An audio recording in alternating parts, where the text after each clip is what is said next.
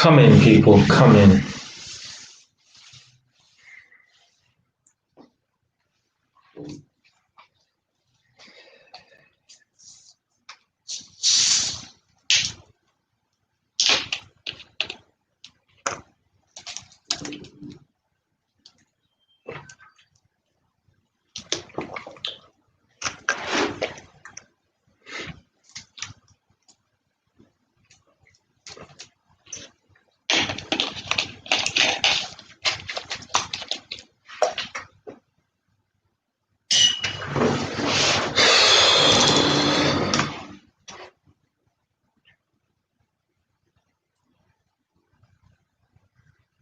Man, like those of Ross Clark David, what go on, fam?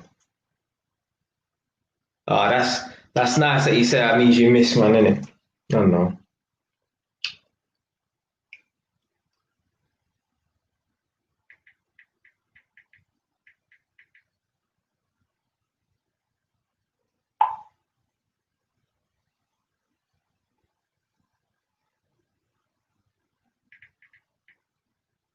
Nah, fresh trim, yeah. That's bad that you noticed, though. That means I don't have a trim that often. But you see me, I don't business about looking fresh all the time. Like there's certain people, they will never do a live stream. They'll never do a video without looking their best. Yeah, literally, man will put on their best clothes, or like they will put on clothes like to say they're going out to the shop or something like that, but they ain't going nowhere. They're literally staying in their house. Yeah? They're not going out for the rest of the day, but they will literally change their outfit just to do a live stream.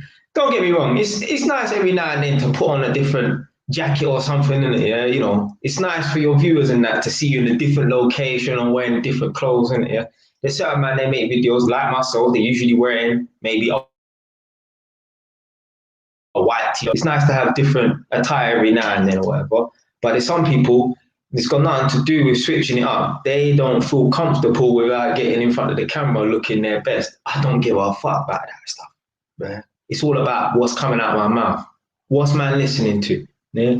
Like there's certain man and girls, and it's cool. They'll look at the video quality and say, yeah, the video quality is shit. Yeah, especially on the laptop. Maybe on the phone, not so much. But I've had someone say the video quality on the phone is quite shit. But definitely on the laptop, the video quality is not that good. Now this angle here will be better because the lighting is better in this room. Same laptop, yeah, but the lighting is better.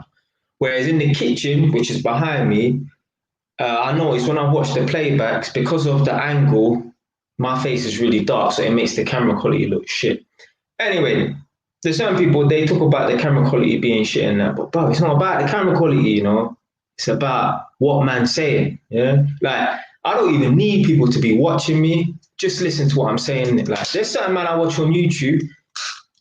I don't even watch them on YouTube. I literally play their video, put the thing on the side, and just listen to them whilst I'm doing what I'm doing. Might be doing some housework, I might be cooking or whatever in it. Yeah, not when I write my book because I need to be focused and I can't focus properly when I've got someone talking in the background. If I've got like a song on which is quite low or an instrumental, that's all right. But not when I'm trying to listen to what someone's saying. I can't listen to what someone's saying on a YouTube video and edit my book at the same time. Walk on, man, like Brandon, we saying, man.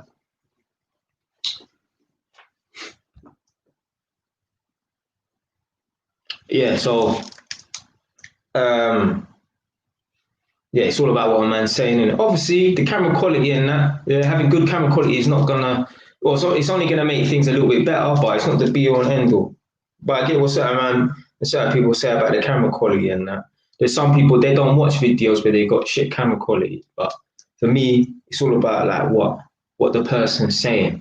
Yeah, that's well, go on, man. That's the main thing. Yeah. There's certain people, certain rappers, every video they got. That's why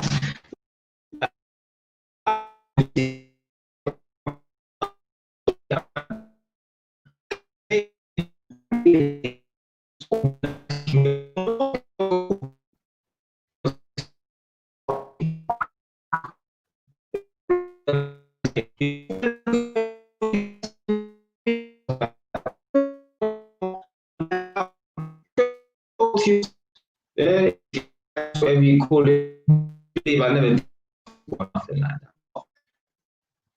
If for someone to do your content, you need big boobs and ass clapping and all that, and cars and all that in your video. If that's what you need and no one else is going to view you unless you have all that stuff, then you might not be that good an artist. Yeah? Styles P, best rapper alive, isn't it? Like Styles P, SP the Goals, that's my man, isn't it? Yeah? Like, I don't even know any of Styles P's videos. I know his tunes, I don't know his videos. Because he's a good rapper. Yeah? I just wheel up one fucking album, fling it down, listen to half the album, whatever. I don't business about what he's got in the back. I listen to what Styles P saying, yeah? Especially with Jadakiss and Sheek Louch and Locks. Come on, man.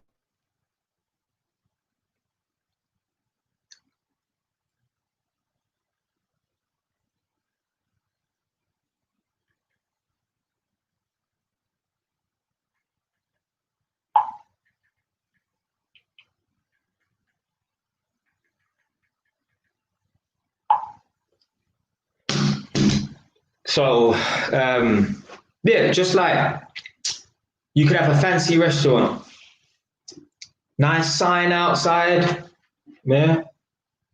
Man playing a fucking saxophone inside, all them things there, yeah. Nice placemats and all them things there. If the food is shit, nobody gonna come back, yeah? Or if the food is overpriced, nobody gonna come back unless you're like these people who they specifically go to places like Gauchos, Lockham, Tarshish and that, just to say they've been there. These places, I can only speak for Lockham and Tarshish because I've been there. I haven't been to Gauchos or, what is it? Shaka Zulu and what's it, Hakkasan or whatever. I ain't been to those places, innit? Yeah, but I just assume they're the same. But I can speak for Tarshish and Lockham. Yeah, the food is nice. Yeah, I'm not saying the food is shit, but that food shop, that Turkish Mediterranean food, is no better than Kurvan or Capital Restaurant. Yeah, in Edmonton. Yeah, or fucking what's it called? Gokuzu in Wood Green. It's all the same. It's just people go there to take pictures. If those same places had all of like, you know, that the kind of thing behind it, like, oh yeah, it's the place to go, whatever, and those places would be booming as well, and they are. Yeah, at the moment, like places like Kurvan and these cheap Mediterranean places, cheap Turkish places, they get a lot of business. Yeah, because the food is good. The food is good. You can have all these nice restaurants and all that, all these fancy stuff. If the food is shit, no one's gonna return. There's people I watch on YouTube, big YouTubers. They will shout out or they will leave a link or mention someone in their YouTube channel, yeah, on their video. They could be talking about another YouTuber. They will say, "Oh, go subscribe to this person's channel." I ain't gonna go and subscribe, but I'll have a look. I take one look at this person's channel, look at their content. It's not for me, and then I just straight back to the other person. Yeah, I don't even remember about that other person. Yeah. So, and that's the same. Like, I could get bigged up by Drake or someone like that, right? And Drake could say, "Oh, everyone go to JY's TV and check it out." Now, he will draw a lot of traffic to my channel, and yeah, I'll get tons of subscribers and stuff. But if my content ain't appealing to certain people, yeah, they might subscribe, but are they going to return? And it's the same thing with the shadow ban. Oh, look, we're back now with another shadow ban talk. If your content isn't that good, people are not going to return. Yeah? You could have 80,000 subscribers. I've seen it. Do your research. Yeah, you feel free to look off this live stream right now and look at certain people's subscriber count, and they have 80,000 subscribers. But the last 10 videos the last few videos over the last 10 months have only got 5,000 or 6,000 views because their content might not be that good. Mm-hmm. People aren't returning on a regular basis. People might have subscribed, but they're not returning on a regular basis. Mm-hmm. You don't want to have a business where you get one customer in. Imagine I'm an electrician. I get one customer in and they never call me back. Yeah? and this is someone who they're always doing little bits and pieces to the house, and you know that they probably will call you back. If I get a customer and I do a job for this person, right, and they never call me back like within the next 5 years, then maybe the job I did weren't that good, or maybe I overpriced them or something like that. If you're getting people in, but they ain't retaining, you ain't holding them, that's an issue. That's an issue. So all of this business. Yeah, nice one, Nadia. Yes, Nadia. Yeah, so all of this business about all this shadow ban business, right? If you ain't retaining people, that's there's an issue right there. Yeah, if you're not retaining people, if people aren't looking for you, yeah, like there's people out here, right? They will say, oh, YouTube hasn't notified my subscribers or anything like that of my new content, right? But if you release videos on a regular basis, right? So, for example, you release 3 videos in the week, and you're consistent. You do that for months on end, right? And then there goes a 2-week period when none of your subscribers have seen any of your videos pop up. They should really and truly go looking, yeah?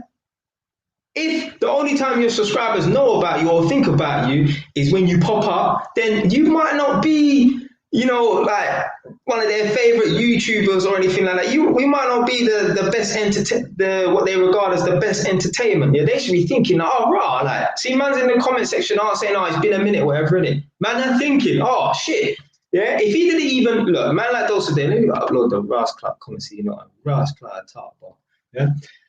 He said, oh, it's been a minute, yeah? That means that, maybe 4 or 5 days has passed, or whenever it was our last minute video, like, I ain't heard from Jay Wise, well, I go on for my man, innit, yeah? If he didn't even remember about man, yeah, he's back, whatever. You won't even think he's back, it's just, I didn't even notice he was gone.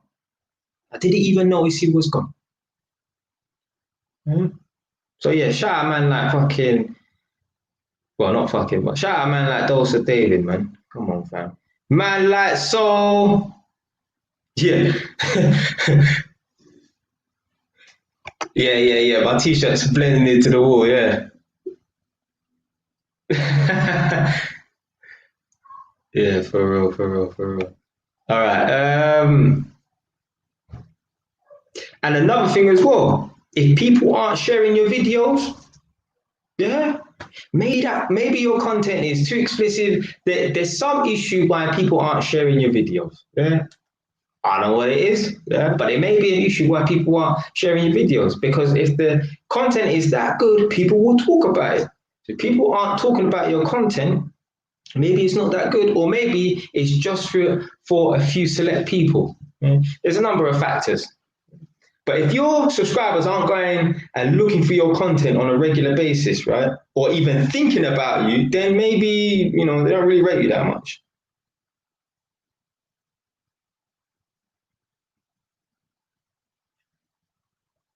Yeah. Hey, you're the second person, that said sick trim, See, so I don't know if you just came in like a minute ago, but I was saying like there's certain people. It's funny that you mentioned that as well. There's certain people, right? They will not go on camera unless they're looking, sharp, yeah. The clothes have to, Givenchy fam, yeah. There's certain people, they won't go on camera unless their clothes is looking super sharp. Yeah, they're relying on all the little extras and stuff, or they're just insecure in it, yeah, and they can't just. But you know me, fam. Man, I make videos in my fucking dressing gown. I don't business. Yeah, I don't care, innit? Yeah? There's some people so they're a bit insecure in it, but other people like they need all these different gimmicks in that. Yeah, like I was saying earlier, just before you came in, these rappers. Every video, they need to have nice chicks in their video. Yeah. But are these people that are really listening to your songs or watching your videos, are they listening to it for the music, for the lyrics? Yeah. Do they get a certain feeling when they play your songs? Yeah. Because as man said, Styles P is my favorite rapper, innit? Yeah. And my favorite tune of all time, my number one, top number one tune is All I Know Is Pain. Yeah. I'll put a fucking link in the description in a minute. Yeah. That song, I get a certain feeling when I play that song. I don't know what it is, man. I think it's just the instrumental, innit, yeah? I don't even believe in God, but God bless The Alchemist for making that fucking rhythm, yeah, that fucking instrumental, yeah? And it's like, you know, you love a song, you think a song's really good, yeah. When I listen to that song, all I know is pain. Yeah, I remember what I was doing when I first discovered that song. Like what part of my life I was at, like how old I was. And I remember when I first discovered that song, All I Know Is Pain, I used to go and take the train from Edmonton Green to Rectory Road in Hackney. Bring my bike on the train, jump off the train and go right to my friend Mustafa's house, chill at his house in Stoke Newton, and then ride back. I was about 16 years old when I used to do that. Like I can imagine, how can I remember how old I was and what I used to do at that specific time listening to that song. Yeah? It's not a coincidence because that song is a good song. Yeah, I ain't gonna fling none of these names of these rappers or anything, yeah, but these man that got all these girls and all them things there in their video, right? Yeah, 10 years from now, you ain't gonna be thinking, oh yeah, man, I remember going to check my brethren and listening to that song and that. Yeah, because it don't have no deep impact on you. Yeah? There's certain stuff that people will listen to in my videos, right? It will resonate with you in 5 years. Yeah? Now, hopefully, it's not the bad things like a woman cleaning you out. Hopefully, you're not thinking, fuck, that Jay nigga. Yeah? Well, don't call me that. But yeah, that Jay man, he was right, you know. I shouldn't have got married. Oh, well, fuck it. Yeah, I'm homeless now. What can I do? Innit? But there's certain things I'll say in the videos, right? Or hopefully, yeah, it's like, yeah, you know, he was fucking right, you know. Even though I didn't take his advice on board right then and there, I've seen shit, yeah, he's right, you know, but I'm on the right path, I'm doing well, whatever it is, in it. But yeah, my mom's fucking right, you know. And it's not about age, right? It's not about age. Just because man's older don't mean man know more than man younger than me. And just because I'm younger than certain people don't mean I don't know more than older people. And certain things you don't even need to have gone through certain experiences to know. Yeah, you can just see and work things out. Yeah? And that's me. I'm a thinker. Yeah? I just sit and I just watch and I observe. Yeah? Whether it's people or things going on. Yeah? Like the other fucking day, my neighbor had some man come to the house or whatever, innit? Yeah, some big looking guy, innit? Yeah, come knocking on the door, innit? Yeah. So I was out at the front, going in my car, right? And she's young, and so is this other guy, or whatever, innit? Yeah. When I say young, I don't mean 20s, but yeah, like 30s, so yeah, still young. So this random guy, he's knocked on the door, or whatever, innit? Yeah. And she's come to the door and he's like, oh, hey, you're right, and stuff. And I knew, okay, right, they're not having an affair or nothing like that in here because that vibe is too friendly. Yeah, it's too much of a friendly vibe or whatever, isn't it? Yeah. Like, you think I'll be knocking at Nadia's door, oh, hey, Nadia, how you doing? No. Yeah. Out of the way, I'm coming through it. Like, no one who's having an affair with a woman or whatever's creeping around a woman's going to be knocking like, hey, you're right, and stuff like that. That's too much of a friendly vibe, isn't it? So actually, no, you know what? To be fair, I've seen him at the house before, and he's a tradesperson. Yeah, but he could still be. Yeah, we all know some of these women. Yeah, they banging the plumber whilst the fucking husband's at work, isn't it? So yeah, he was a tradesperson. Actually, I've seen him there before, but I knew, nothing's going on or whatever, just by the body language. Yeah. Not that I thought that, but as soon as I saw that body language and that interaction, I knew, nothing's going to be going on. Yeah, because any guy who's dealing with a woman or whatever, or she's creeping around with a man, there's no friendly vibe like that. Yeah.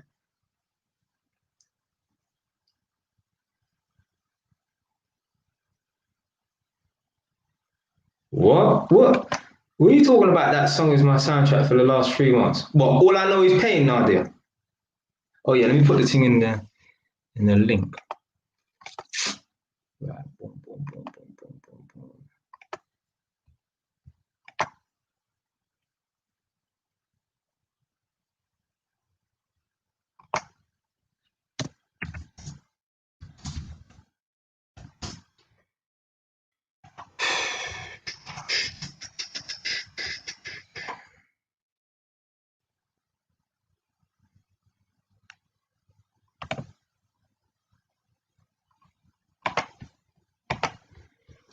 Right, so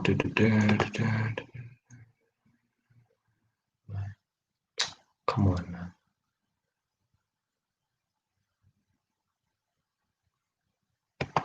Man like Justin, wow, go on, fam.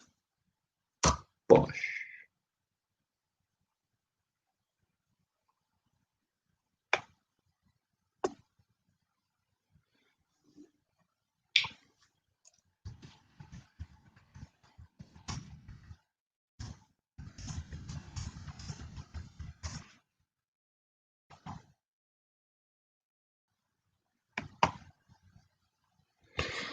So yeah.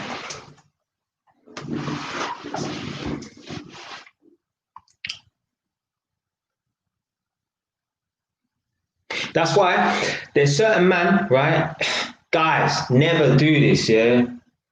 Never try to use your money, yeah, to attract women. Yeah. Do not rely on your money to attract women. Yeah? There's been times, right, where I've been driving around in a car that I don't even think's all that, right? And I've seen girls looking at me, but I know it was because of a fresh trim that day, innit? Yeah. I know it was a fresh trim in it, yeah. But even that, you're like, I don't want no. Why would I want girls looking at me because of what car I'm driving? No, girls should like me for me, yeah. Man, then if you rely on, oh yeah, I've got this car now, so I should be getting these girls. No, fam, no, that's not the no, yeah. That's like guys, right? Oh yeah, I'm ripped now, so that's why I should get girls. No, because you're gonna still have that sneaky personality. Yeah, bear man that go to the gym. Yeah, let me tell you something right now. You know, this ain't a shout out to no gym man. Them, cause I know some real true man them that go to the gym and they're not nerds or whatever. But I'm telling you, the gym thing, right, is a substitute for a sneaky personality. Certain times, yeah, you heard me correct. The gym and big muscles is a substitute for a sneaky personality. There's bear man, yeah, walk around like, yeah, but they're just neeks. Like, they ain't got no swag, no substance to them. Yeah. And I'm telling you, those guys, right, they won't get no nice girls. Yeah. They won't get no nice girls. Like, they might, oh, girls look at them, like, yeah. But their personality is whack. Yeah, exactly. Like Brandon just said, personality is the most important thing. Now, when I say personality, it's not about like how nice you are to a girl, because obviously, as we know already, unfortunately, if you're a dickhead to chicks, yeah, they love you for it, yeah. But when I say personality, I mean like swag and just charisma and stuff like that. Yeah, that is what holds the women. That is what keeps women attracted to guys. Yeah, for a long time. All of that money and like what particular clothes they wear. That's all bullshit. Even status as well. Even status. The two have to be the two have to be I was going to say mutually exclusive, but that means that they don't occur at the same time, but the two have to complement each other. Yeah, you can have high status, but if you're a neek, like a nerd, yeah, you ain't gonna eat. Yeah, girls aren't even going to be attracted to you because they already know you. Yeah, so like, oh yeah, he's a neek, I ain't want to deal with him. Yeah, now I ain't gonna think no one's name in the UK. Yeah, Carl, I know there's certain man in the UK, yeah, black brothers, yeah, they got a status, everyone knows them, but they're nerds, yeah? They can't get nice girls because they're nerds or whatever, yeah? But there's certain people, like, and man, them admit, like, this person's admitted it themselves, so I can say this. Like Chris Rock, yeah? Everyone knows who Chris Rock is, yeah? Chris Rock's a good comedian. But apparently he said, I just don't know why, I just don't bring out that sexual tension, that sexual energy out of women. Yeah, because he's sneaky. Yeah, it's not solely because he's a comedian or whatever. I'm sure there's comedians out there who just Eddie Murphy. Fuck. Yeah. You see Eddie Murphy's ex-women. Yeah. Forget about Mel B. Yeah, Mel B's nice. Yeah, she's all right. But he had one next thing. I don't even remember her name. I think her name's Kelly or something like that, right? I don't know, she's like 50 or something, yeah? You see how people used to talk about Jennifer Lopez, like, yeah, at 50, she was on point. This woman, Kelly, I think her name's Kelly Murphy, right? She has short hair or something like that, yeah? She was on point, yeah? So even if you're a comedian or whatever, yeah, it's not so sneaky because you can still get certain girls, but you need to have that charisma. Like, I know Eddie Murphy, yeah? Like, no one needs to tell me. I know Eddie Murphy can chop down girls because of his charisma or whatever, but you need to have both. Yeah, you can't just rely on status, yeah? Because there's a lot of guys out here that have status, but they don't have that swag. So it's all about having swag, man. Okay, yeah. So you're talking about the guys that go to the gym. Yeah. Trust me, like there's some people like they might go to the gym or whatever to give themselves, yeah, because maybe like they're afraid or whatever, or they don't want to be viewed as being weak or whatever. I don't give a fuck. You can view me as being weak. Come test me, yeah. We'll find out, yeah. Listen, I'm the maniac in fucking, yeah. I'm the undercover maniac. Trust me. I don't need to have big muscles or nothing like that to, you know, make people think that I'm not tough or nothing like that. If you don't believe me, if you think that you could push me over, try a thing. Try a thing.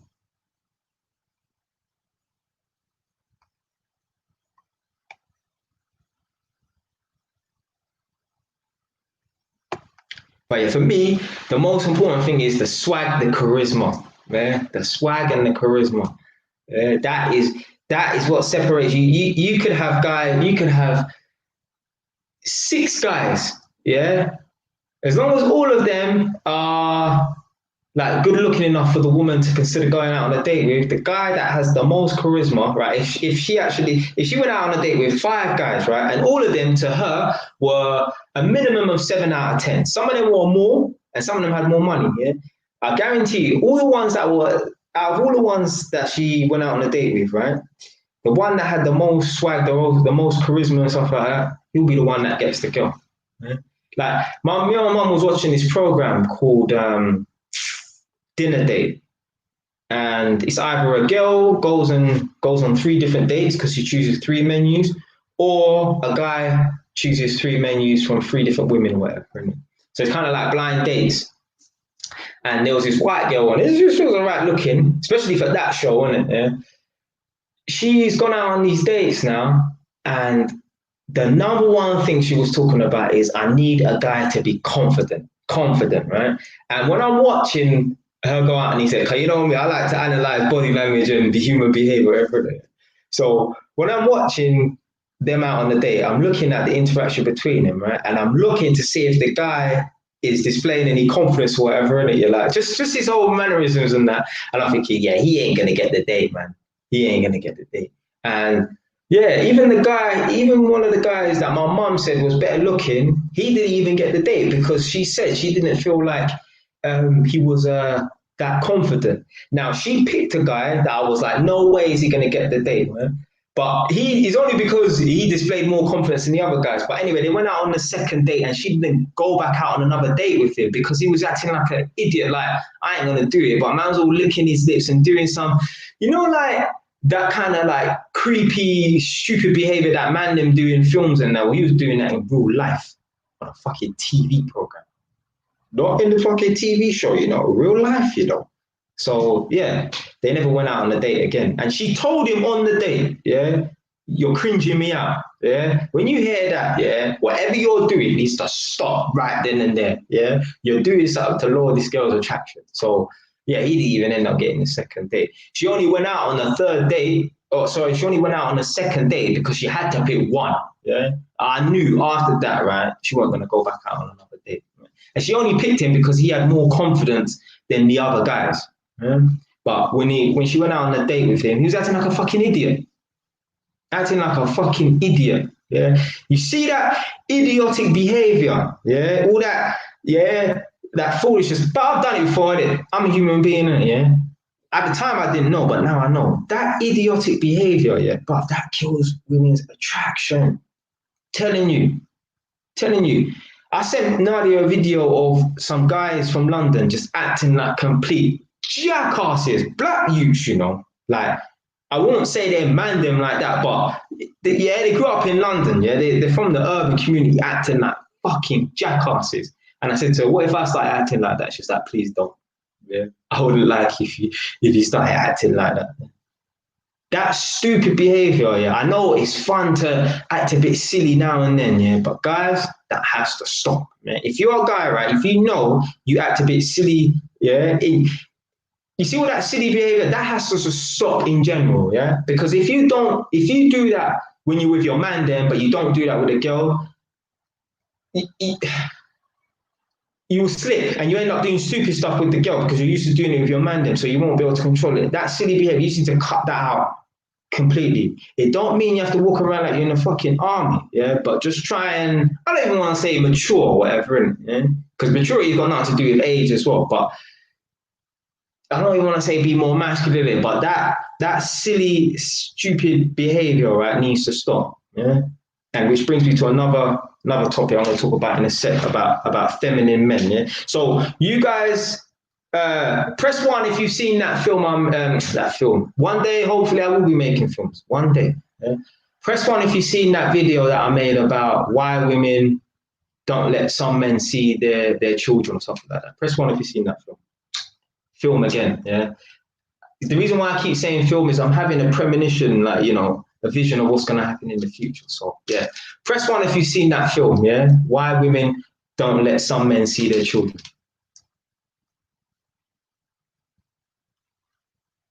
Oh, those of David, they were just acting like fucking clowns, man. Just acting stupid. Just acting stupid.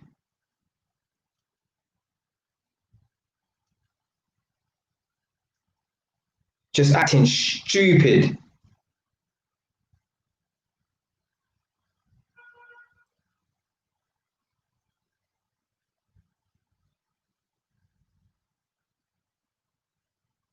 Just give me a sec, guys.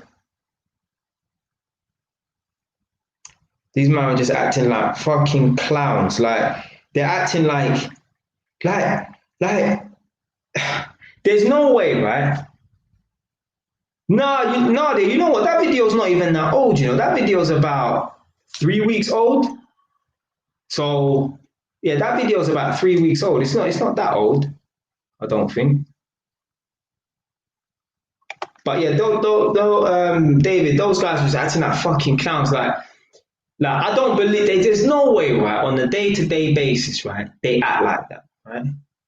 I think the reason why they act like that is because they've seen another YouTuber. I ain't gonna fling no names, but there's a shit. There's a black cute, right? I think he's from Kent or somewhere like that. Yeah. He blew up on YouTube a long time ago. Yeah. And he acts like a fucking idiot. Yeah, a fucking jackass. So I think them man there have seen. I think them man there have seen that guy blow up acting like a fucking jackass. So they're like, well, if he acts like a jackass, then maybe if we use that same, I don't even want to use charisma because that's a disrespect to the word charisma. But if we act the same as him, yeah, then maybe we'll blow up as well. No, that's the wrong fucking mentality to have. You know, why would you? Do you think I would? Do you think I would become a fame? You think I want to become a famous YouTuber and be known for being a fucking jackass? No, fam. I'd rather become no YouTuber, be no YouTuber, and just, you know, be my fucking self, yeah? Rather than act like some fucking jackass on social media. What, for the sake of money? Nah, I respect myself more, yeah, than money to be acting like some fucking jackass. Like you see how I am in this video right now and all the other live streams. This is how I actually am. In the videos, right? My presentation is different because it's almost like I'm filming a movie, yeah? Or yeah, like if you like, you know, you got like people like Beyonce and Drake, right? Their rapping or singing voice is different to their normal voice because that's their stage voice. Yeah. So when I'm filming my videos, that's kind of like my stage voice, yeah, because I feel like I have to put in more energy because I'm filming a video. Now and plus in the live stream, there's no way I can fucking maintain that energy for a 4 hour live stream. I'll collapse on the floor with a heart attack, man. But yeah, so if you ever met me in person, this is exactly how I am. Yeah, there's no extra, and I'm not giving no extra energy or nothing like that. This is exactly how I am. There's no way I'm going to change my persona and start acting like a fucking absolute jackass. Literally, man are jackasses. That you can't even call them man grown man. Yeah, but they're like, what, 23, 24, 25? Yeah, big boys, you know, not no fucking like even 16-year-olds, like even when man was like 17, like no, at no age, not 13, no, just acting like complete jackasses.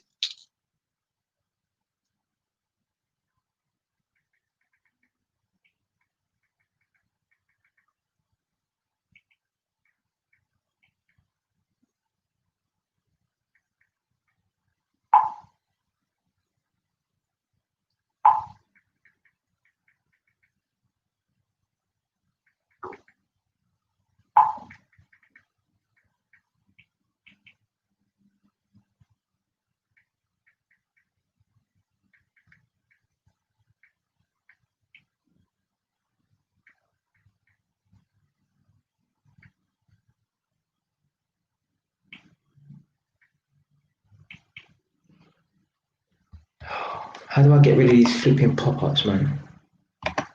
Oh shoot, there it is. Turn off all notifications. Yeah. See, damn foolishness. Say no names, fam. Say no names. Say no names, Brandon. But yeah. So, oh, fuck it up. Shad said it as well. Fuck. Yeah, fam. Yeah. No, I'm not. So my man, yeah, who you lot just mentioned, yeah, that's who certain other man, right, are copying because they think that's gonna get them big. And yeah, he did get them big. But why you wanna know? Why you wanna be known as some fucking jackass? Like, really? Come on, fam. You really want to be known as a jackass? Is that how much money and fame and success means to you that you would go down the route of being a fucking jackass? No, fam. No, fam. Like, man, I don't even want to go into it, but there's certain women, right? They will just date certain man, right? Just for clout. Yeah, literally. Yeah. That woman, I think she gave head to one of the presidents of the United States and she wrote a book and she became famous. Imagine that. That guy, like Dave Chappelle said, he is so famous that she topped him off and she became famous. Yeah. Like he's so famous that he just touched her. Yeah. And oh, yeah, I'm now famous. Mad, isn't it?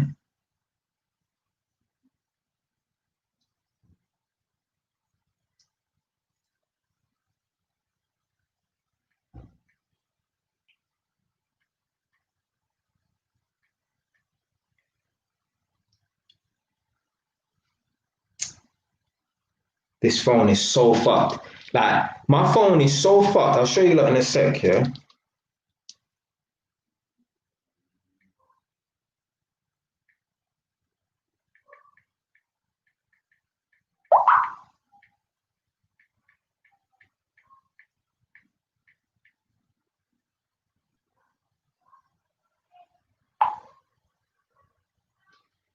So my phone's so fucked, yeah? You see that there?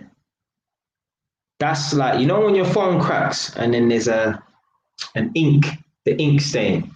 So like the letters that are on the left hand side of the keypad, I think it's like A and S. I can't even see those. Yeah. So that's why I struggle to fucking type.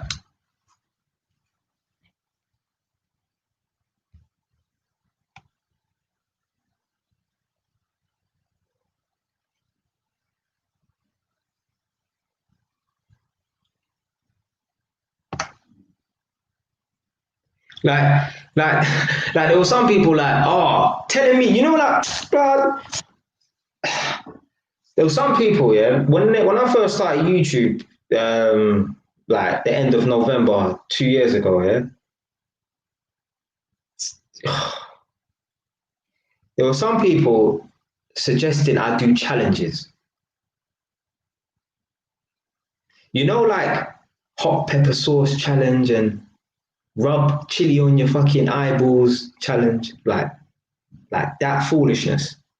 I think to myself, Bugs, like, does this person know who the fuck I am? Like, why are you even asking me and even suggesting me do challenges and stuff? Bro, raw. Like, I take that as a disrespect. Like maybe they just had amnesia. They didn't know who they was talking to. Yeah. But the fact that you would even suggest stuff like that, I felt like that's slightly like disrespectful. You want me? You want me?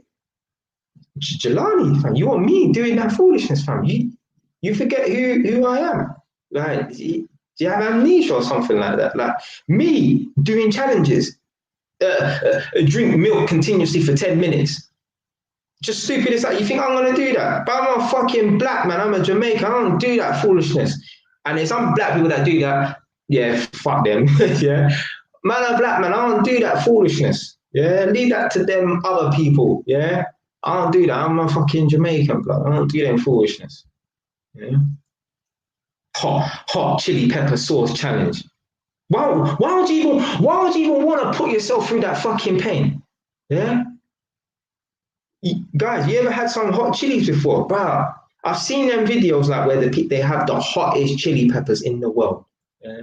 And guys, it is not. I can just imagine. Yeah, I've had hot food before. Yeah, and the hot food that I've had, yeah, cause I don't really like spicy food like that. The hot food that I've had, it ain't even that hot. Yeah, compared to regular hot food, like maybe Indian people make, or like chili pepper connoisseurs look for, whatever, innit? And I'm fucking dying, yeah? Man will go fucking 2 litre bottle and I'm just guzzling the water down and stuff. So why would you then go out of your way and sought after the most hottest peppers in the world to eat and film yourself crying? Literally, like you'll cry. From time you bust the fucking chili open, yeah, you cry. Yeah? I was all cutting onions the other day. My eyes all fucking, yeah, getting all watery and that. Yeah? So from time you even bust the fucking chili open, yeah, you gotta start crying. You gotta put that in your mouth to make a video for views. Are you 10 years old or something like that? But these are grown men, you know. Grown man doing it. Yeah, man are all plus 22 or whatever in it, yeah, and grown gal as well, yeah, doing that foolishness for the sake of views. No. But this is what I'm saying. Back to what I said earlier, yeah. People need to be doing all this foolishness for people to watch their videos. Literally, like they can't just jump on YouTube and talk some trill shit, yeah. They have to be doing all this type of foolishness to get views. Like I said before, I can make 1,000 videos, yeah? If I make one video where I set myself on fucking fire, yeah, that video will get 1 million views. Yeah?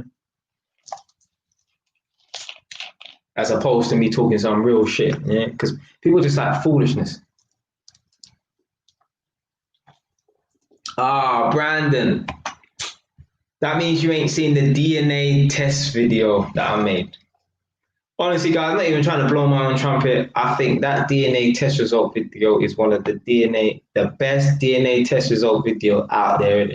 Because I've seen a lot of videos, because I like to generally watch certain videos, because like me, I'm into all of that, I don't know what to call it. I wouldn't necessarily just call it human migration, but I know we're all mixed with something in it. So you could have someone from Poland, let's say, yeah? Most of them people there aren't going to be fully Polish.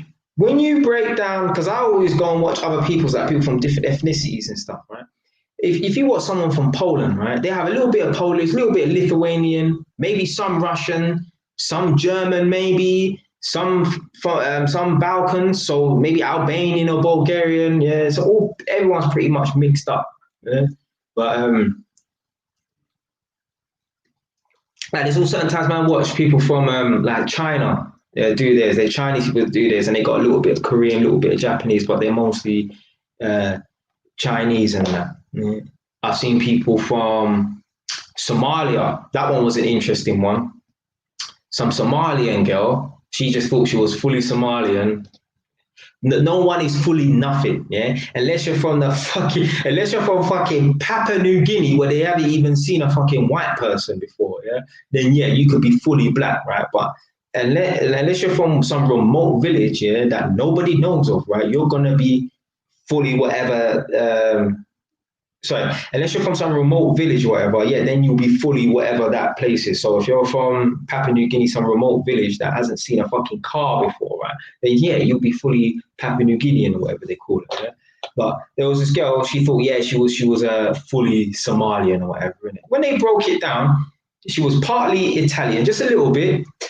I think she had ethnic traces from Yemen. And then her other ethnic traces were fucking Ethiopian, Eritrean, and Somalian as well. So for her to think that she was just fully Somalian is just stupid. And another thing that's stupid as well, one of my family members, I told her that I'd done the DNA test, and I told her that the African came up, yeah, obviously, yeah, because black people from Africa. And I told her what the percentages were and this and that, whatever, and she was like, oh, I'm surprised, it was able to trace your African DNA. I'm thinking, what the fuck are you talking about? Like, on a geological scale, on a biological scale, 500 years, yeah, because obviously that's been the slaves or whatever, yeah, that is not a long time. Yeah, of course they can trace it back. What, did you think he was going to come up with fully Jamaican? No. Yeah, Jamaican isn't even a fucking race or not. It's not even an ethnicity. Yeah, it's just an island where African people are. Yeah, the Jamaican population is made up of African people from all over the West African region. Yeah? And maybe Central Africa as well. like Congo and Cameroon. Yeah? So some people are just, but this is what I mean. Some people are grown up, a lot of Caribbean people, a lot of Jamaican people. Oh, I'm not African. Are you stupid? Are you stupid? Yeah? Everyone is from Africa. Yeah, forget about just Jamaicans. Everyone is from Africa. Yeah, even white people are from Africa. Yeah, everyone's from Africa originally. Yeah, obviously the people then branched out and that. Yeah. So for her to say, "Oh, I'm surprised African will come out," just stupid. Yeah. Now I'm African by DNA, not by culture. Yeah. I don't eat the same food as them. Yeah. I like curry goat and ackee. Yeah. I don't eat their food. Yeah. But I'm African by DNA, but not by culture. Yeah.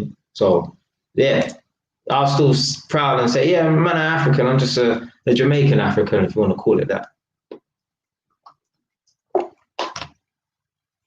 Fucking hell. I've been rambling on, man.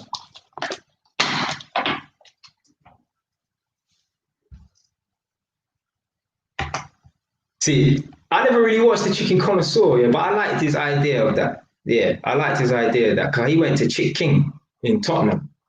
I actually went there the other day, actually, when I went down to visit my mum. When was I down there? I went there, yeah, Tuesday afternoon. Came back on this Friday night, I think. Yeah, yeah. So I went to Chick King quickly.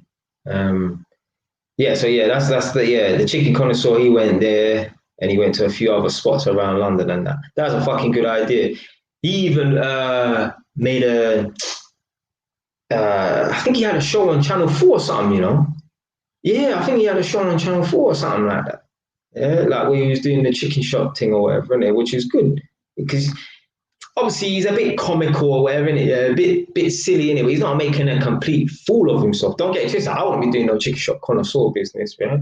Not Jay Wise here, but he wasn't making a complete fool of himself or nothing like that. I didn't feel like he was acting in a certain way. Not that I've seen many episodes. I think I just watched the Chick King one and maybe one after one or whatever. Yeah. Like it just seems like that's his authentic personality.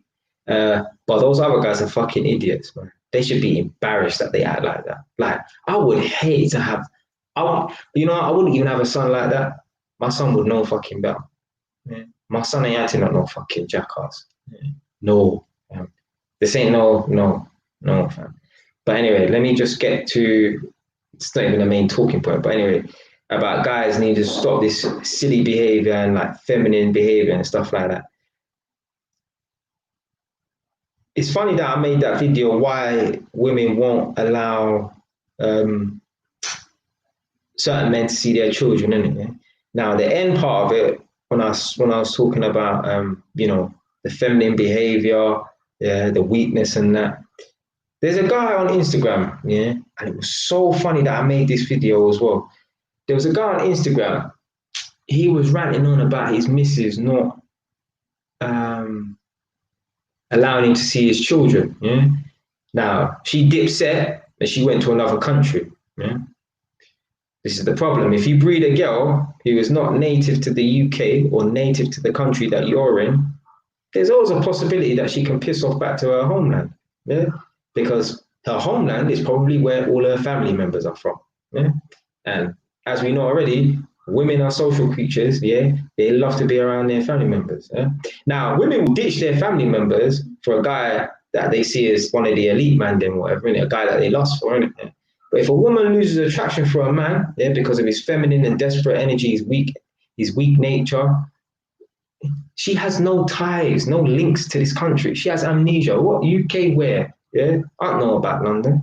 So she'll piss off back to the Sweden she went to.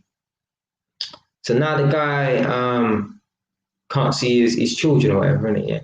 And he doesn't understand why his missus or his ex, his baby mom, won't allow him to see his children. I'm telling you, it's because of the weak nature that he's presenting, that feminine energy. Now the guy already is a little bit feminine anyway. Yeah, this guy, I know who this guy is from back in the day. I mean, I'm sure I've even encountered him on the road because I used to go to the estate where he's from in Tottenham, yeah, in Ferry Lane, yeah. But he's older than me by about 3 years, so I wouldn't have been hanging around with him, obviously, because I remember who he was. But I'm sure I probably encountered him because I used to go to that estate or whatever, innit? So I'm sure we've crossed paths or whatever. Innit? But this is when I was a little youth, like 10 years old and stuff. So he would have been about 13. So he would have probably been a bit too old for me anyway back then. Innit? You know, when you're a little kid, 3 years is a lot. But anyway, as I've seen this guy on YouTube over the few years, right, like he's always presented that kind of feminine energy or whatever. Yeah. Now, his baby mum's nice. He got the beat, he banged, he breeded, yeah? The 3 Bs. Beat, bang, breed, yeah? So he got that, yeah? And now his missus won't allow him, or the baby mum won't allow him to see the children or whatever. And he don't understand why, yeah? Maybe that feminine energy, maybe that weak energy, maybe that desperate energy, because obviously he's been to the house, banging down the door, whatever, and that desperate nature, yeah, has made her feel like, although it's not acceptable at all, but it's like, I don't even want you near these children because the way you're acting so desperate. Listen, let me tell you something, yeah? Women are like fucking children, as I always say, yeah? Women will literally play piggy in the middle, yeah, with your kid. Yeah, that's what she's literally doing. Like, you know, piggy in the middle, where someone's like, give me the ball, and then you're throwing it over the head and, no, hey, come get it and throw, yeah? She's literally playing piggy in the middle with the children. Yeah, sending him a picture of the children. Like I'm not saying she did this, but there's certain women can be so fucked up. This is how you know a lot of women have childish mentality. I've seen programs on TV. Yeah, a woman, yeah, will send a picture of a child, right, to the dad, right. But what they will do is, it's so fucked. They will send a picture of the child to the dad, but they will put their foot in front of the child's face and take the picture. So the parent, the dad, can only see the child's body, but not the face. Yeah? Or like they'll take a picture of the child, right? And then scribble out the face, take a picture of that, and then send it to the dad or whatever. Because this is before smartphones and shit like that. Just some fucked up shit like that, man. Why are you gonna do that? Yeah. So literally, women will play piggy in the middle with certain man and their children. Yeah. They must get a kick out of it. Yeah? But guess what, man? This guy is sitting there scratching his head, yeah, wondering why his baby mom won't allow him to see the children. You know, actually today I actually felt like sending this guy a DM. I don't know him personally like that, yeah. But I'm not gonna do it, yeah. But because the thing is, right, the fact that he does this one thing, yeah, just lets me know he's not fucking aware of what's going on. Yeah. The fact that this guy does this one thing, right? He is not fucking aware of what is going on. Yeah? This is a grown man, you know. Grown fucking man. Yeah? The man is walking around with a headscarf on his fucking head. A headscarf. You know, like the Queen, yeah? You ever remember like pictures of the Queen? Not even gonna say back in the day, innit? But every now and then you see the Queen with a headscarf on her head. Yeah, you know what I'm talking about. It looks quite stylish. Yeah, the Queen will have a headscarf on her head. Right? You just see her face, and then you see the headscarf, and it's kind of like pointed at the back, kind of thing. Yeah. When I say headscarf, I don't mean like a Muslim headscarf. I mean like just like a fashionable headscarf. Yeah, where you tie it around here. This is a grown man, you know, a grown man wearing a headscarf on his head like a fucking gal, and you don't understand why you can't see your children. It's like people are fucking oblivious. And the worst thing is, right, if you ever buck up on a man, yeah, and you tell him, bro, the reason why your baby mom don't want you to see the children, yeah, is because you're moving like a fucking gal. Yeah, and you got sons. Who they gonna learn from? Why would a woman want her son to grow up to be wearing a headscarf like a fucking gal? She may as well just have two gal pitney. If I ever told a man a conversation like that, right? A man would say, "What are you talking about?" A man might even want to jump up and fight. This is the thing, yeah. There's certain people, they're just oblivious to their actions. Yeah.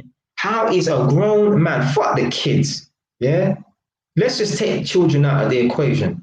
How's a fucking grown man wearing a fucking headscarf on his head? Yeah? Let me just show you. I'm gonna put a link in quickly. Yeah, I'll just find one. Yeah, I ain't gonna expose the brother. Yeah, I already exposed himself, but let me just show you what I'm talking about. Yeah?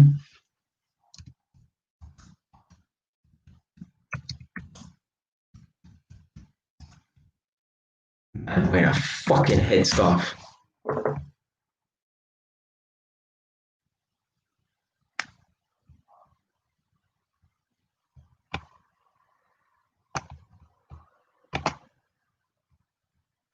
I'm not talking about like the Taliban headscarf that looks quite trendy and looks kind of, yeah. No, I'm not talking about that. I mean like a headscarf that a gyal would wear. Yeah. Yeah, don't get it twisted. I'm not talking about the Taliban headscarf, whatever in it. They look all right. I've never worn one before, but they look all right. Yeah.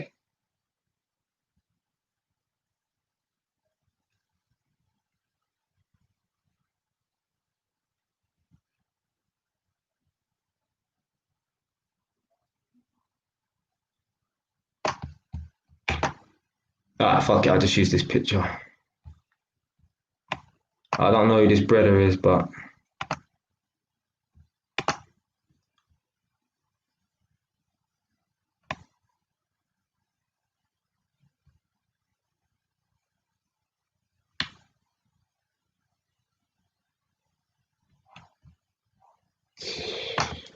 right. So I don't even know who the fuck is this guy anyway. Oh, it's called the babushka. Now.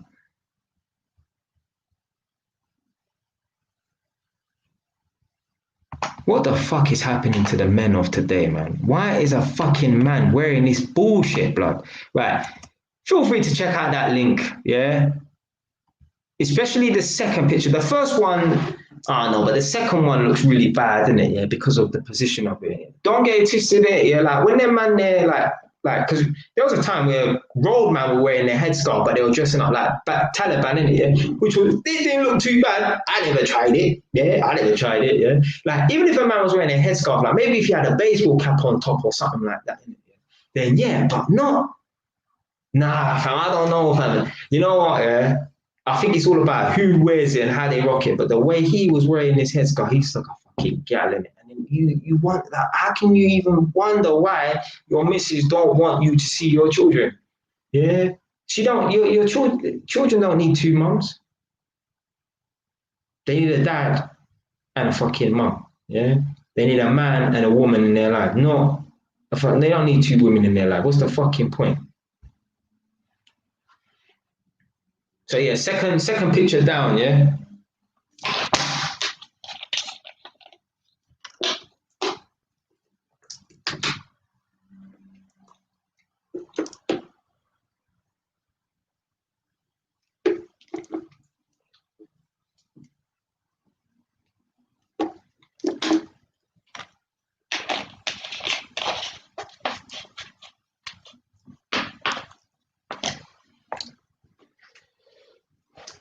Fucking grown ass man wearing a headscarf.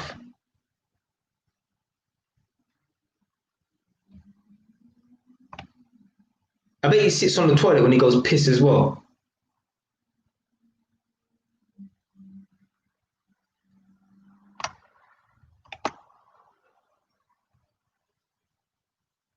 What the fuck are these guys doing, man?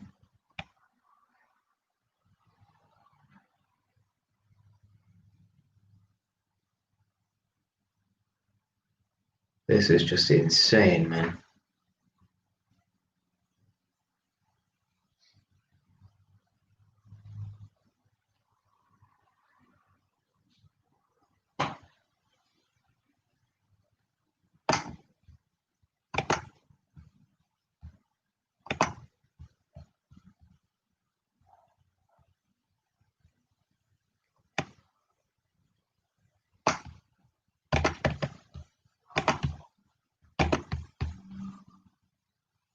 So here's the next picture as well.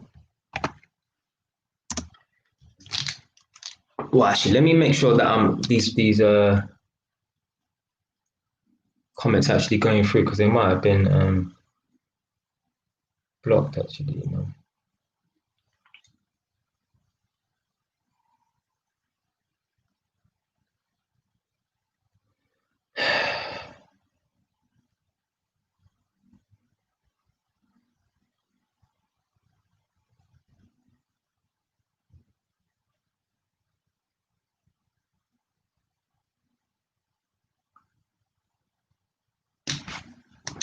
Trust me, fam.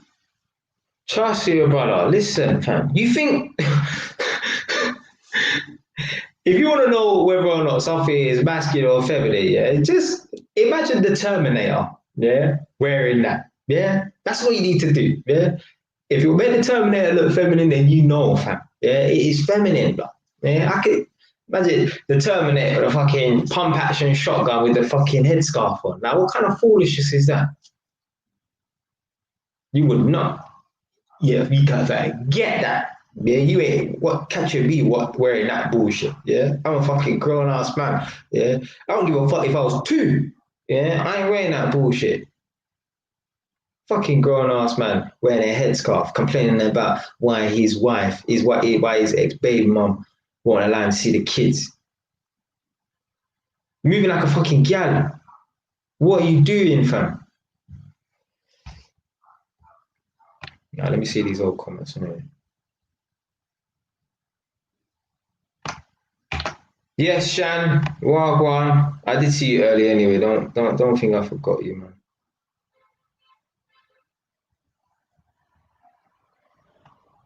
Fam, it's just dumb, blood. How's man moving like fucking? But yeah, so yeah, that's what I know the Queen for, isn't it? Like a lot of like the posh women in the UK, they wear their headscarves, which it looks nice. I think it looks quite cool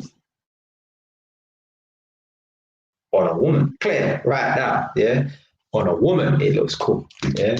Not on no man, yeah. On a woman, it looks alright, but not on no man. Yeah? It looks nice on a woman, not on a fucking man.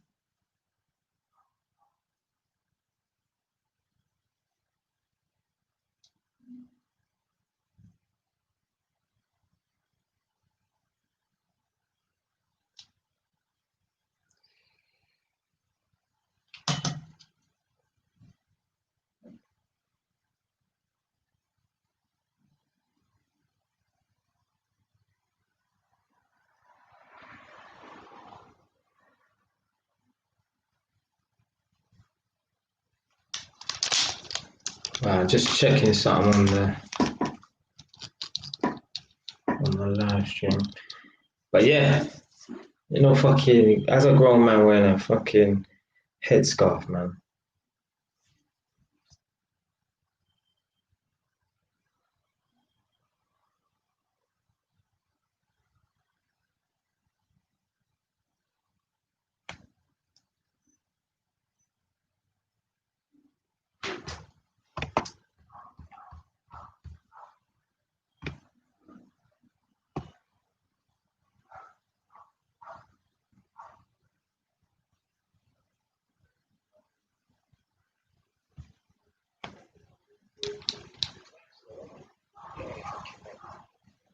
Oh, hell no.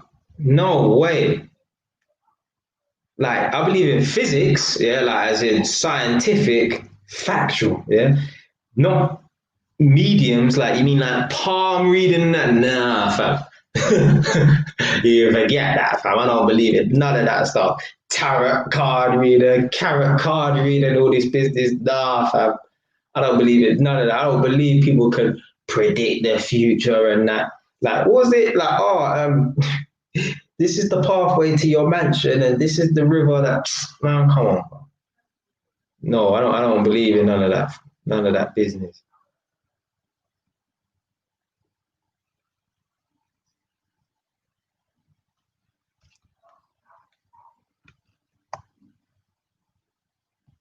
And what's that other thing as well? Cold reading.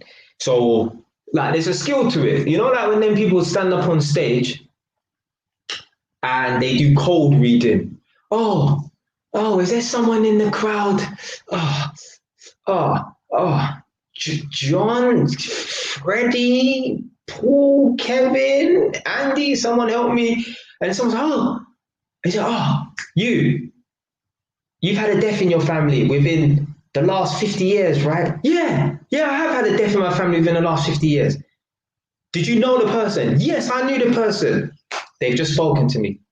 They've just told me that you were sad that they died. How did you fucking know? Literally like that, you know?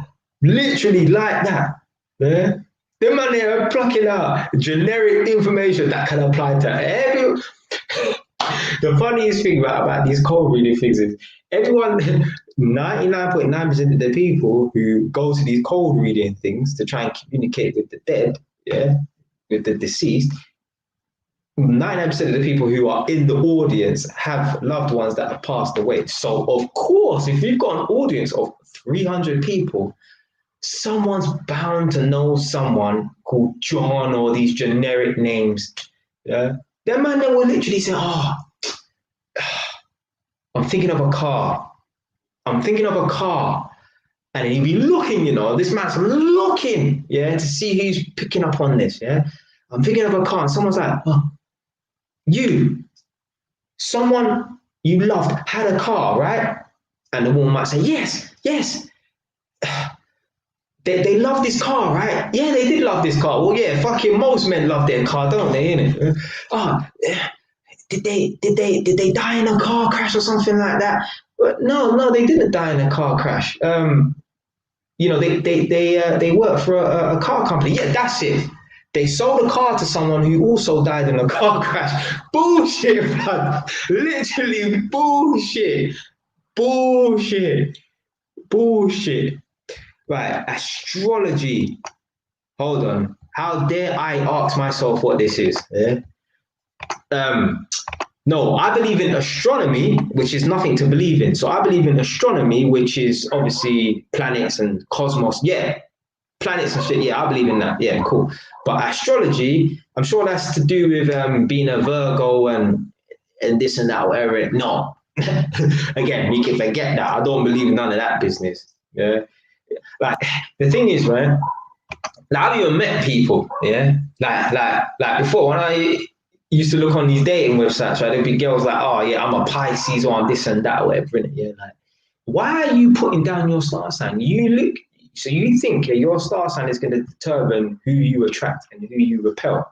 Oh, because I'm a Pisces, I'm gonna attract someone who's a Taurus. Oh, because I'm a Virgo, I won't be attracted to someone who's a Libra. No, and all of this business. Oh, you got traits of a Virgo. Fucking hell, yeah. As human beings, right? Um, even as the most boring human beings, right? We've all got personality traits of a lot of all the other things, yeah. Like me, I can't even remember what a Virgo is, yeah. But I'm actually a Virgo, but I know I've got traits of being a Libra, which I don't believe in anyway. But like what they say, they like to weigh things up, yeah. That's what I like to do. I like to weigh things up, yeah. Now I know if someone knew me on a person, they would say, "Oh, Jay," because I was actually quote unquote supposed to be a Libra, because I was supposed to be born on the 25th of September, but I came early. Yeah, so I actually made it as a Virgo. Yeah. Someone will say, "Oh, that's why you have traits of a Libra, because you was actually really supposed to be a Libra, but you came early." Man, shut up, man. Yeah. But honestly, no, I don't believe in this astrology business. No, it does not interest me. Yeah.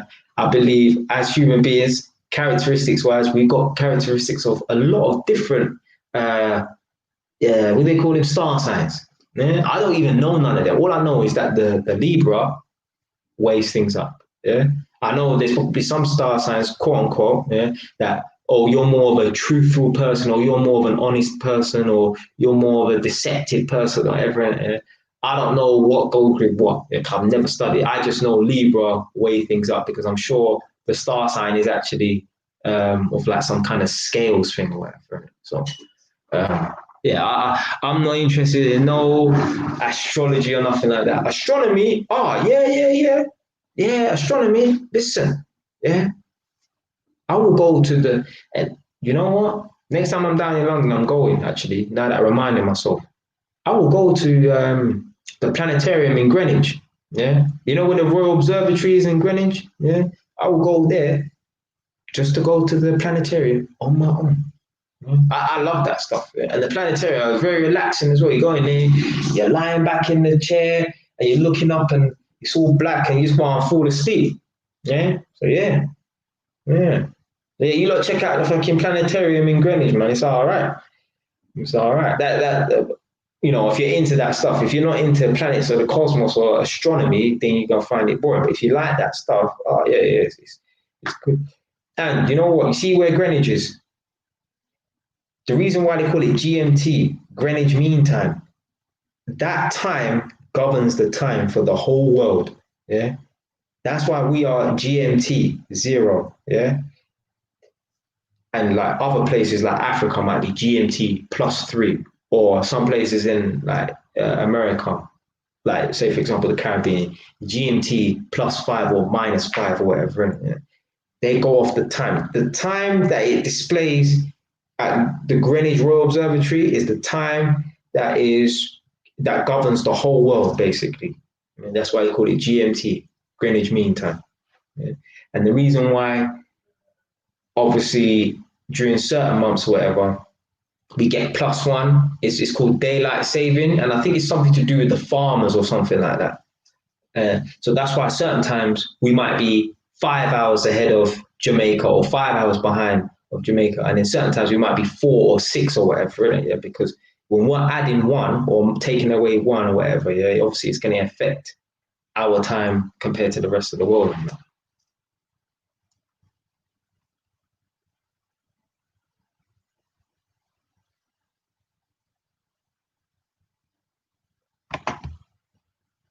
Trust me, fam. Yeah. If yeah, you know what? You're right. You know, Shan. You know, if a man come up to you, what star sign you? What kind of what? Are you trying to get on to me, fam? Like, what kind of bullshit is that man asking me? What star sign are you, fam? What kind of?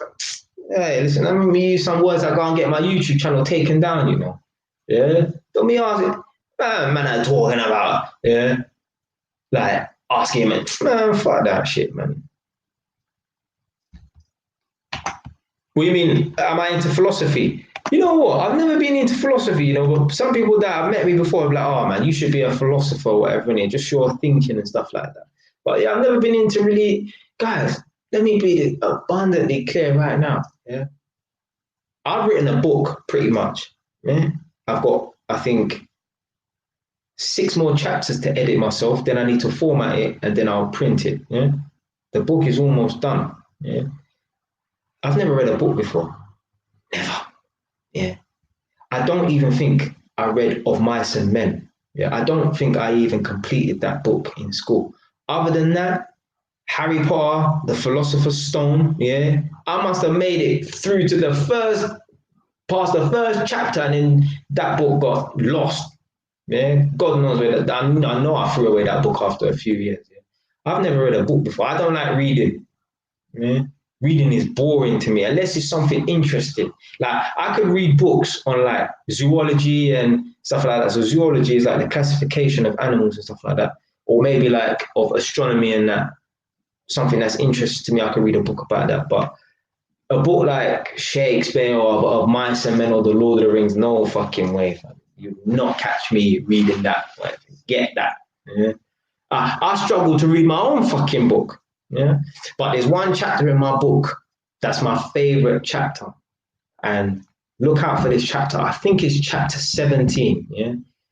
It's called The End Is Nigh. Yeah. That is the best chapter in my book. That I think anyway. Yeah. I think that's the best chapter in my book. The End Is Nigh. Look out for that chapter. So I don't know how soon I can get the book out, but I'm gonna try and get it out as soon as possible, innit? Yeah. You know what, fam? I think everyone had to do Of Mice and Men, you know? Like, it literally is one generic book. All I remember, there was one guy and he was really big and strong or something like that. But I think he was like, there was something wrong with him. There was something wrong with him. I don't know, maybe he was like autistic or something like that, but he was really like big and strong or something like that. But other than that, I don't remember nothing about the book. Nothing. I think in school, yeah, I either did Of Mice and Men and or Shakespeare. Who done who's read the book, or who at least remembers this book? Classic Shakespeare.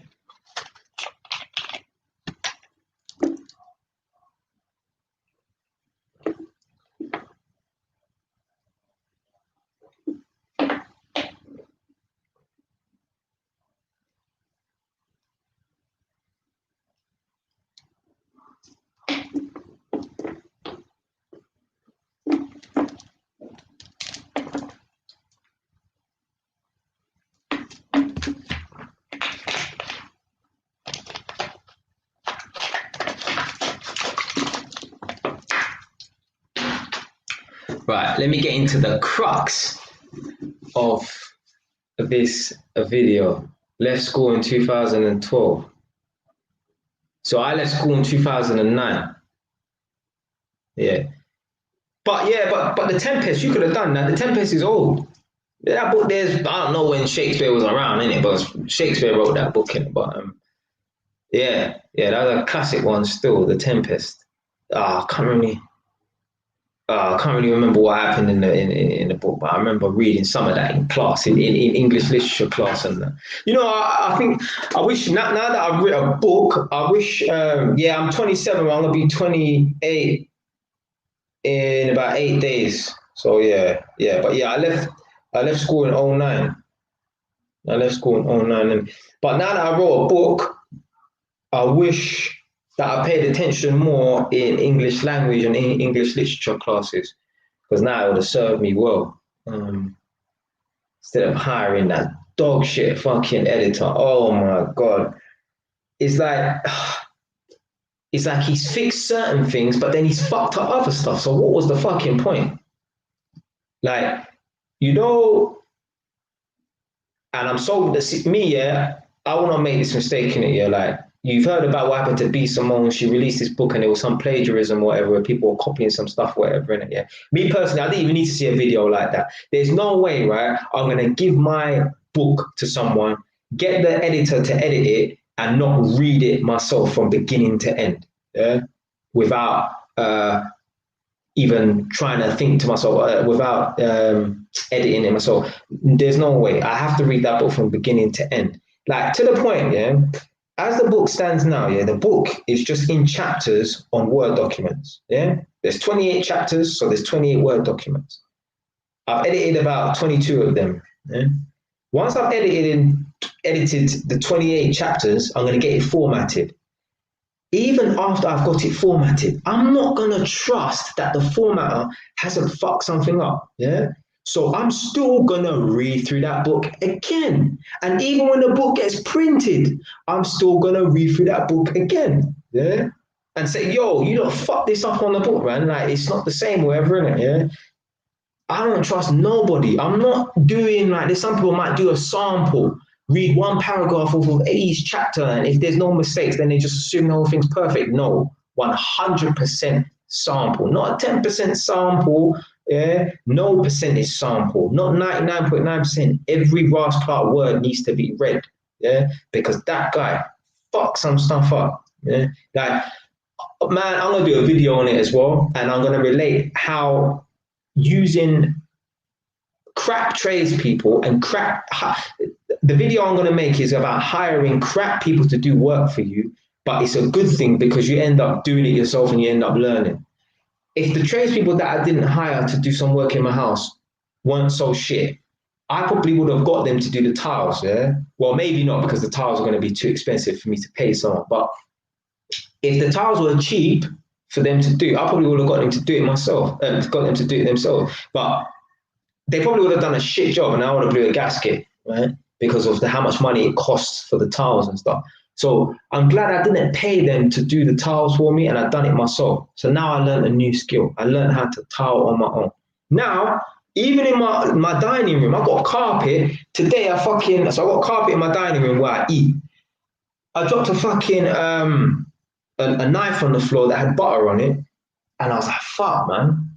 Like, I had to clean up or whatever, innit? And I think to myself, I knew this was going to be a problem anyway, yeah, having carpet in the dining room, but I didn't want to pay no one to lay flooring, so I just done what I could myself, which was carpet, because at the time I didn't know how to do tiles. Now that I know how to do tiling, I think when I redo my kitchen, do the tiles in the kitchen, worktops and work surfaces and all that, so when I do the tiling in the kitchen and the worktops and that, I probably will end up tiling all the way through and doing the dining room as well. Yeah.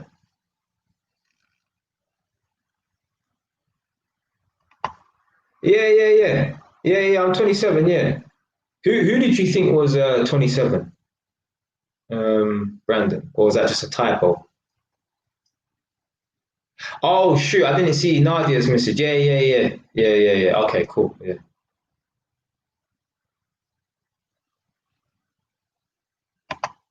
Oh, Ross Clark, Shan, you're the same. We're the same. We would have been in the same year group, Shan. Yeah, it would have been in the same year group. Oh nine.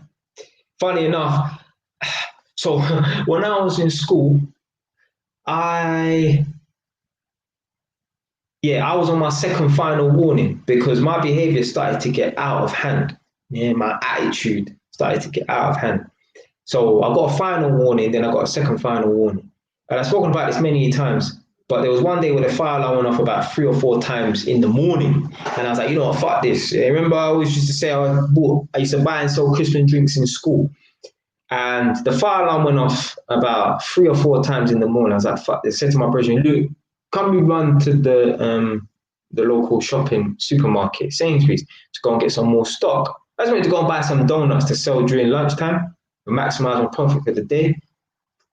So I was like, fuck this, yeah. So we started running through the school and we ran through a couple double doors, whatever, and we were just about to bust through one of the exits to run through the next playground and jump over the gate. We used to have to put our hoods on to not get seen by the cameras. This is mad, you know. We used to run out of school during school times. We had to put our hoods on and make a run for it, yeah, and jump over the fucking gate. And then when we come back in, all man, all like this, because obviously the camera's facing us or whatever. But anyway, yeah, we're running through the building of the school. Oh, I've got so many stories to tell. We're running through the building of the school, and my brother Luke and I are we're running through the school, and one of the teachers, Miss Pennine, I actually wrote about this in my book, actually. She said, where you not going or whatever, innit? No, to be fair, we got seen by another teacher, and one of the teachers shouted, stop. My friend Luke stopped. I carried on running, and then I carried on running. Just before I got to the exit, one teacher called Miss Pennine stopped me. She blocked the doors, and then I couldn't get past her. They stuck me in this room called internal exclusion. It was being excluded from school, but they lock you in a room. Basically like being fucking jail, really. Yeah. You're in there and you just got all the misfits. Yeah. There's only usually about 6 pupils in internal exclusion at once. And literally you're sitting in a room with no windows. Yeah.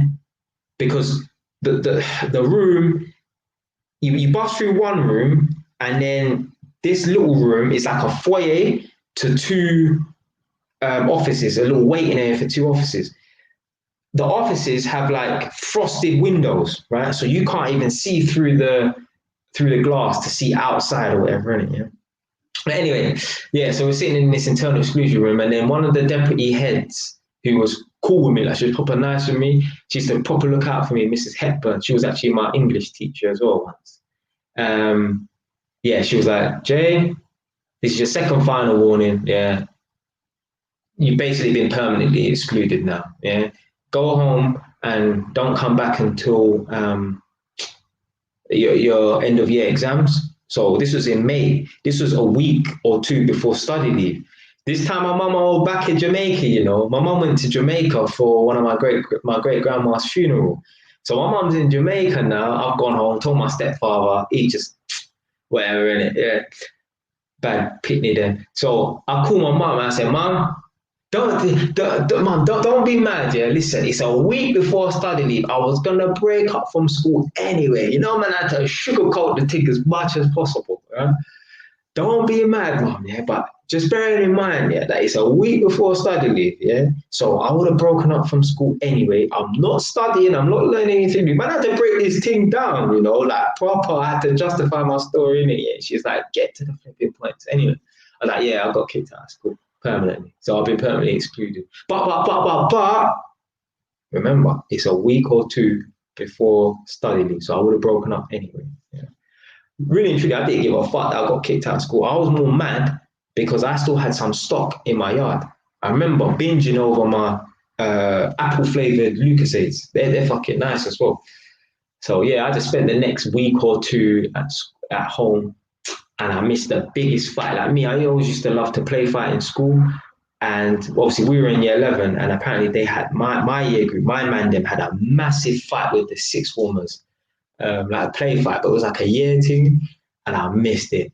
And then apparently afterwards they had like an ice cream fight or a cream fight. Like what I remember, there was pictures of people with whipped cream all over their face on the last day of school. So I wasn't around. Remember the last day of school when man was signing T-shirts and that? Yeah. Nah, and girls all kissing up t-shirt, school shirt with lipstick and that, putting X's and that. I missed that. I missed that, man. So yeah, it's a shame. It's a shame, man, that I got kicked out of school so early. So yeah.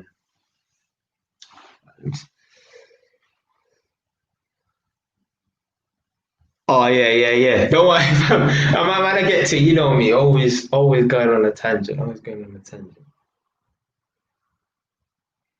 All right, Shan. So you would have been one of the babies of the year then. See, I was one of the older ones. My birthday's in September.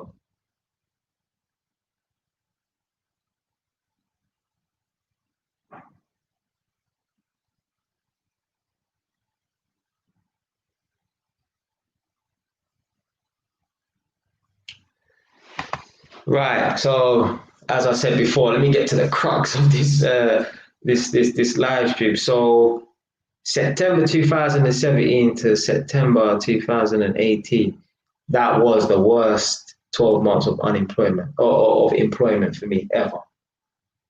So this is basically when I decided to buy that property in Egypt. Remember, I made a video why I made myself intentionally broke.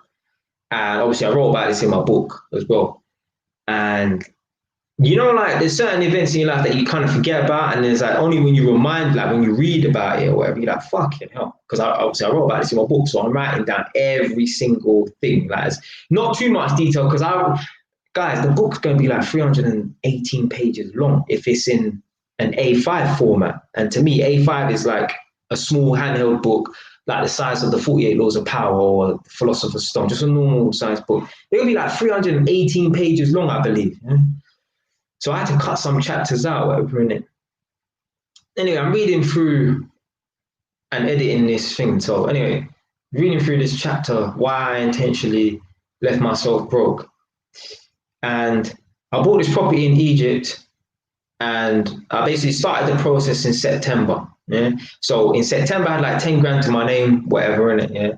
Decided I was going to buy this property so I could get some more drive. I wasn't lacking drive, but yeah, well, I was being lazy. Yeah, basically. Yeah. I didn't lose my ambition or my, dream to become a successful person, but I was getting comfortable. And I knew with having £10,000 in my account, I knew that I was comfortable and I knew I would not get a job. So I had to force myself to get a job. And the only way I could force myself to get a job is by throwing myself in the deep end, i.e. having no money to my name. So I had to get rid of my money. Yeah. I don't believe in this cash ISA business, locking up money and stuff like that, right? So I thought, all right, then boom. So I've gone into Zoopla. Anyway, started the process and decided to buy a property in Egypt. Now, I got myself a job because I knew I'm not going to wait until I'm broke and then get a job. I'm still going to get a job beforehand, but I'm going to anticipate the brokenness. Yeah? So I got myself a job, and there's a place called Palmer's Green in North London near Edmonton. And so I've gone there for the job interview, whatever, innit? And I thought this job interview was going to last like 45 minutes, but the job interview was done in 15 minutes, right? The guy basically just taught me through, just ran through my job role and my responsibilities, yeah, and the expectation, yeah. It's the same as Holmes Haringey, yeah. I'm an electrician. Mrs. Jones is fucking electrics in the kitchen are tripping out. Can you go and see what the problem is? Sometimes you might have to, well, a lot of the time we have to install new lights, fix some broken stuff, just the normal stuff, nothing mad. Yeah? So boom. So I've interviewed for this job and I got this job. And when I started at this workplace, I hadn't been at work for I got fired in January of 2017. And I started this job in September, a couple of days after my birthday, innit? So what, 8 months solidly not been at work. I've gone into the workplace now, and like first, second day or whatever, I'm just, as I said, I always observe people and stuff like that. Man, they're in the construction industry. This is why I don't like people in the construction industry. Man, them are just too slapdash and just act like fucking idiots. I know people act like idiots everywhere, innit? But in the construction industry, it's more prominent. It's worse. And you know why? Yeah, let me tell you one thing as well. This is why, yeah. Like, I'm not even trying to blow my own trumpet, yeah, but I feel like I'm too smart to be an electrician, and especially a tradesman, yeah. This is why, right, I don't rate being an electrician or a tradesman. Simply for the fact that do you know what being a plumber, an electrician, and a tradesperson is for? Like a plasterer and a tiler is for.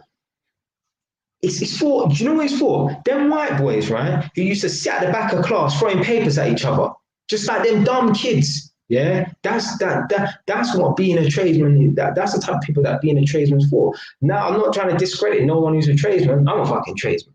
Yeah, and there are some fucking intelligent electricians. Don't get it twisted. Yeah, not even just the ones who have gone to uni and decided, you know what, uni not for me. I've got a degree, but I'm going to go and take up being an electrician. Just the people who have no qualifications and they become electrician, whatever. I'm not discrediting no one. Yeah? But what I'm saying, the vast majority of people who are tradespeople, yeah, a lot of these men have ADHD, you know.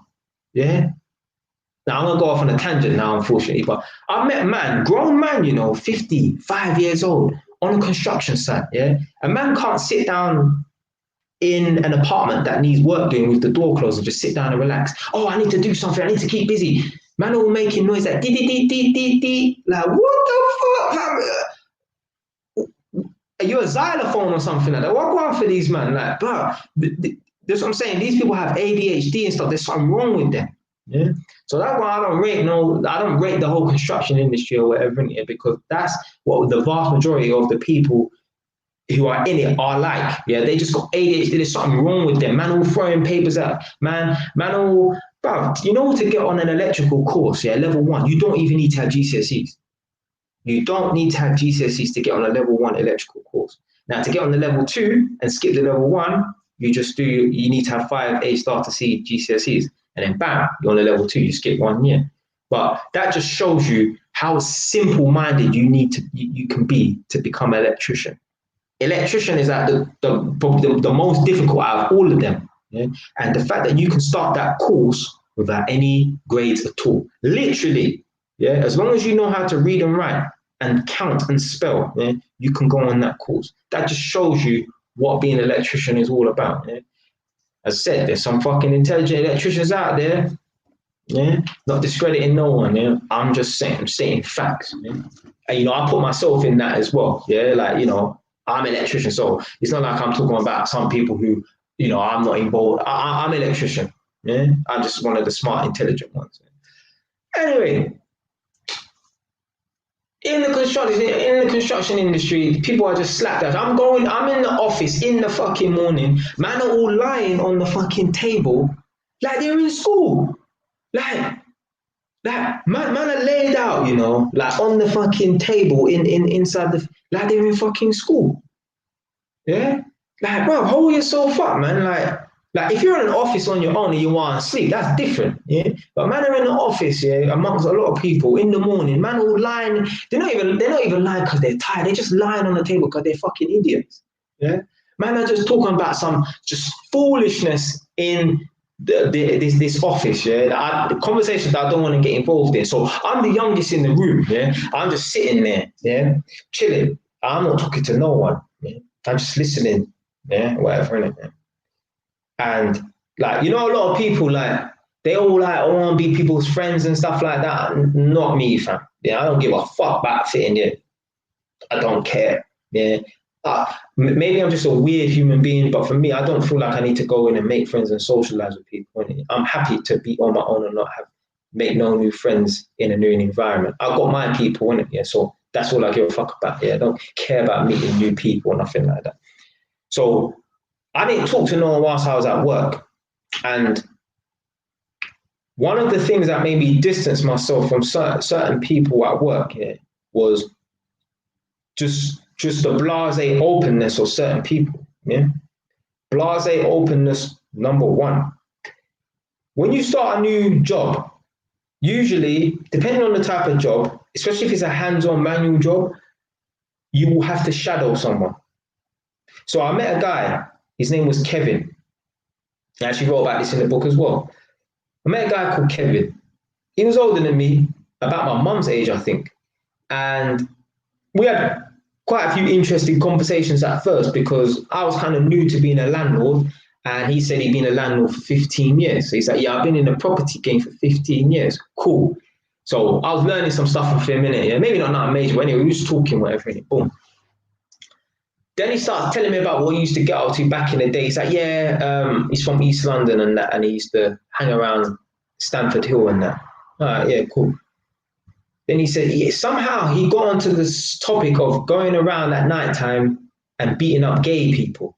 Like, bro, even if I don't agree with certain mandem's practices, bro, I'm not gonna go and sought after gay people to beat up. Yeah, even if it's not even about going after gay people.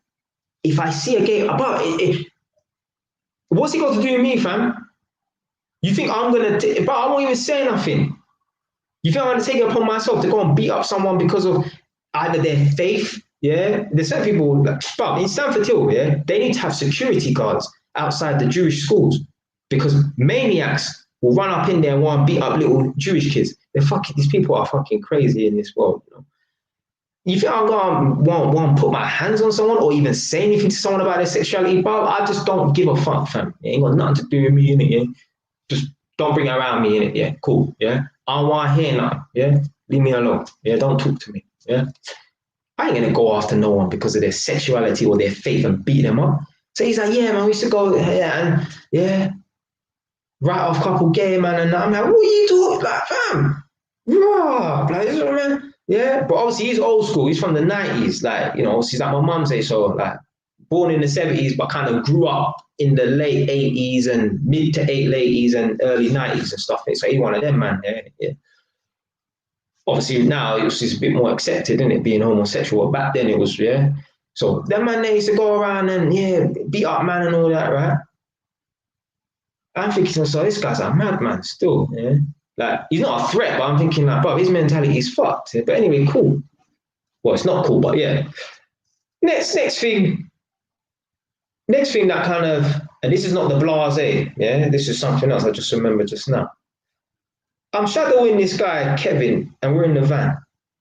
Now, the way we find out what jobs we got next is the coordinators in an office in Oxford, they're in the call center. Yeah, we work in London, but the coordinators are in the call center in Oxford. They call us up. Kevin, we got a job in Clapton Estate. Yeah, Springfield Estate in Clapton. Yeah, this lady's fucking electrics is tripping up. Can you go down there? Boom. So the coordinators call up, whatever, innit? Yeah? So they handle some other little stuff as well. And he must have called up the coordinator. And she sounded really tired on the phone or whatever, innit? Yeah. And he said, oh, you know, what's up with you? Why do you sound so tired? Oh, listen, Kevin, man, I went out on the weekend and I'm fucking hanging out on my ass, mate. Blood, this guy is like 45, 48 years old, yeah? Why are you having a conversation? Why does this little girl who is 21 years old think that she can even speak to you so loosely, like on such a friendly vibe? I'm like, huh? Like, what? I don't know their relation. I don't really give a fuck, yeah? But like, bro, like, I'm not having no fucking little 20-year-old telling me that she's hanging out of her ass and all that kind of bullshit. I'm a grown-ass man, yeah? We ain't having no I ain't your fucking age, blood, yeah? You think I can phone up my little sister in years to come? She's saying, yeah, Jay, I'm fucking what? Yeah, I'm fucking what? Yeah? Yeah, first of all, you ain't even swearing around me, yeah, let alone, we ain't having no loose chat, yeah? Anyway, fuck, get me angry out of here, man. From there, I just saw like, nah, that's too, nah, fam, I ain't having no flirtation, because it was like some kind of flirtatious kind of business going on and shit like that over the phone or whatever, and it's something like, rah. So anyway, I'm like, nah, I ain't playing these games. I ain't even seen this guy. I ain't playing no games with these fucking girls or whatever. This girl was called Amy, yeah? Boom. So right then and there, that's when I put up a wall of defense, because I knew in a couple of days' time, I'm going to be out on my jacks and I'm going to have to be communicating with them. So right then and there, I'll put up this wall of defense, yeah? There ain't no game playing with me and these guys, yeah? We ain't no brethren like talking loosely like that on the phone, innit? So I put this wall of defense here. So now I'm on my own after a couple of days, and now I'm communicating with the coordinator. So they will call me and tell me, yeah, Jay, boom, can you go to Pembury Estate in Hackney? And yeah, boom, bam, boom. So when the coordinators called me up, yeah, not just this Amy girl, but other girls, right? My whole aura, my demeanor was just very short and just closed off and that. They'll ask me stuff like, "Oh, how are you? How you getting on? You right?" Yeah, I'm like, "Yeah, I'm good." Or like, "Oh," like I'll be like, "Yes, it is." Like just very short with them, innit? Whatever. Innit? I ain't getting involved in them foolishness and nothing like that. So right then and there, like kind of used to get their back up, yeah. And they used to, I could tell they didn't like me in the office or whatever, in the head office where the call center was. Not that I've ever been there or seen them, right? Now they knew what I looked like, yeah, which takes you to my next point. This is the blase number two. I'm in the office in the morning. Man are still laying on the fucking table like they're in their fucking bedroom on their bed, yeah. One of the women, right, the manager of the call center came down from Oxford to London. Yeah, let's say her name's Lauren. I can't remember her name. Lauren's in the office. One of the tradespeople is a carpenter. There was some chat going on about IDs and like ID badges or whatever. Now, I didn't have an ID badge at the time because I was so new. They had to take my picture, print it, and it takes some time to process whatever. Anyway, boom. One of the guys, this carpenter guy, right, says, I heard Amy was creaming her pants when she saw a picture of Jay, the new electrician. I said, oh my fucking day. I heard Amy was creaming her pants as soon as she saw a picture of the new electrician, Jay. And the girl, Lauren, she just kind of smiled and just shook her head and looked down to the floor. And I was thinking, but I don't want to be around here. Who the fuck are these idiots, bro? Yeah? So, boom. I must have got into a little had some dispute with one of the coordinators on the phone or whatever, innit? But I felt like I went overboard. So the next day, I apologized and I said, look, I was a bit harsh on you. Yeah. Apologies. Yeah. She's like, it's cool, whatever. And me and that, actually, myself and that Amy girl, we actually became cool, actually. But there was none of that foolish slapdash behavior in it. Yeah. Don't get it twisted. Yeah. Like, talk to me properly. Innit? Yeah. I ain't your brethren. Yeah. So, yeah, we actually became cool. But what happened was the manager who hired me, he was away on holiday. And there was a lot of this bullshit about me, which weren't bullshit, which was true, circulating in the office. Oh, that fucking new electrician, man, he's so arrogant, whatever, innit? Yeah. Was circulating in the office. And I remember the day I got fired, right? The Kevin guy, who I said used to go around beating up gay people, him and two other colleagues, one being a new person who started at the same time as me, one black guy, were in a car park on one estate in Hackney. Now, the reason why I mentioned Hackney is because a lot of my work was in Hackney. They all were on one estate in Hackney, and I was there. I had my van, and all three of them were standing up having a conversation. And I could tell, right, they thought, why am I not in this conversation? Because they kept on looking at me in the van to see if I'm going to come over kind of thing, right? Either that or they're chatting shit about me behind my back, one or two. I know I was of interest in their brain, yeah? And I knew they thought, well, why is he not over there? And I knew I should really be over there having a talk, having a chat with them. Just like, the normal human thing to do, innit? I didn't give a fuck. I'll do something more productive in my time. I started clearing out my van, and organizing and neating up my van. And I could tell they were like, yeah, this guy is not one of the team. Yeah? So boom, I've gone into work the next day. The manager's returned to work. And he's called me in the office, right? And I just knew, yeah, my fate was set. Man, I just knew. He's like, I run a tight ship here, yeah. You man there talking like shut your fucking mouth like Sir Alex Ferguson or whatever, innit? I run a tight ship here, and I heard you've been, pissing off this person and pissing off that person, so I'm gonna let you go right now. Yeah, basically, innit? So yeah, I got fired on the spot, and then shortly after, about a week or two, I went for 3 job interviews. The first job, it's a good story. The first job interview, was at this company called Polytech. They were based in Tottenham. The second interview was at a company called Axis. One of their bases was in Stratford. That's why I went for the job interview. So I went to Stratford. And the third one was some company called Purdy. It's the same electrical maintenance and gas maintenance company. They were based in what's the fucking area called? There's an area near Chingford. Dose of David, if you're still here, there's an area next to in Chingford. The postcode is E4, but it's not Chingford. It's right at the top of Chingford. I can't remember what the name of the area is. But anyway, there's an area at the top of Chingford, the top of the E4 postcode. Yeah? It's next to Chingford, but it's not in Chingford, but it still comes under the E4 postcode. But I cannot remember what the fucking name of the place is. But anyway, that's where the job interview was. Yeah. So basically, Northeast London, East London. So I've gone to the Polytech interview, and they said to me, we'll take you on, yeah, but we can't give you a van and allow you to work by yourself. We have a work in pairs policy. It was bullshit, yeah, but they just wanted me to work with someone. They didn't want me to work on my own. So boom. I weren't too keen on that because I don't want to work with no one. Yeah. Me, I'm a man, I do my thing on my own. Yeah. I don't want to work with no one. Nah. Not Hyams Park. There's a next place. Yeah. There's a next place. Yeah.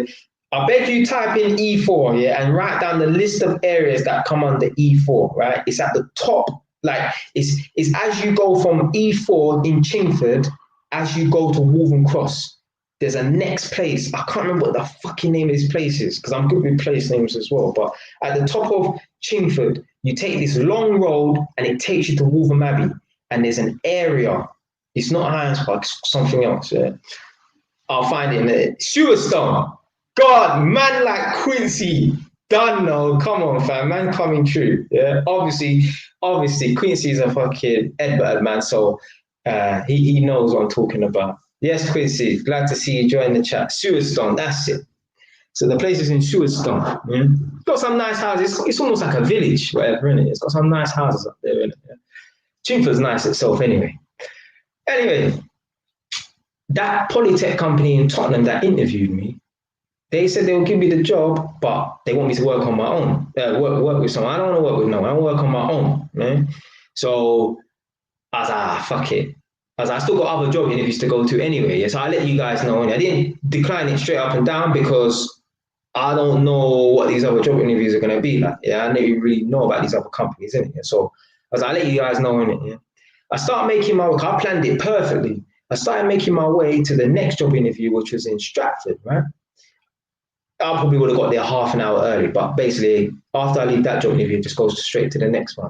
So I'm on the train going towards Stratford, and I get an email from this Richard guy who I had the previous job interview with, the one who didn't really give me what I wanted, yeah, in terms of working on my own. He said, we can give you the job and give you under the conditions you want, your own van, and you work on your own all the time. So I was like, okay, cool. But I didn't respond back to it, yeah, because I still want to know what Axis and Purdy are saying, innit? Yeah? So boom, I've gone to the Axis job interview now, innit? Yeah? Met this guy called Nabil, Asian guy, cool guy, whatever, innit? Yeah, nice manager, innit? Yeah. Met Nabil, and right then and there, bam. Like you see me, yeah, on paper, yeah, like I look like the greatest electrician ever. And I'm a good electrician, I'm just not a good employee. I'm a terrible employee and fucking proud, yeah? I'm proud to be a bad employee. Yeah? As stupid as it sounds, yeah? I don't want to have a badge upon like, yeah, I'm the greatest employee in the world. No, yeah, because that's all I'll ever be. Yeah. So on paper, qualifications wise, I'm an electrician, I'm an electrical tester, and I'm an electronic engineer. Yeah, I've got HNC in that. Yeah. So I'm overqualified. Yeah. Plus, I'm good at the job, hands-on. Yeah. Certain things I'm lacking in because I just don't have no experience. So you can't be good at something that you don't have experience at. But on paper and in the real world, I'm good. I'm just not a good employee. So he was like, oh my God, man, like we hit the jackpot. This guy's fucking young and he's got, guys, let me just put it out there, right? My qualifications that I've got, yeah, this was like 3 years ago, whatever, yeah. I had more qualifications than man, double my age. I have qualifications that certain electricians will never achieve just because man just have no ambition. Yeah? So I'm overqualified. Yeah? I had the type of qualifications that senior managers would have, yeah, who are not working as electricians no more. Because I just applied myself from young. So boom. So he was like, oh, we must have hit a jackpot with this guy, young guy, like maybe even because I was black as well. Yeah. So he's like, because it's a big company, yeah, Axis, big company, yeah. And they like to employ like incorporate like equality and diversity, yeah, people from all different walks of life and stuff. So it's like, oh, we got this young black guy, fucking hell, he's qualified to the T. We need to have him on board, whatever. Yeah. Nice guy, well spoken. I used to speak better than I do now. Well spoken and shit like that. Yeah, we need to have him on board. And yeah, so I was like, you know, I still got another job interview, and someone else gave me an offer. The guy gave me an offer right there, dead sir, right there on the spot. You know, the man gave me the job. He said, look, I'll give you the job. The guy almost pretty much begged me. You know what, yeah? With my evil little brain, I should have said to him, yeah, put up the salary as well. Yeah, but anyway, I was like, I don't know, innit? Yeah, I still need to go and check out these other jobs, innit? Yeah, this other job I've got. So anyway, as a last ditch attempt, he decided to take me into the office, yeah, to meet the other colleagues, yeah, because he's thinking this man here is like a normal human being, someone who wants to be accepted by the crowd, someone who wants to be a part of the team. I don't give a fuck about none of that bullshit, yeah. I don't give a fuck, yeah. But there was one thing I did give a fuck about. So boom, he took me into the office, right? It's a nice big office. It's all nice and clean, proper office, yeah. He took me into the office, right? My God, I saw this girl. She has to be the prettiest white girl I've ever seen in my fucking life, yeah. I found out she was from Lithuania, right? Like, she had like bluey green eyes. Like, you know, like when the eyes, she had like ocean blue eyes, but they turned green as well. Man, this girl was so nice. Yeah, all I thought to myself was, you know, I provisionally, like, I subconsciously accepted the job interview right then and there. I just didn't tell him. I still wanted to check out the other one just in case, yeah. But as soon as I saw that girl, I was like, that's it. Guys, I still ain't seen a white girl that looks like that before, ever since. Like, I can't even really say, you know how Megan Fox has that look, yeah? Like, there's a lot of girls with black hair and blue eyes, yeah? But they don't pull it off, and they ain't naturally as good looking as Megan Fox. This girl easily, yeah, could give her a run for her money. Like, she had like tan skin, but she was white Lithuanian with like these ocean blue eyes. She was the nicest white girl that I've ever seen in my life, yeah. And I think until this day, I'm talking about in person, yeah, maybe not on TV, but definitely like in person. Yeah? So all I was thinking is, I'm gonna get onto this girl. Yeah? Anyway, boom. I went to the next job interview, Purdy, right? Now they promised me, the recruitment agent said £16 an hour. When I got to Purdy, and when I was speaking to my future possible employers, they said, oh, we'll only pay you £13 per hour. I said, yeah, joke me. I said, nah. I declined the offer right then and there. None of this, oh yeah, I'll let you guys know. Nah, fam. Yeah, there's no chance. Nada, my brother. Yeah, no chance that I would be accepting £13 per hour when the other places are offering me more. So I just declined the job right then and there. I said, nah. If they had told me that I would have fun, I wouldn't even have turned up. I literally just accepted the Axis job. As soon as I got through the door, jumped in my car, called up Nabil, yeah, my previous interviewer from the Axis one, the second interview. Nabil, I'm taking the job. Oh yeah, great news and that, innit? Yeah, I swear, this guy probably popped a bottle of champagne. Yeah, he really wanted me on board. Yeah. Got into the workplace now, started now. They put me with one guy to shadow again called Kenny. I still got this guy's number to today, innit, yeah? As I said, I always say before, yeah?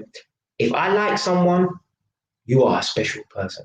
I'm telling you. Because I don't like many people, yeah? But this guy, Kenny, older man, black man, he was so cool, yeah? I still got his number to this day, yeah? Working with Kenny, it was a pleasure to work with this man. He was just so cool, whatever, yeah? And that's coming from me, the man who's just anti, yeah, don't get along with nobody, yeah, apart from the few select. Yeah? So anyway, shadowing him for a bit, then obviously, boom, I got out on my own, whatever, innit, yeah, taking calls from the coordinators and that, innit, yeah. And I remember, obviously, I was taking calls from the coordinators, and one or two of them was kind of pissing me off. There was one Jamaican youth there, and he used to kind of get on my nerves, whatever. But every now and then, but a certain time we were cool, whatever. Yeah. But the coordinators, they're not your boss, but because they order you around, go to this estate here in Islington, yeah, Holloway, yeah. This person's shower's not working, the electric shower's not working. They kind of order you around or whatever, innit? So sometimes, yeah, if you got people ordering you around, yeah, and like sometimes they will try to talk to you, so you have to pull man up and all them things or whatever, innit? So he's starting to get on my nerves or whatever, innit? Yeah?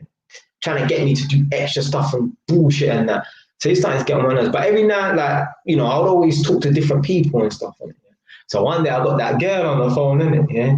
So I think it was like, yeah, I got that girl on the phone or whatever, innit? So we're talking. I'm not trying to hit new to her or nothing like that over the phone. I don't need to, innit? Like these times, like it's near Christmas now, innit? Yeah. I'm thinking, I'm just waiting for that work Christmas party. Then I'm gonna make a move on this thing. Yeah. So I didn't even need to try and chat to it in the office or chat to it. I'm gonna try and make a move on a girl over the phone that I can see in person. That don't make no sense. All I'm thinking to myself is, yeah, I'm gonna move to this girl at the work Christmas drinks. If not her, yeah, if I don't get on with that girl, there's one other white girl in the workplace. She's got a big bum as well. Like, but man was lining them up, and this is like my second week, you know, lining them up already in it. Yeah, like man, yeah, I was placing targets. Yeah, I was putting bounty on these girls' heads already. Yeah, within the second week. Like, yeah, her. If she's not on it, then bam, her in it. Yeah, boom. So I was talking to this girl on the phone now. And she was like, oh, you're a bit rude, you know. I said, how am I rude? I've never even spoke to you before. And he said, oh, you just come across rude, innit? I'm like, yeah, that sounds good to be in it, yeah. That's what I kind of want to hear, innit, yeah. That she thinks I'm rude, innit, yeah, cool. Boom.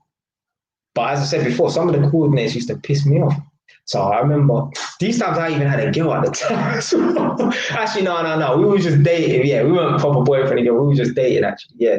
But I was at her house. And one of the coordinators rang me up.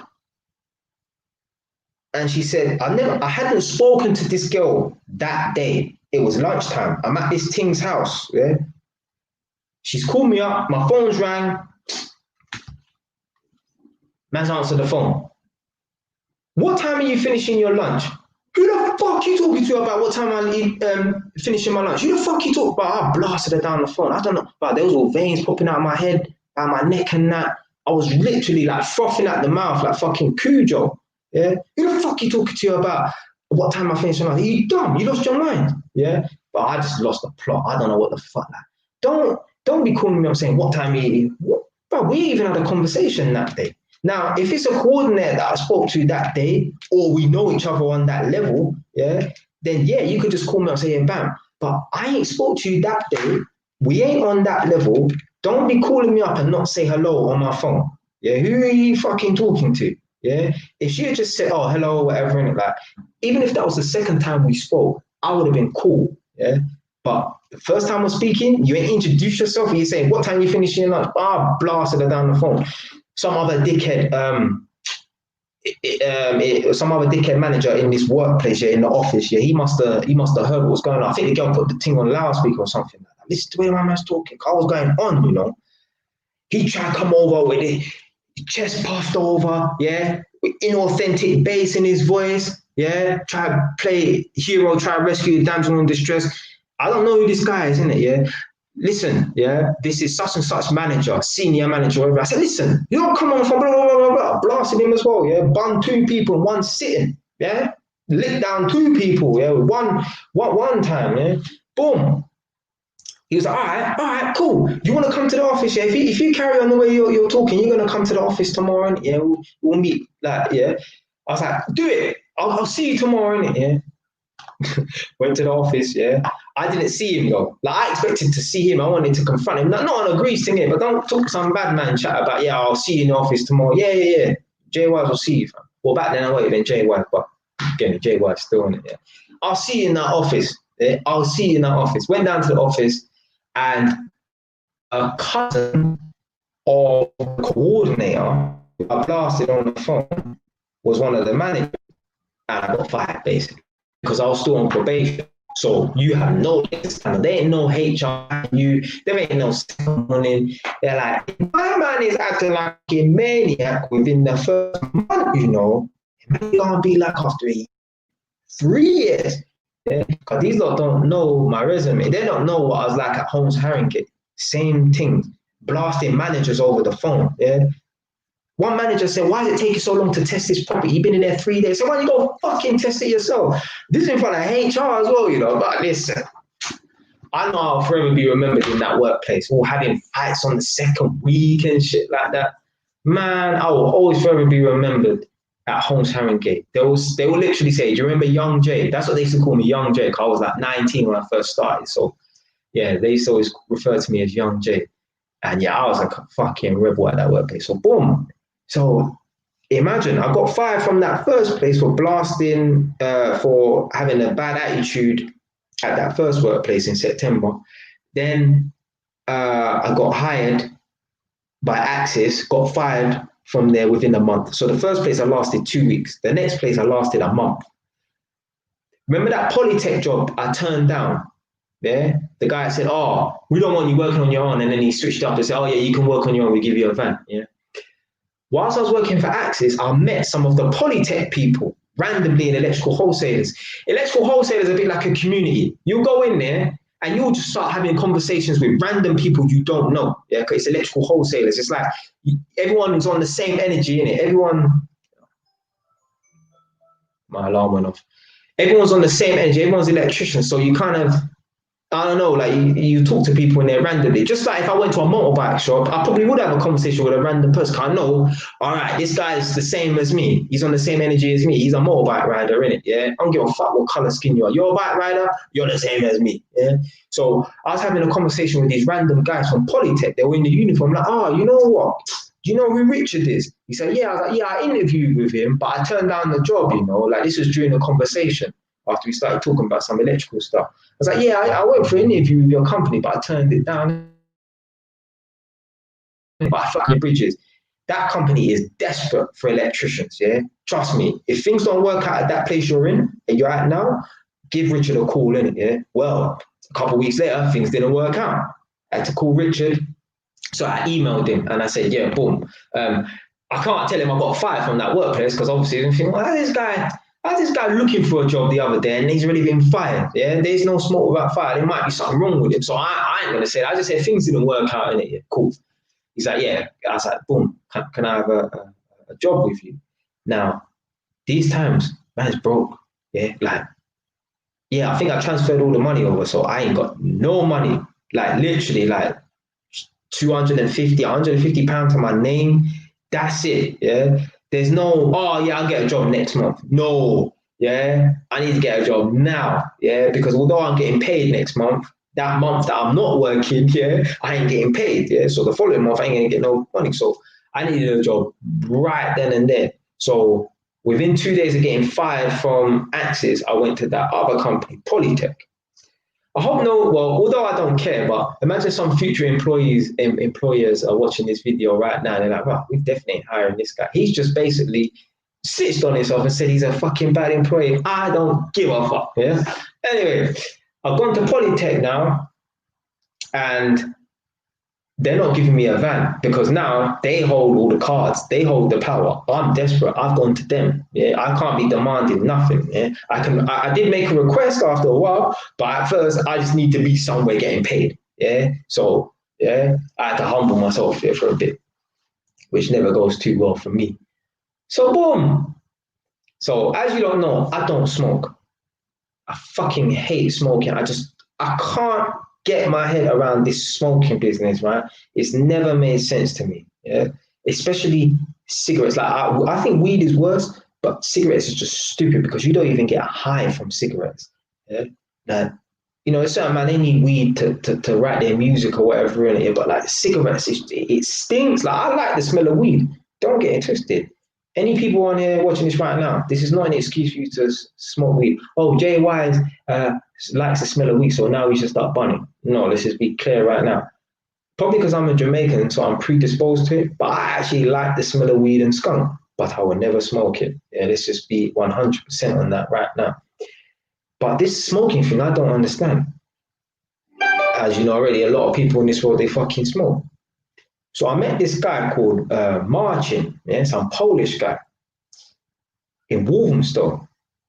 A lot of the jobs that I went for all around like near my house, just neighbouring areas, isn't it? So I met this guy in some on some council estate in Walthamstow. And don't ask me what it is those are there because I don't know Walmstone like that in it. But I remember I used to park my car at Billet Road because I got some cousins that live around there. I used to park my car at Billet Road near their house, and then he used to pick me up. So anyway, the first day I drove onto this estate, and I met this Martin guy, right? Now he's bust his van door, but he has his own van. He's bust his van door open on his break. And he's just going out for a little cigarette break in it. So he's bust his van door and he's sitting in the cockpit, but with his legs hanging out. He's just chilling in the van partially, and he's smoking a cigarette. Well, I thought, you know what? Let me just outline this right now. Yeah, there's no point in me waiting for him to do it whilst we're driving in the van. Let me just draw the line in the sand now. I said, you don't smoke in the van whilst you drive, do you? And because I said, I don't smoke. And he's like, no, don't worry. I don't smoke in the van whilst I drive, mate. Yeah, like he's being sarcastic, whatever in it, yeah. So boom, he would pick me up and drive me around, whatever in it, yeah. No smoking in the van, cool. I don't know. He probably did smoke in the van, but because I outlined it, right, he just, yeah. But then afterwards, we had a little disagreement. We had a little falling out. Partly my fault. I left the work area that we was working in. We was working in a flat complex, and we was doing the lights in the communal area, like in the hallways. Now, I left it electrically safe. No one could get electric shock, but the rubbish from the boxes and stuff, I left scattered around. Not that bad, but I could have neatened it up a bit better. Right? And I left like 1 or 2 screwdrivers on the floor, and I went to lunch. This dickhead's called man up, yeah. Hi mate, where are you? You know them, them foreign man that tried to talk English, yeah. Like, hi mate, where are you? Yeah, but I didn't like his tone in it, yeah. As I'm going off to lunch, he's like, you need to come back now. We need to have a little chat. As soon as he said that, my heart started beating. Not out of fear. I'm thinking, all right, this is a fight now, innit? Like, but this guy don't know who I am, yeah. Talking like that on the phone. So as soon as I heard, and this is me, you know, I'm a black man going to get food. Nothing comes in between me getting food. A man has spoke to me in a way that I didn't like. I didn't even get my food. I went straight back. I'm going there and I'm prepared to start rumbling, tumbling this guy. And this guy's a fucking big guy as well. Yeah, he ain't no little pipsqueak. Yeah, I'm going there. I'm ready. Okay, boom. No matter what happens, yeah, I know. Yeah, I'm ready to swing with this guy. Yeah, and he's getting in the way of my food. But I was going to get chicken and chips. You mad? Yeah, talk to me like that. Oh, fuck the chicken and chips, bro. I'm going back. Yeah, we're going. Yeah. So as soon as I went there, I rendezvoused with him inside this a flat complex, and I let him say his piece first, right? And I let him talk, but then afterwards he was still using that tone. So right then and there, it kicked off. Now we didn't start fighting or nothing like that, innit? But we exchanged words in a heated manner. Not an argument, cause we ain't no gal out here, innit? Yeah, but we exchanged words in a heated manner, right? So I stopped working with him, innit? I got my car and I went home early that day, but I still got full pay. I went back to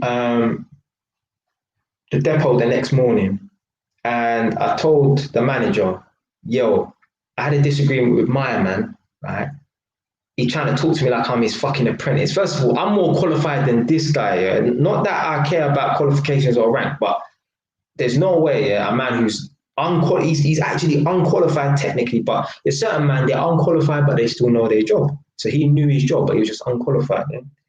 There's no way an unqualified man, whether he knows his job or not, man, is telling me, yeah, I'm not an apprentice, bro. Yeah, I'm more qualified than everyone in this workforce. Yeah, so there's no way. Yeah, there's man trying to talk to me like an apprentice, and he knew by that guy's mannerisms, he could tell. Oh, yeah, other people had problems with this guy, or whatever. So he probably just, yeah, he's just another person who's had a problem with this guy, and he's just an idiot anyway. Yeah. Cool. So, who did I work with next? Who the fuck did I work with next? Was it? Oh, shit, I'm trying to think. Oh, I worked with one of the supervisors. He was cool. He didn't smoke in the van or nothing like that. Because this was an issue. This smoking in the van thing is an issue, yeah? Then I go to work with some guy called Irvin. Yeah, Irvin, one Albanian guy. I've jumped in his van. I've got in, it's one of those vans that can carry 3 people. He's driving, his apprentice is in the middle, I'm on the end. As soon as he jumps in the van, he lights a cigarette. Yeah? I said to him, nah, brother, you can't smoke that in my presence. I said, do you mind? Yeah, I don't smoke in it. He said, well, I do. I said, what, should I get out and drive my own car? He said, it's up to you. I jumped out and I got my own van. I said, listen, I'll follow you. I'm not riding around. I'm not riding around in someone's van and they're smoking in my presence. Yeah. Not in a confined space, yeah. If someone's smoking in my presence out on the street, that's one thing, yeah, but not in a confined space, not a fucking van. It's bad enough if it's in someone's house, but not in a fucking van, yeah. Windows down, I don't give a fuck, man, yeah. Shit, get me angry out here, man. This channel should be Mad J, yeah. I should have named this channel something. Nah, actually, nah, JY's, yeah, I even look like a JY, so I guess JY's gonna have to stick. So I drove around in the van, but you know what? He was actually a cool guy to work with. It was just, we clashed instantly. I met him for 1 minute, yeah, and we are instantly clashed on this smoking business, right? So we clashed on that, yeah, boom. But they used to put me with different people and stuff like that, right? So I worked with a few other people. Certain people didn't smoke in the van, which was cool, yeah. I met another guy called Christian, a Romanian guy. I've jumped in his van, he starts smoking, right? I said to him, do you mind not smoking, yeah? He's like, oh, I'll smoke in the van if I want. I said, blood, listen, yeah? There's a sign in the van, yeah, that says no smoke here. Plus, you got someone who don't smoke in your presence, have some respect and don't smoke in your presence. He's like, well, I'll smoke if I want. Got out of the van, jumped in my car again, following these men around. I'm using my own petrol, you know, when really I should be riding around in these people's van for free. But I said, you know what, fuck it, yeah? At that time, I got this new Nissan Juke as a courtesy car because someone wrote off my old Honda Civic that I used to have. So I didn't mind driving around in the car because it was a nice drive. Plus, I feel like I'm my own man when I'm driving my own car rather than being a passenger in someone else's car. I don't know, maybe I've got some kind of control issues or something like that, but I just like to be in control of the wheel, yeah, and where this is going. Although I'm still following the next man's lead. So boom. You know one thing as well, with that Irving guy, the first guy in the van, right, when I told him to not smoke or whatever in front of his apprentice, he said to me when we met up afterwards, when we got to the first job, he said to me, you should have asked, do you smoke in the van? I said, what am I asking you if you smoke in the van for? You're sitting in the van, the engine's running, you've lit a cigarette, you obviously smoke in the fucking van. Why am I like, oh, do you smoke in the van? What did he need to have 6 cigarettes in his fucking mouth and his hair on fire for me to know that he smokes in the van? Of course he's smoking in the fucking van. Yeah? So I said to him, why am I going to ask you for smoking in the van when you've barely got a cigarette in the van, the engine's running, you're about to drive off? Of course you smoke in the van. Yeah? I ain't got to. I'm asking man a question that I already fucking know. Yeah? She's like, I didn't like the way you told me in my own van. I was like, yeah, fair enough. Yeah, but at the end of the day, the van is a public space. It says no smoking, yeah, so you shouldn't really smoke. Same issue with that Christian prick as well, yeah. Boom, stop working with them lot. Now, this has all happened within a month, yeah. And the final straw, I was working with some young black youth, yeah, and we got into a disagreement. And he's like, oh, just go home then, innit, yeah. So I went home. The next day, I sent in a nasty email to my manager, Richard. This is after a month, you know. Sent a nasty email to my manager, Richard. I said to him, yeah, the people on this workplace, their attitude stinks. I've had to tell countless employees, yeah, to not smoke in my presence where they shouldn't be smoking in the van, period, yeah. Then he sent me an email back saying, well, I'll tell you what we do, yeah. Bam, bam, bam, bam, bam. Next thing I know, I'm fired, yeah. I didn't return back to work ever again. So yeah, I got fired from that workplace. So that's 3 workplaces, you know, so far. That was in February of 2018. Then I'm just going from workplace to workplace to workplace to workplace. Yeah? It is Groundhog Month. Yeah, literally, not Groundhog Day, Groundhog Month. I'll go to a workplace, last a month. Guys, please believe, yeah, by September 2018, I'd been fired from about 9 workplaces. I literally worked out, and I wrote this in my book, I worked out, you know, when you find the average, yeah? You add up all the numbers, yeah, and you divide by how many variables there are in it. Yeah? So if you want to find out how much the average savings is of a 24-year-old, yeah, you get 10 24-year-olds, you add up their savings and you divide the amount of savings, that the summation, yeah, so you add up the savings of 10 24-year-olds, it might be 50 grand, and you divide that by 10 because there's 10 of them, yeah. The average savings of a 24-year-old is 5 grand. Well, I added up how many workplaces I've been to and how many, I added up how much time I spent in these workplaces by how many workplaces I've been to, it gave me a mortality rate of 4.4 weeks. I literally calculated it. Yeah. My average lifespan at a workplace was 4.4 weeks. Yeah. So just under 5 weeks. That's like 35 days to a blood clot. Yeah. I did not last long, yeah, at these workplaces. Yeah. So literally, I was jumping from workplace to workplace to workplace to workplace. Yeah. I got around, yeah, in that 1 year period from September to September. Yeah. In that 12 months, I fucking got around. Literally. The last workplace I went to for that year was in December, right before Christmas. It was, apart from the job I just left, which I got fired from as well, yeah, which was, apart from the job that I had last, which was in January of this year, 2020, one of the jobs I had previously, which was in December of 2018, right before Christmas, I was working in Finchley, and there was this nursery that had been constructed from the ground up, from the first brick in the ground. There was a ground floor, first and second floor. And on the first and second floor, there were no windows, and it was fucking freezing. Let me tell you, yeah. Man, it's December, late, yeah, it's before Christmas, it's December. So we're in, like, yeah, definitely, I don't really know about autumn and winter, what the fucking difference is. I just know autumn comes first. I cannot tell you what day autumn ends and what day winter starts. But yeah, if we ain't in winter, we're at the end of autumn anyway. Fucking freezing.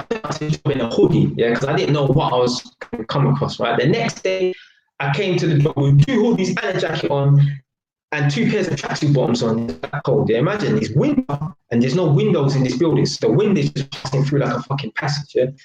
Boom. But this job was good because there was no one on the construction site. No one on the construction site, yeah. Imagine this construction site was the size of a big house, yeah. So, you know, imagine a big detached house, yeah, that has a first and second floor. Just imagine that size, yeah. But there was no one on the job. Literally, I was the only man. It was like working on a ghost town. And if you know anything about Jay Wise, he loves to be on his own. Yeah? I loved it, yeah. Like, I used to just talk to my brethren on the phone, like for an hour here and there, whatever. But I just put my music in or listen to stuff on YouTube and I say, no, this is no, no. There's only one person that turned up, right? And that was one of the guys who hired me from the job. I only lasted at this job for 2 weeks. Unfortunately, the guy that hired me, he had a heart attack and died. Just joking, I didn't know. The contract was only for 2 weeks. So, yeah, I was getting paid like the highest rate I've ever been paid from a workplace. I think it was at that job, it was like £35 per hour, but they were desperate. So yeah, that was a fucking, that was a nice little job.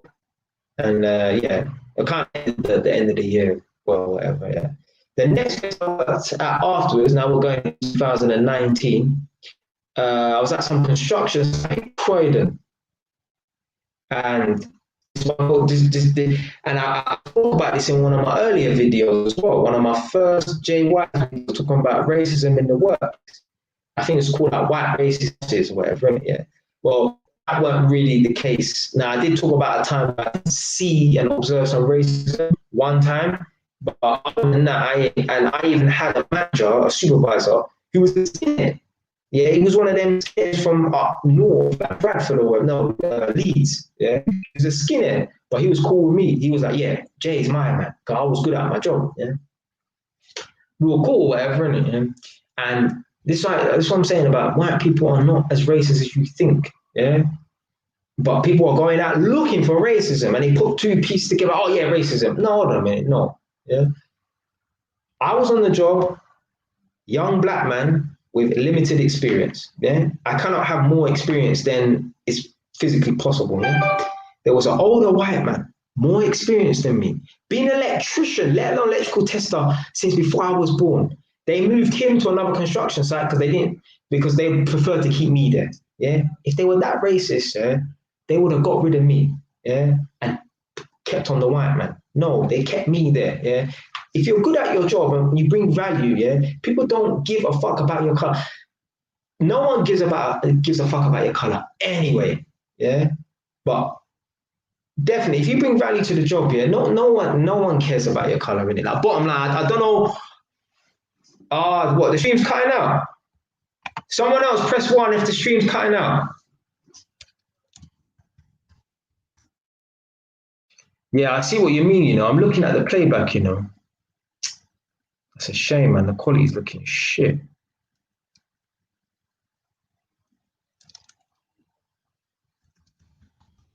Boy, I don't know. Someone give me a suggestion as to what I can do to make the quality better, because I'm looking at it on my phone now and it don't look as good and as clear on the laptop. But you're saying I'm fine now, yeah? One second.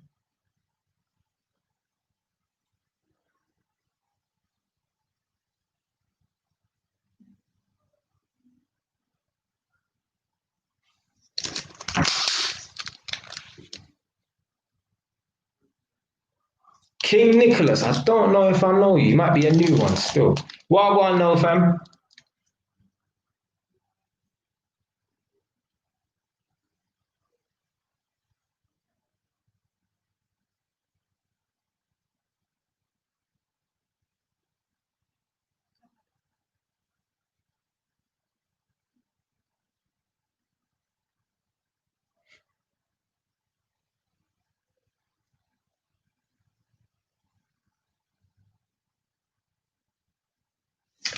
Right, one second. Let me just update my.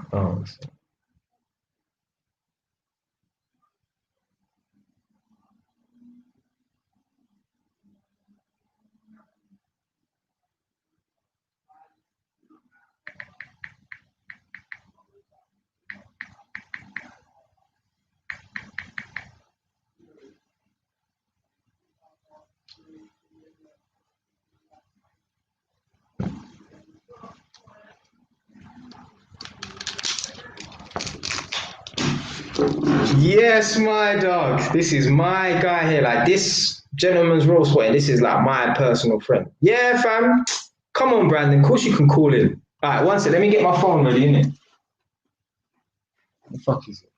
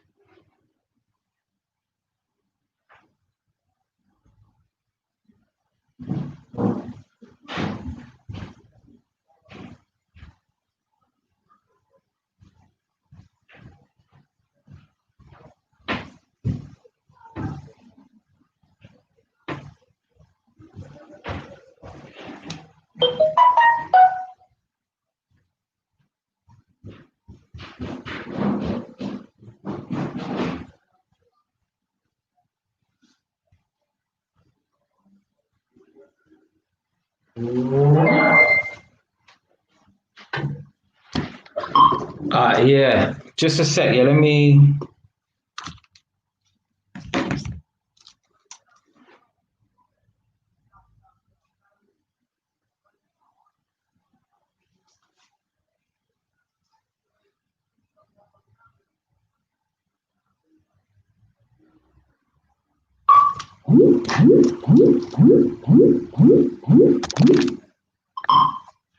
Right.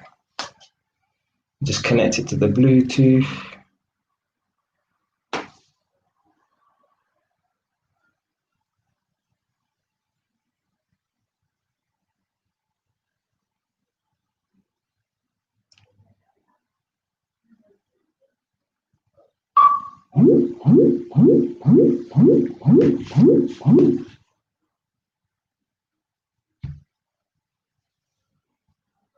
All right, yeah. Try call me now, yeah? Let me put the number in the chat. Although it is in the thing, but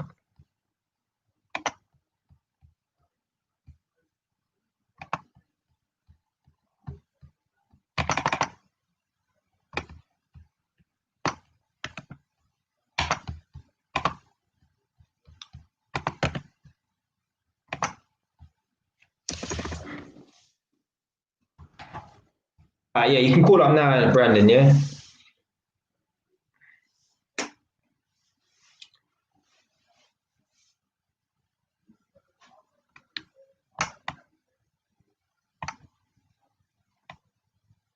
But yeah, that year was mad. Fam, it was fucking mad. Like the amount of jobs I went through is like I tell you, like it was so bad. Yeah, I went through so many jobs. Like man, them like my brothers would phone me up. Yeah, and they'll be like, "Oh, how's work?" Innit? Yeah, and I swear they're just asking me to find out if there's any new news or whatever. Uh, I just got fired from that other workplace. I'm like, oh my days, fam. Literally, yeah. I got a brethren, yeah. Periodically, he always phones me out here. Just, I swear, he phones me out to ask me what my employment status is because more time I'm unemployed. Yeah. I know that sounds bummy, but obviously, if anyone knows me, they know what I'm about. But yeah, that was mad. That was mad. The way I was just going through. Oh, you saw the new chair? Yeah, yeah, yeah, yeah. Yeah, I've got a new table as well still. Um, yeah, I've got a new table still. Alright, boom.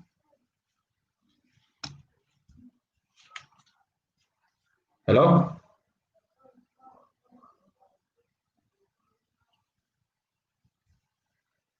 Call back, call back.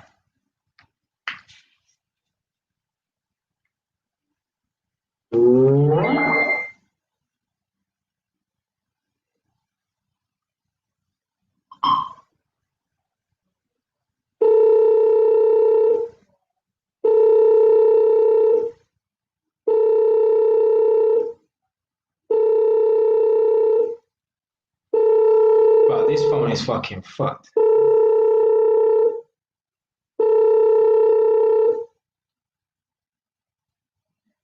Hello? Blood, I don't know what I'm going for this tea. Try and call back again, man. This phone is so shit, it's not even funny.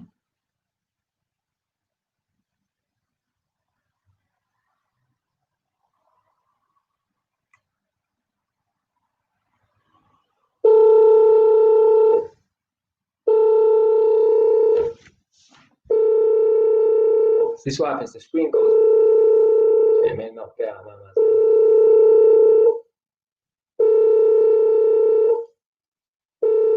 It's not allowing me to answer the fucking phone.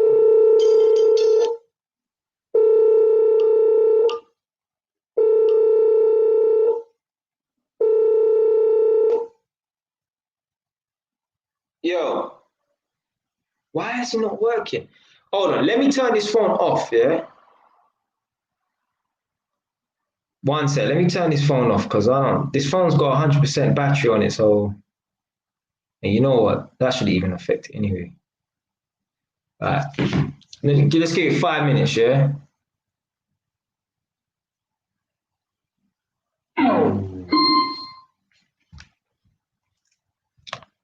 Basically, what I'll do is I'll one ring you, I'll drop call you, and then you ring me straight back, yeah? Like them days where man used to call certain gal or whatever in it. Like, yeah, I'll one ring you and then call me back, car. I ain't got no credit. Or I use my mum's phone and call a gal on private number. Because if she misses the call, she might call my mum back.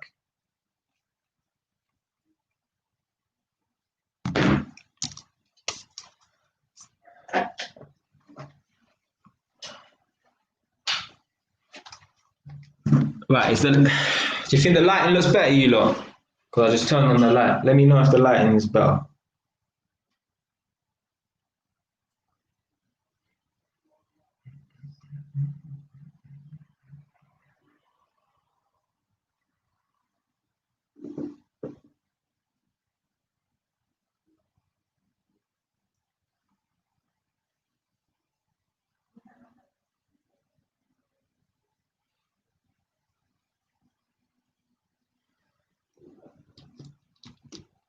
So yeah, man, that year was flipping mad.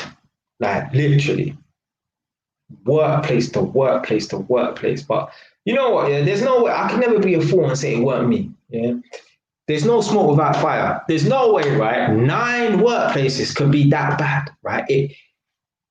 It's either I'm bad, yeah, which obviously there's times I told you I blasted people and that in it, yeah. So obviously, yeah, there's no way I can't deny that or whatever in it. Yeah.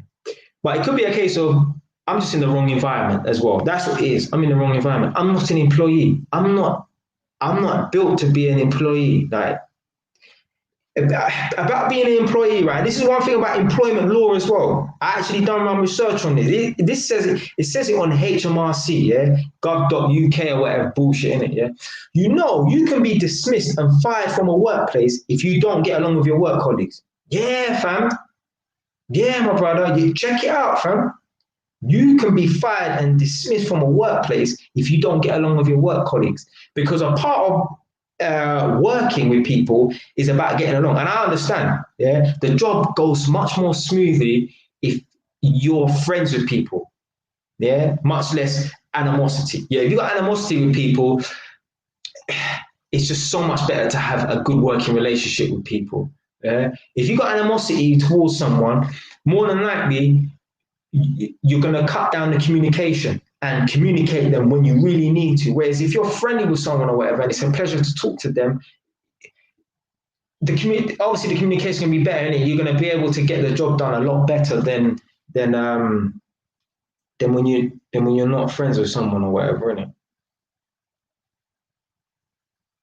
Right.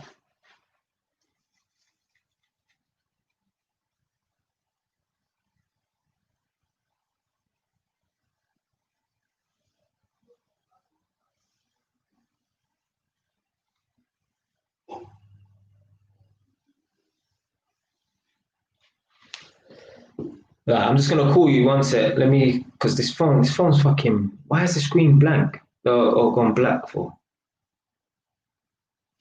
Right.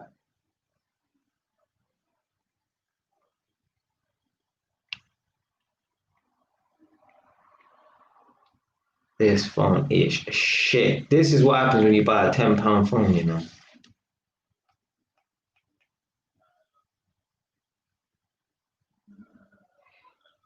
Yo, call me back, yeah, please. Yeah, yeah. Fam, I didn't even call the guy, you know, like the phone didn't even display that he was calling.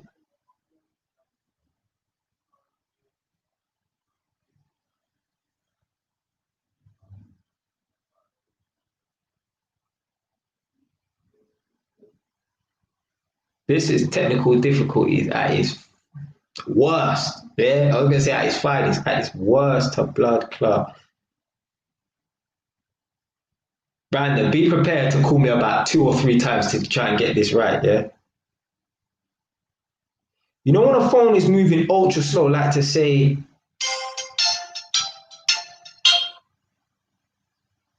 yo, all right. Right, one sec. Let me connect the Bluetooth. Right, I think you're on now. Okay. Yeah, yeah, yeah. Do you know what? Maybe Nadia's right. Maybe the Bluetooth makes it go slow and funny and that, you know. Okay, can you hear me? Yeah, I can hear you. You lot press 1 if you can hear him, yeah? Yeah. Yeah.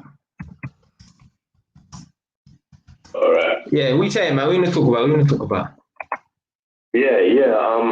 Yeah, like I was listening to the stuff you were telling us. Trust me, man's always got a story, fam. Come on, fam. Like you were fired and stuff. Oh, let me tell you, blood. Listen, getting fired is quite interesting. trust me, fam. Let me tell you something, yeah. I was talking to my mum not too long ago, and like my younger brother is nothing like me. Yeah, like it's so mad, yeah, that 2 people could come from the same household, yeah, and their lives are just completely different. Like, regardless of age, like I can compare myself to when I was his age and stuff like that. the people, the types of people I used to hang around with, the types of people that he hung around, completely different. You would never think that him and I are brothers. Yeah, we're just completely different. Like my life is like a fucking movie. Like literally, like there's all times a man's swung in front of my mum at people that I got beef with and that, like just madness, like in the hospital and stuff. But yeah, man, it's just crazy. But yeah, go on, man. What are you gonna say? Yeah. I was just wondering because there was a video you made where I think you said you worked somewhere and they make you like a lead or a manager or something. Yeah, so the last workplace I was at, I was working in a construction site in Holborn. And I went there as a normal electrical tester, just like everyone else. I've got the qualification so I can be a supervisor, but I just went there to be a worker. And this company I worked for took over another company's fuck up, basically. Imagine you hire an electrician to do some work in your house and he fucks it up. So you kick him off the job and then you hire another electrician to continue from where he left off.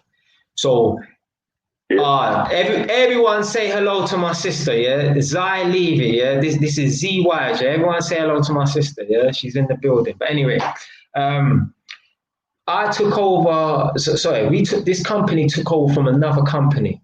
And we took over from this other company, whatever it is. So we had to start off from where someone else left off. And all new on this job, yeah? No one knew nothing about nothing, pretty much. So we had hardly any management. And my supervisor, who was a white man, he made me the supervisor out of everyone, yeah? Now, there was a lot of older guys on my team, yeah? But I just carried the most, I don't know, assertiveness or whatever in it, yeah? And I made a video about this, about the job I never wanted. And I said I had a presence and I carried myself a certain way. And that's why my supervisor, my manager nominated me to be the supervisor of everyone. And the people at my workplace, they took the piss. But these times I weren't at the workplace. I was still working for the same company, but they moved me somewhere else. And these were taking a piss out of man, like spreading my videos around and stuff like that. And yeah, man, they made me the supervisor in it. And I use that as an example to say, listen, man, like, if you're good at your job and you carry yourself a certain way, people will nominate you for certain job roles. And I'm telling you, I had an important job at this place, like so important that when I left this construction site and I went somewhere else, I felt like a nobody. Like I was that important. People, like everyone on this construction site knew my name, like in other companies, because my role was so important that people had to come through me to get permission to turn on and off power and stuff. Like I had 2 job roles. So yeah. That was it. That was the best job I've ever worked at, though, for real. So they were spreading your videos around. Yeah. So basically, you know, on Facebook, yeah, right, because this number I've got right now, yeah, that you're calling me off, I don't have that link to any Facebook or social media. But if you called me off my personal number, if you have Facebook, one day there will be a suggestion. I will pop up on your suggestion and vice versa, yeah? So some idiot, yeah, has seen me on Facebook. Now, I don't go onto people's Facebooks of work colleagues that I don't know, yeah? I don't give a fuck, yeah? But if people want to do that, that's up to them. And my profile is public, so everyone and anyone, yeah, can see it, yeah? Someone's gone onto my profile and they've basically leaked my videos. They've probably gone through all my videos, yeah, because that video I released, The Job I Never Wanted, was about 4 months old. And I think I released it about the time I made it. Most of my videos are really old, but I think that job I released it at the time that I made it. Let's say, for example, it was 3 months old and it was probably 10th down the list or maybe 15th down the list. So someone's gone out of their way to check all my videos, yeah? Or at least just browse through the titles and, The Job I Never Wanted. Let's see how interesting that video was. Bam! Because I didn't mention anyone's name, but, fuck, he must be talking about this workplace, mate. And then they started sending the videos around. But what happened was they knew about the videos whilst I was on the construction site, but people are dickheads, innit? Yeah? No one spreading nothing. Probably amongst 3 or 4 people, like, listen, hey, keep it hush-hush, innit, yeah? But as soon as they got clearance that I've been basically basically, I was so good at my job as a supervisor. They wanted to get rid of me, but I was so good, right? They was like, no, we can't get rid of him. Let's just move him somewhere else. Because for one, my talent was being wasted because I was just sitting down doing nothing. Yeah, because I was so good at my job, not blowing my own trumpet, and the work had slowed down. So I was sitting down in the office doing nothing. Yeah, and they didn't like that. So they moved me somewhere else, innit? Yeah? And once everyone on the construction site got clearance, Jay's not coming back. Now all of a sudden, miraculously, all of my videos started getting sent around and stuff, and yeah, it's just madness from there, innit? Man are all messaging me and saying, listen, I think you should delete your whole channel right now. You're the laughing stock of the construction. So I don't business, blood. It don't matter. It don't matter, fam. Yeah, I'm gonna do my thing. But yeah, that was it. That was it, fam. Yeah, that was it. Oh, were they all white? No, blood. Listen. This construction site here was very multicultural. Bare black man on the construction site. Bare. It might not necessarily be a lot of black man in my company, yeah. But even out of the management, there was a few of us. Like at one time, there might have been 4 of us who were managers, yeah. The oldest one out of all of us blacks, he's a big man, like 55 or something like that. But there was myself and another black guy who was young. Actually, no, there was a girl. Well, I say girl. She's a couple of years older than me. There was one chick. She was a like administration worker. But in my office, there was about 4 of us that was black. No shit, there was another guy, but someone else left. But at any one time, there was 4 of us that were black. 3 of us were managers all at one time who were black. So that was just the managers, and then the workers and that. There was lots of black workers and stuff. So yeah, it was the black man. All of them. Everyone on my construction site, they hated me as well. You know, they didn't like me, fam, because wow, there's people out here, right? Envy is all right, yeah. Oh yeah, I wish I was in that position that guy was in. Yeah, that's all right, yeah. But there's certain man will hate you for it, yeah. Certain man, listen, why do you think 50 Cent and all these celebrities? Because I watch stuff, yeah. I like when I watch celebrities out in public and how they interact with the public, and not one of them, hardly any of them, walk down the street without security unless they're out on a date or something like that, right? Unless it's an intimate outing they're on, right? Because there's this man who are just haters, fam. Yeah? Like, you think what, 50 Cent or Ludacris or any of these man, Jay-Z, any of these man, or whoever from wherever can go back to their ends, man will be looking to lick them down because man are haters. Yeah? So people were hating on me because, as I said before, I had an important job role and they made me a supervisor. They don't usually make young guys supervisors, right, out of a team full of older men. Yeah, I was the second youngest on my team. Yeah, all of my man them were all older than me, apart from one guy. He weren't really on my team like that anyway. Yeah, I'm talking about I've got a man who are old enough to be, they're in between the age of my mum's age and being a granddad to me, like that. Yeah, like there was a guy who was like 60 on my team and stuff like that. But I dealt with everyone accordingly in that. But yeah, man, them will just hate you. Yeah, especially when there's a girl that likes you and then the other guys like her, but she ain't rating them and that. But man, them are just haters. Man, them are just haters. So yeah, they did not like me on my construction site. No. Yeah, they were glad to see the back. Once you got nominated for that, they didn't like you. Fam, listen, you see in normal workplaces, so remember the construction site, right? It's just a bunch of random misfits all in one fucking place, yeah? With construction sites, they just pull labor from everywhere, yeah? In a proper workplace like Axis and the places I mentioned before, the people who have worked there, they've worked there for years or whatever, in it, yeah? It's more of it's established. But even that, right? I remember there's times where people are going for job roles. Certain people have got certain job roles, yeah? And this is what I'm saying, it's not even about color, yeah? There's white people hating on other white people that have got jobs, yeah? Oh, he's kissing that manager's ass or whatever.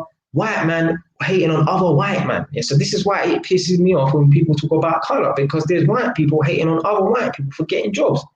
There's man who are carpenters who have down tools, as we call it, in the construction world, and gone in the office to become a surveyor, gone for a better job position. And man, them are hating on them. A man's old work colleague is hating on him for going into the office and becoming a surveyor, going for a better job role. Oh, Yeah. If you just mute the thing, please, unless that was something else. Yeah. There's colleagues who are hating on their old co-workers, man, that they were paired up with. Pussy, he's gone in the office now, whatever. They're hating on a man. What? Man can't progress. Yeah. What? Man has to stay at your level, fam. I even fell out with my mentor, the man who refined and polished all my skills as an electrician. Yeah? After I got qualified, I decided to not even waste no time. I decided to do another course in inspection and testing. Now, most electricians don't have that period, but most electricians on my team, let's say out of 12 of us, only 2 or 3 men had it, and they were all older men. Now, my mentor who schooled me, he never had it. Right? And unfortunately, there's some people, all they can see is what's right in front of them. With places like the council, people think it's a job for life, and this is the trap. Being comfortable in employment is the trap. He thinks that he's going to be in that. So say that again. Some people feel comfortable in their jobs. Yeah, and they get trapped into thinking, stability. Every month, 2,400 in my account. My mortgage, everything I know, all of my bills are covered. So long as until I retire, in certain people's cases 40 years, in certain people's cases 30 years, whatever in it. I know I'm going to be getting this money. It's the council as well. If you know anything about councils, you're from Lewisham, anyone who works for the council, if you ever went into that workplace, right, you will find people who've been working there for 20 years, 30 years. I met one of my old managers had been there from 16. He never had a job anywhere else. And he's still there now, unless he's retired. So people get roped into, people get trapped in this, I'll be at this job for life. So when people think they're at a job, they're going to be in a job for life, why would you need to upgrade your skills if you know your skill set is enough? You plan to be there for the rest of your life. And I know it because his uncles and that, his uncle and his dad worked there. So he's not going to want to leave. He's comfortable, money's good, job's easy. He plans to be there for the rest of his life.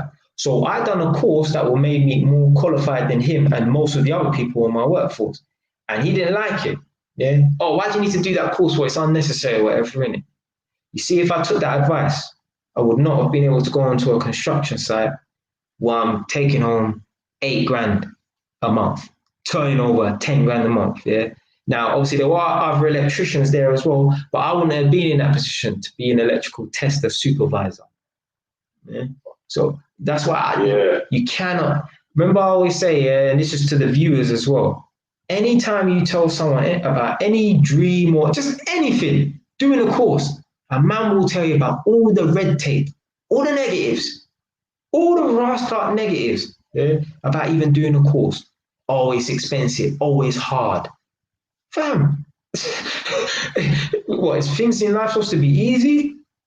Well, go on for you lot. We end up falling out over that because, as I said before, anyone who knows me, been watching me for more than 1 minute, knows say that I will pick doing not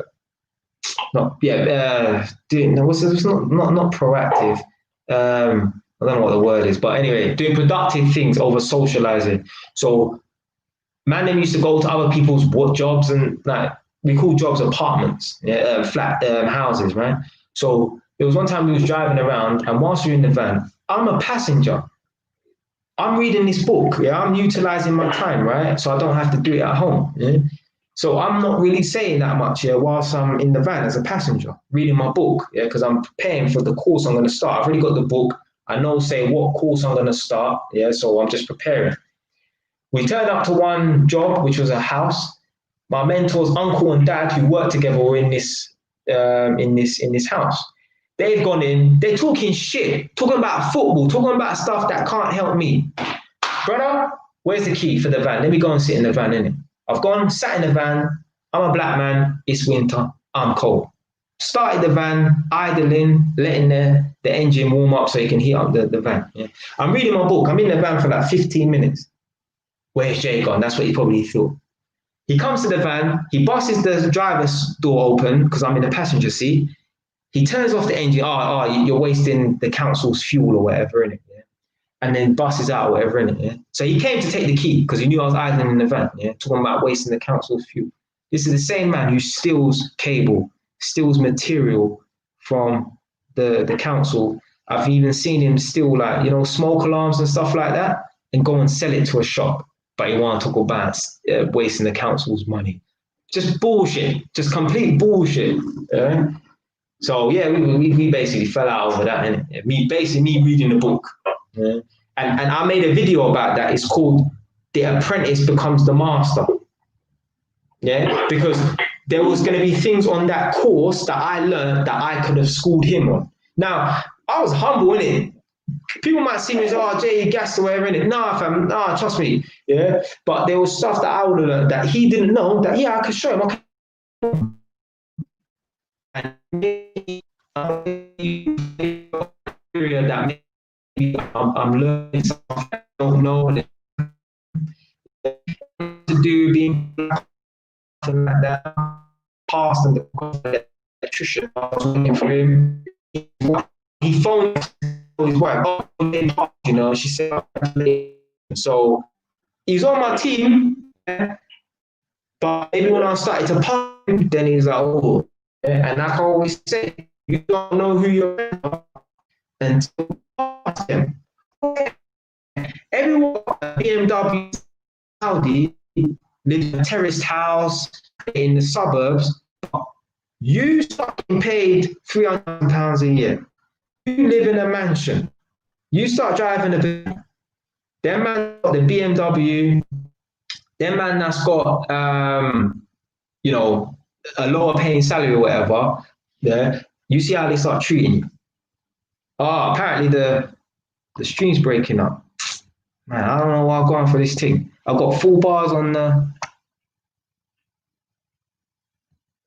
I've got full bars on the Wi-Fi, so I don't even know what I'm going, man. I don't know. Let me see try and watch the playback. But yeah, that's about it, fam. Yeah, man based. You know what?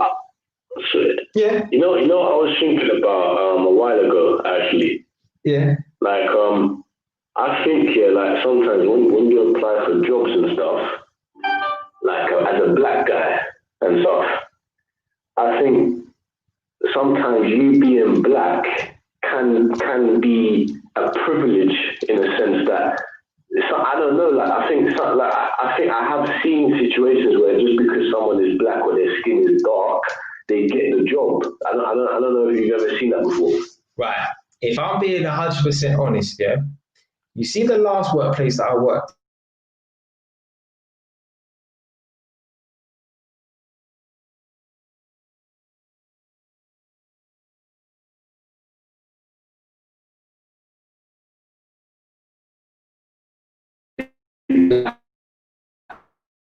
On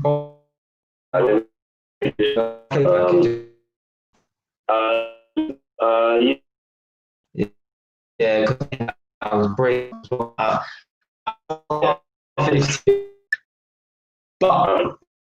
yeah, but if I'm 100% honest, yeah, so I did get the because some dickhead.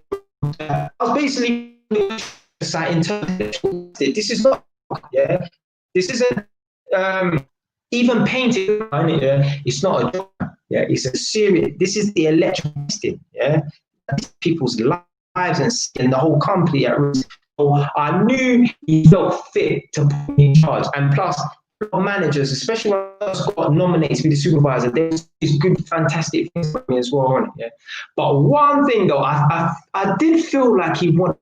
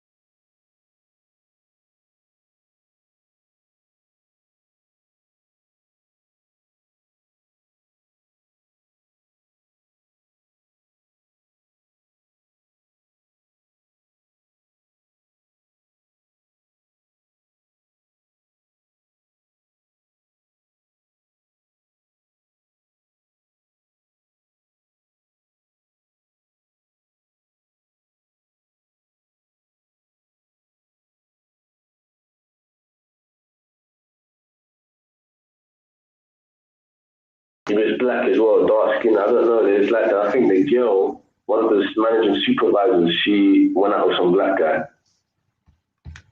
Say that again. Say that again.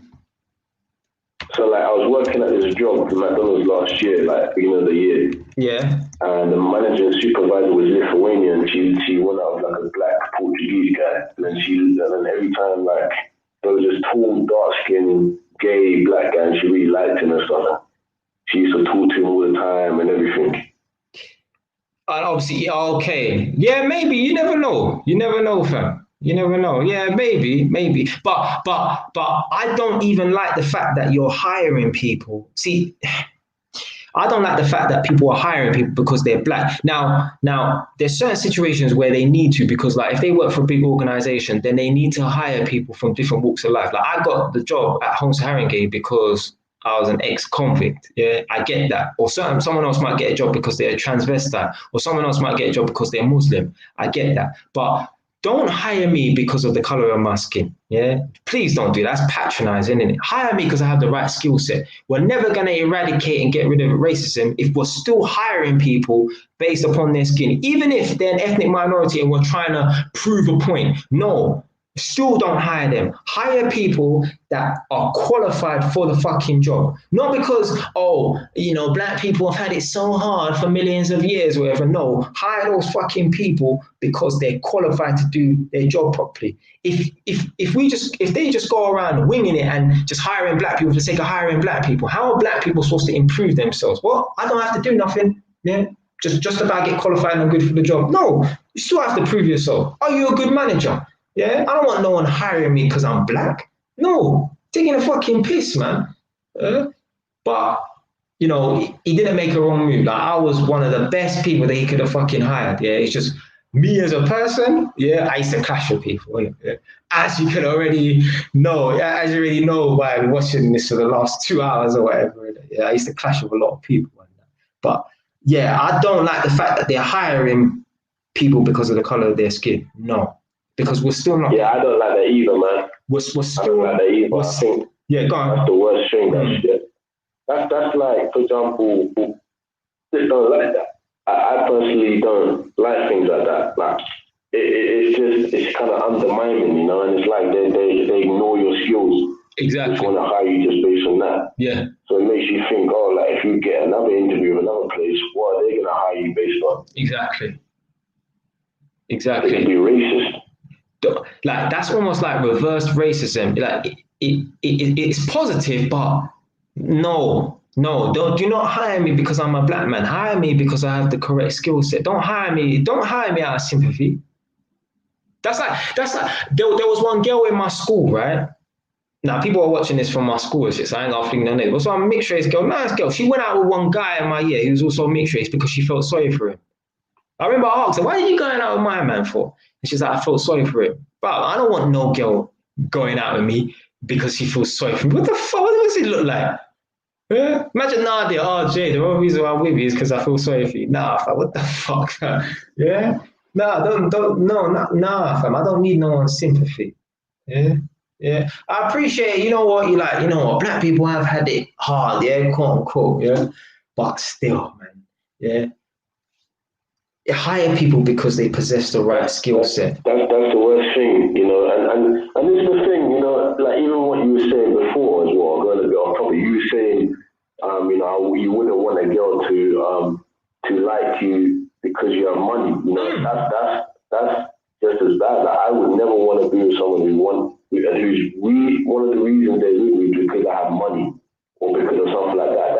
This is why me personally, I don't like to wear a lot of designer clothes or jewelry or anything like that. I like to dress kind of like, you can go to HMV and Topman and buy something nice, like put something together, but you can see it's not designer clothes, but you look nice. I like to do that. I don't purposely put designer clothes on or get jewelry on or anything like that because that's just going to attract the wrong sort of person, the wrong sort of people.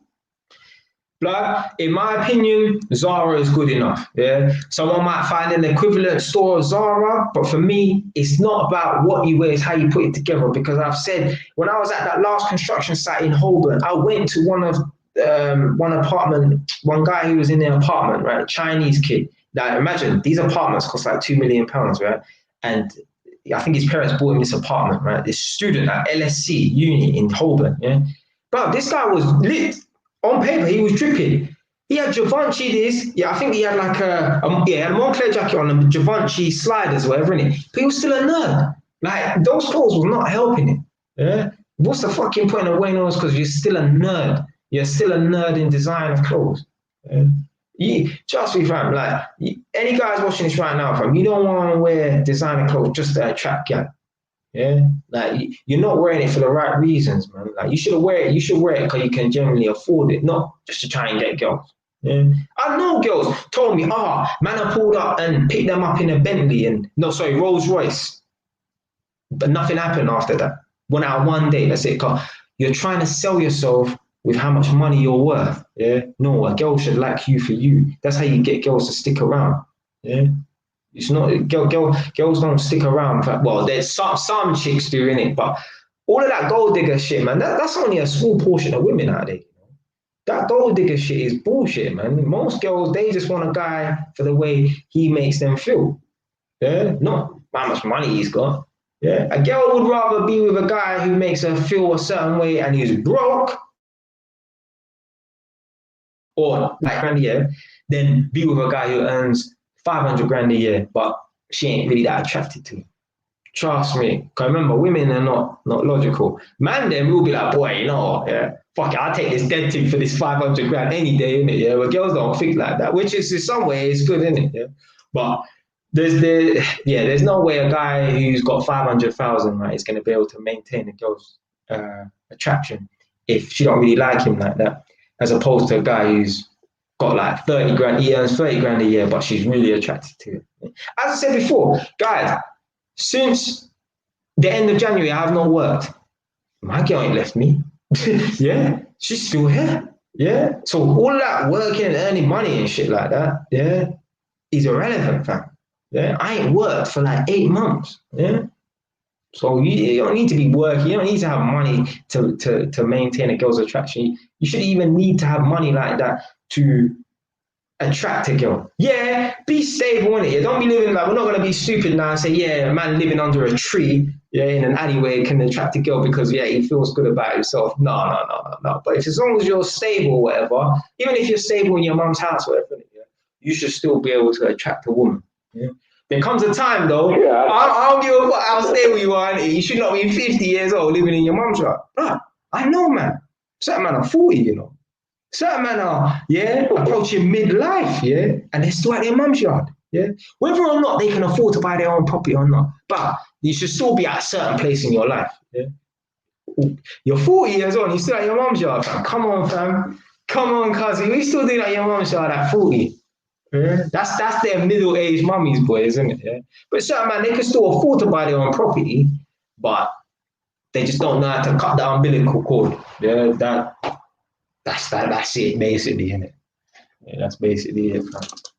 Yeah, I agree with everything you're saying. Everything you're saying. But I think the thing is, though, a lot of guys are like, they have this. I think a lot of guys on YouTube, they see a lot of these dating coaches or so-called dating gurus. They tell you, if you get money, then the girls are gonna come and stuff. And now you got all these guys. They're like focusing on money, and they're like, yeah, because I get the money, all the girls are gonna come. But that's not exactly true. Do you know that's not true. Do you know what? Like me, obviously, I believe I know a lot. Yeah. Let me just dispel this myth now, and it's not the money that attracts the women, right? It's the confidence that comes with the money. Yeah. Because I'm telling you right now, me, I'm a super confident man. But let me win fucking 3 million, boy. Yeah. No, listen, I would have to be standing across the street for you lot to see my head. My head would be so fucking big, yeah? Like, the confidence would just go up through the fucking roof. And I'm super confident. Like, people have told me, Jay, you're super confident. I ain't super confident at everything, but most things, yeah, super confident. Yeah? So if I was to win £3 million, I ain't gonna turn into a complete jackass with the money. But like, boy.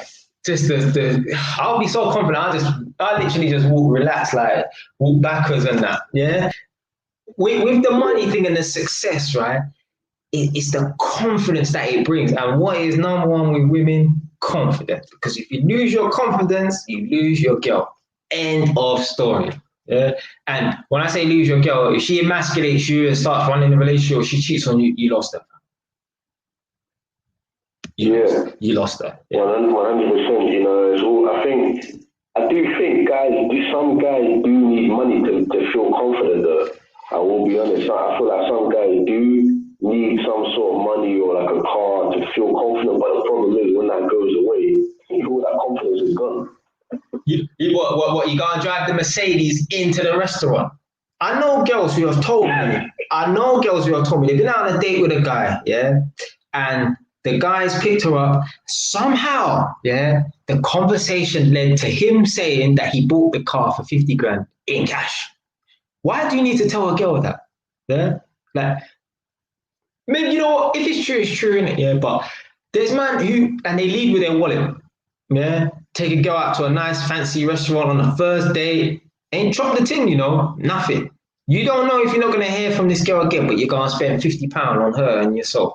Nah, fam, we ain't breaking off that type of money on the first date, fam. I might not see you again. You might piss me off. You might take your phone out, and I might tell you to put the phone away. Yeah, I'm going, fam. Yeah, it's been done before, and it will happen again. Yeah, I don't care, innit? Like how long I know someone or how long I know someone. Yeah, a lot of men out here, they leave with their wallet, and that is just the wrong thing, fam. You don't want to leave with your wallet. Like all the girls that I've been with over the last 3.5 years since I had this property, none of them have liked me more because I got a property.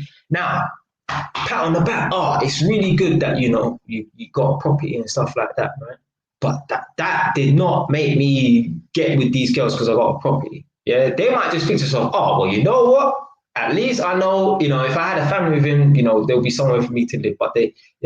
But they haven't been attracted to me more because I got my own property. No, I don't believe I've ever had a girl attracted to me for what I've got. Because if the average person saw me on the street, they would probably think that I was broke. They would probably think this guy probably has about 1 or 2 grand to his name if he's lucky. They don't know. Yeah, because I don't walk around with a sign on my back saying I got this property here and I got this property up, so no, fam. I just do I don't care in it. Like I wear a t-shirt that costs £2 with £40 Uniqlo jeans and £70 Adidas trainers. That's me. Yeah, but I got a lot of cash in my account. Yeah, I don't need to flaunt my money and that. Don't get it twisted. I'll get a Mercedes soon, but. And again, I want girls looking at me for the Mercedes. I want a girl to like me for me. I don't want a girl looking at me for no Mercedes or whatever. So yeah, like they always say in them old school movies, you don't really know if a girl likes you until you're broke, really. And you don't really know if a girl likes you until you don't have no money. Or if it's better to meet a girl when you're broke, so you know she likes you for you. Because how do you really know? Now, there's certain ways you can find out, whether that girl likes you for your money or she likes you for you. But most guys are not going to know. Yeah, I think it's still like, even that's true. Going back to what you said, I think I spoke to you when I think it was a Monday or something. Yeah, like you said, we was talking about marriage and stuff. Like I was just looking at some celebrities and like the longest these celebrities stayed together is like 25 years. So he's like I think it just seems like if you get married to someone, you're just gonna probably last the maximum probably like 25 years or something. So we're gonna end up getting divorced anyway. Fam, 25 years for celebrities is a long time, Blood, these celebrities take marriage to a restaurant. This celebrity is getting married after a couple months or 6 months. Are you dumb, fam? Like, if them man want to propose, then that's up to them, innit? Yeah. But this man actually tied a knot after 6 months. Yeah, because them man, they got money to throw down the drain, fam. Literally. Because they must know, if we get married, if we divorce, she's getting half of this or whatever, innit? Yeah, especially if you got more money than her. Yeah, but them celebrities, man, like 25 years for celebrity, that's fucking good. Were they both celebrities that they got married to? Can you remember? Or was it one celebrity marrying just a normal person? Both of them, both celebrities. Raw. Like for me, yeah, 'cause I don't watch celebrities or nothing like that. But for me, that sounds like a very long time for celebrities because remember, celebrities, they're amongst the socialites and they're amongst people all the time. They're at all these different venues and stuff. So they got their pick of people. That's why when I hear girls like Rihanna and all these girls are single, I'm like, fucking hell, man. Like, how can you be single, man? Like, maybe they just can't find guys that are on their level. Or even these men that are celebrities that are single, whatever, and they complain about it. They're like, how? You're around bare different people all the time. You should come on, man. Like, I don't know. I don't know, fam. Like if you look at Idris Elba, he's married to like his fourth or third wife, and he's been divorced like twice or three times already. I don't know. I don't know, man. Maybe yeah, it is because they got money to do it. Because how the fuck are you on your fourth marriage, man? How the fuck are you on your fourth marriage?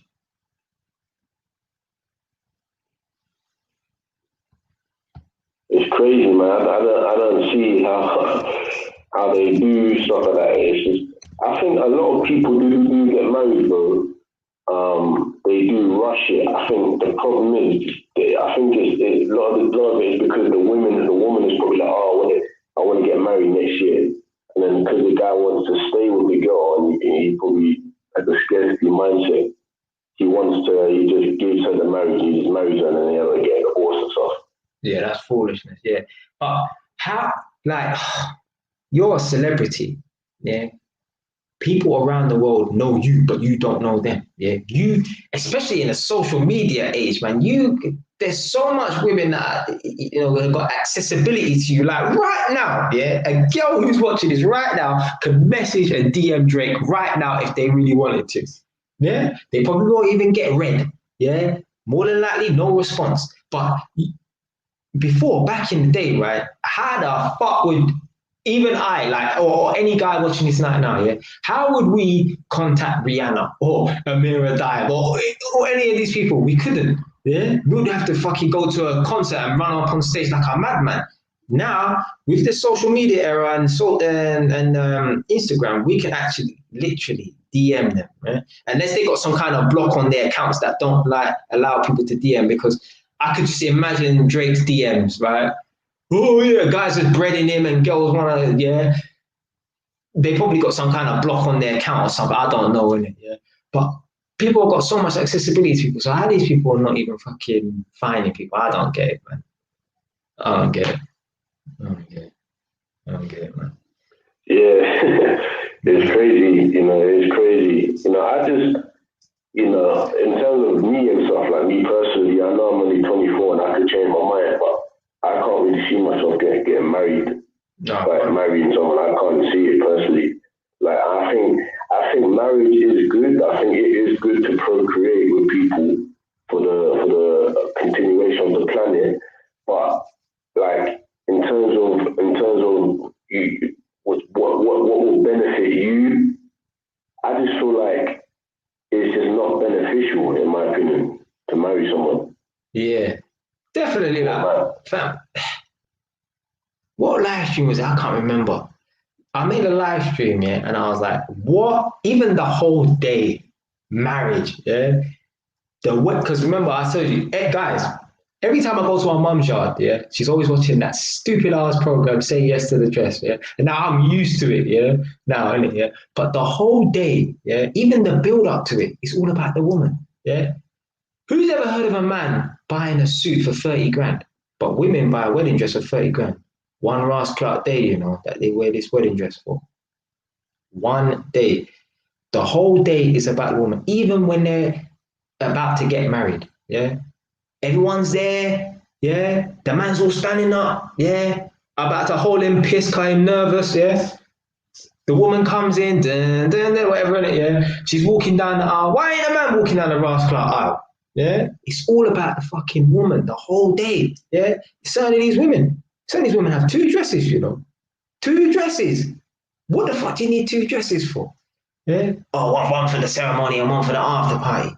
Yeah. Some of these women are spending 10 grand per dress or 5 grand per dress that they're only wearing for one day, both of them one day.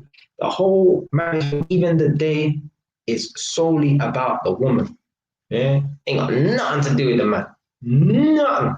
Yeah, I'll never get married. You forget that, bro. Forget that. Forget that, man. It is over. Nadia said. Nadia said the tick's overrated, man. Come on, man. Yeah, I think the best. I think if you don't get married, you focus on yourself. You build your money up. You know, you see different girls and stuff. Maybe have like a little girlfriend, long-term girlfriend, but you know, you don't marry her or nothing. Just something like that, man. Listen, listen, but what is it? A nuclear family, 2.4 children? That's not me, fam. Nah, blood. You know what, yeah? Was it the last live stream I did or one other live stream? You know, I was talking about, like, I wouldn't even mind being like a single dad and raising my child on my own, yeah?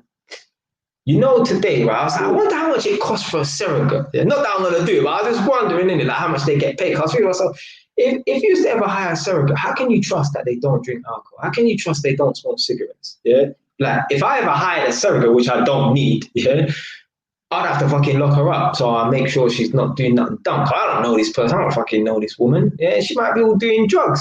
Yeah. So I checked how much a surrogate is. You know, a surrogate costs between 12 and 18,000. Yeah? I think to myself, why would you pay a surrogate 12 to 18,000? If you had 12 to 18,000, you're trying to tell me, right? I know you shouldn't be getting laid because of your money, but you're trying to tell me, yeah, you are that ugly. You have so little charisma that you can't even take that 12 to 18 grand, spend it on yourself and get laid and breed up even a fat girl. Yeah.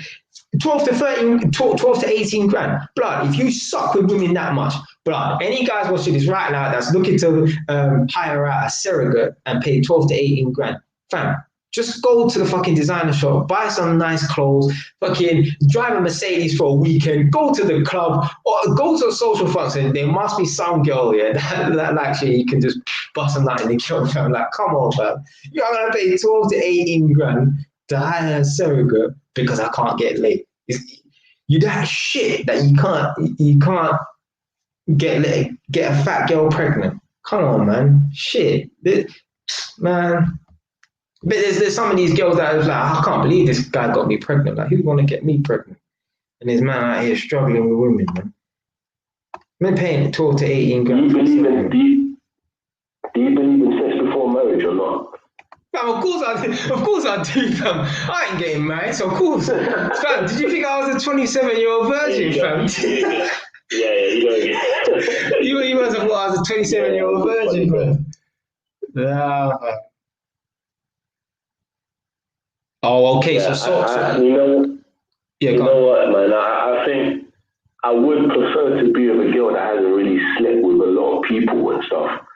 You know what I mean? That's one of the reasons why I never get married, because why would you marry someone who's given out her vagina for free to other people and then you're marrying it, you're paying for it? What the hell, man? Right. Put down in the comment box below, everyone, every man and woman watching this right now, put down in the comment box below what a high body count is for a woman, in your opinion. Yeah? What a high body count is for a woman, in your opinion. And yeah, a third, because obviously people would say, oh yeah, the age. What's a high body count for a 30-year-old woman? Yeah? A 30-year-old woman, a high body count. 4! Fuck you know, man. That's nothing, fam. Fam, there's certain girl that will do that in a month, in a couple months, fam. 4 for a 30-year-old woman. No, that's nothing, fam. So Quincy thinks 10 is a high body count for a 30-year-old woman. Man said 100 plus. Come on, Tonio. No, Tony, be serious, fam. Be serious. 100 plus. For me,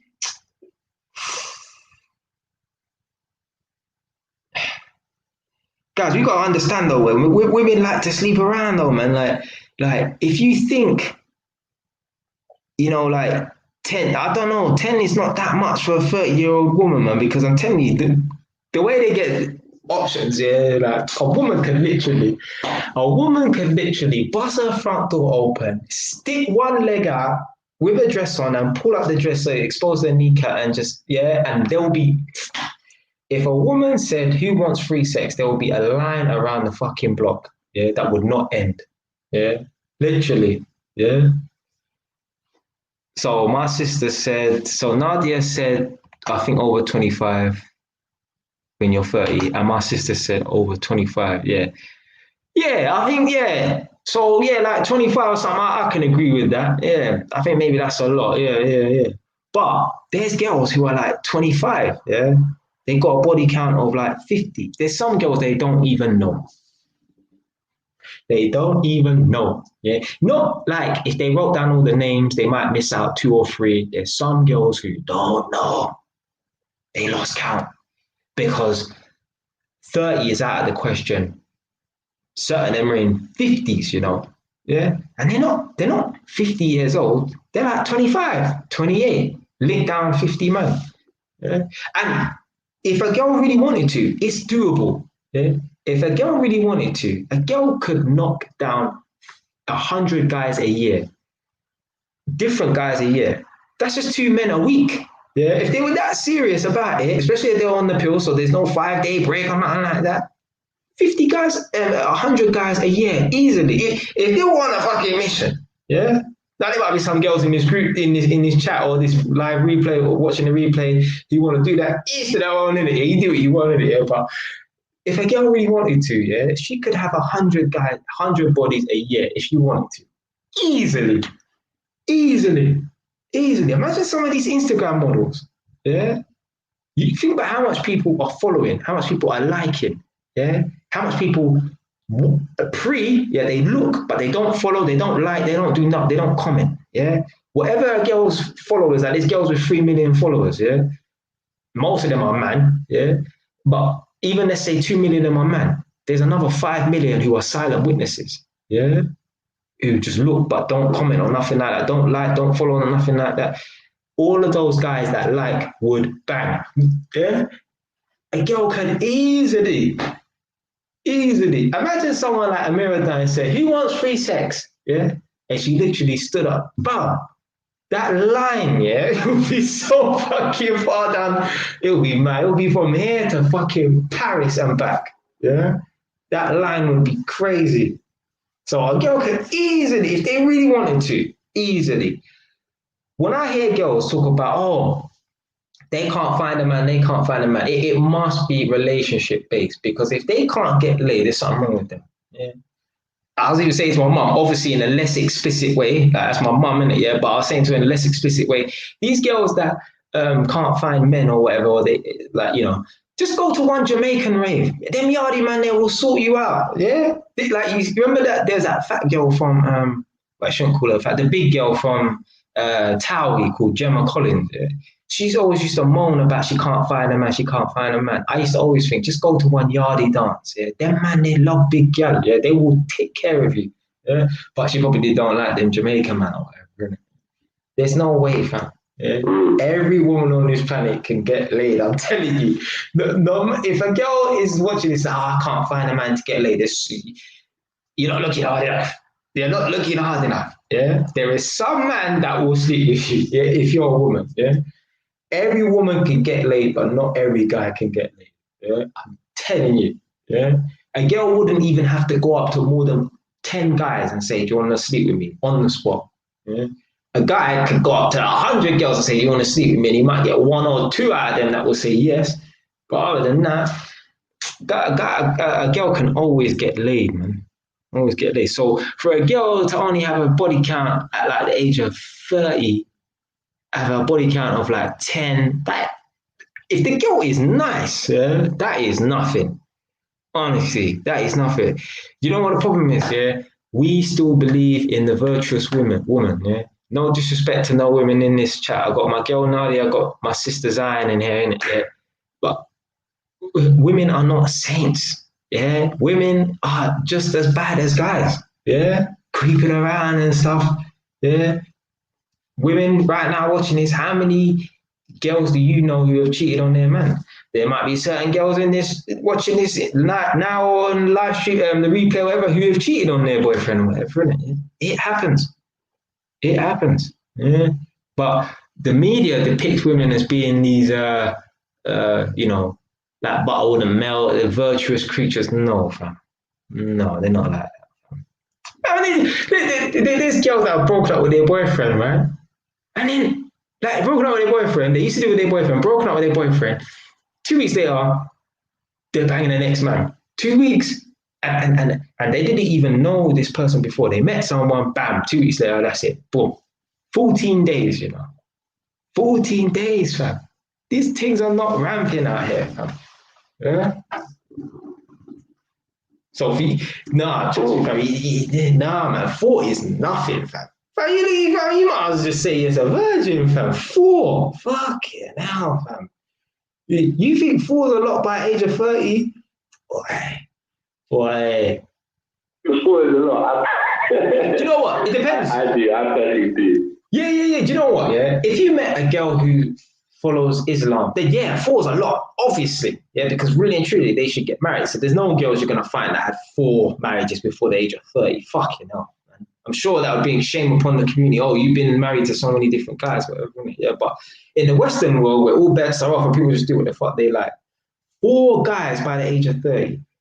Let's say most girls, right, are not virgins by the age of 20. So that's 10 years, right? So every 2.5 years, they only slept with one guy. Yeah. So what? 24, 12 is 24. So every 30 months, yeah, because that's 2.5 years, they slept with one guy. 30 months. Yeah. One guy per 30 months. No way. No way, man. There's girls, one new guy every month. Normal. Remember, there's 30 days in a month, Yeah. Remember, social media, yeah, Instagram, Tinder, out on the street, at work. That's just 4 places, and the clubs, yeah. But most girls just, I'm joking when in a club anyway. They're not going there for man, innit, which is cool. Yeah. But then 4 places, yeah, they could get hit up by a man on a regular basis. Out on the street, at work, Tinder if they got a dating app, whatever, and Instagram. Every girl's got Instagram. Every girl from time to time gets some DMs, yeah. Whereas guys, we can't say the fucking thing. Mm? We might get girls following us, but they won't make that first move to say no. Mm? And we shouldn't know. Wait for them. Yeah, I personally, I don't really.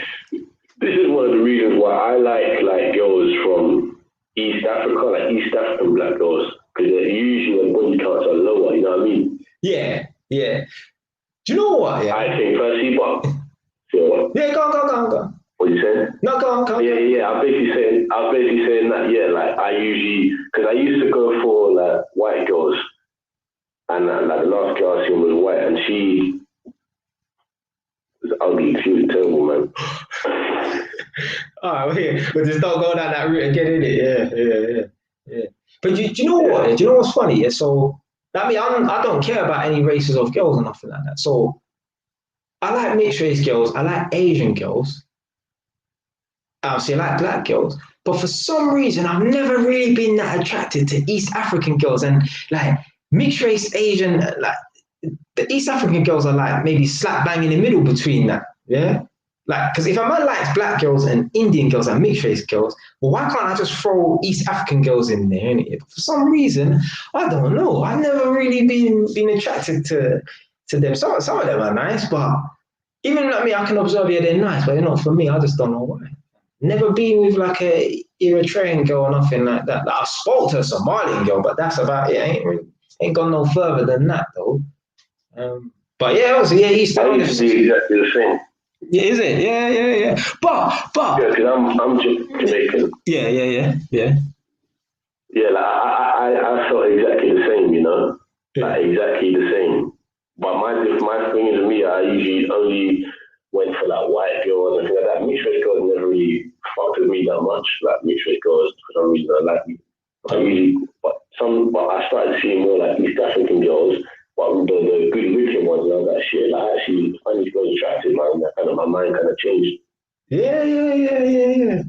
Yeah, for me, I've dated girls, white, black, Indian, white, black, Indian, mixed race. Yeah, never dated an East Asian girl never dated a Chinese girl or nothing like that. I've had them like me, but I never pursued them at the time, innit? Yeah, never. That's the only one. So yeah, I'll say so Chinese, so like East Asian, so Japanese, Korean, Chinese, none of them, and no East Africans yet. So yeah, none of them. Yeah. But yeah, everything else, black, white, Indian, a mixed race. Yeah. That's it really. What, date a Turkish girl? Nah, Turkish girls are alright, but I just never. Yeah, Turkish girls are alright. I think there's too much choice. Yeah, there's a lot of choice in it. But you know what? Like me, I went to a school. There was a lot of Greek and Turkish people in my school as well as blacks. But yeah, I did like back in school you link a girl, but I never took it no further than that. Yeah, never took it no further than that. Okay. Yeah, but why not? No, like in school, not all girls are on that, innit? Like 15 and 16 and that, innit? So obviously there are innit? Yeah, man's had girls in school, but that particular girl, but she was actually half Greek, half Irish, actually, anyway. But obviously, in your area, you don't really have that much Greek and Turkish people, do you? Like they're not prominent. Have that much what? Greek and Turkish people in your area. Nah. Nah, not my area, no. Certain areas have different demographics. So, like in my area, Edmonton, like there's hardly any of us Jamaicans. Yeah, you can forget about meeting Jamaican people. Period. Yeah, there are, but hardly any. Yeah, mostly Africans. Out of the Africans, the Ghanaians, some Nigerians, and a lot of Congolese. Yeah, out of all the blacks. Yeah, so hardly any Jamaicans, mostly Ghanaians, Congolese, some Nigerians, and the same for Tottenham as well. Yeah. There's a few Jamaicans. This is out of all the black. A few Jamaicans, bare Ghanaians. Apparently, Tottenham has the highest Ghanaian population in Europe. Yeah. Bare Ghanaians, got Nigerians, got a bag of Congolese people. But that's about it. And obviously in Edmonton and Tottenham, we got a lot of Kurdish people. Yeah? Not really necessarily Turkish. If you met a Kurdish person, they'll say they're Turkish, but they're really Kurdish. Yeah. We got a lot of Kurdish people. Like, I bet you ain't got Kurdish people in your area, innit? Much less. Nah, none of that. Yeah. I have a friend that's Turkish that grew up with me. Yeah. Apart from that, not much. Yeah. Palmer's Green, that's an area near my area. It's the same borough as mine. So my borough is Enfield, but my area is Edmonton. Bag of Turkish and Greek people, that is their area. Yeah. Palmer's Green, Turkish off, Greek off, and Cypriot as well. It's a Cypriot area, should I say, yeah. And a lot like Southgate as well, yeah. And then if you go up Enfield, which is north of Edmonton, bare black people. But again, just most of them are not Caribbeans. There aren't that much. There's less Jamaicans around now than there was back in the day, like in the 90s, because the Africans came. Motherfuckers. So, yeah. In Lewisham, it's weird because in Lewisham, like where I live, there's a lot of. I don't know. Yeah, like there is a lot of Jamaicans. There's a lot of Jamaicans. There's some Somalis. There's white people.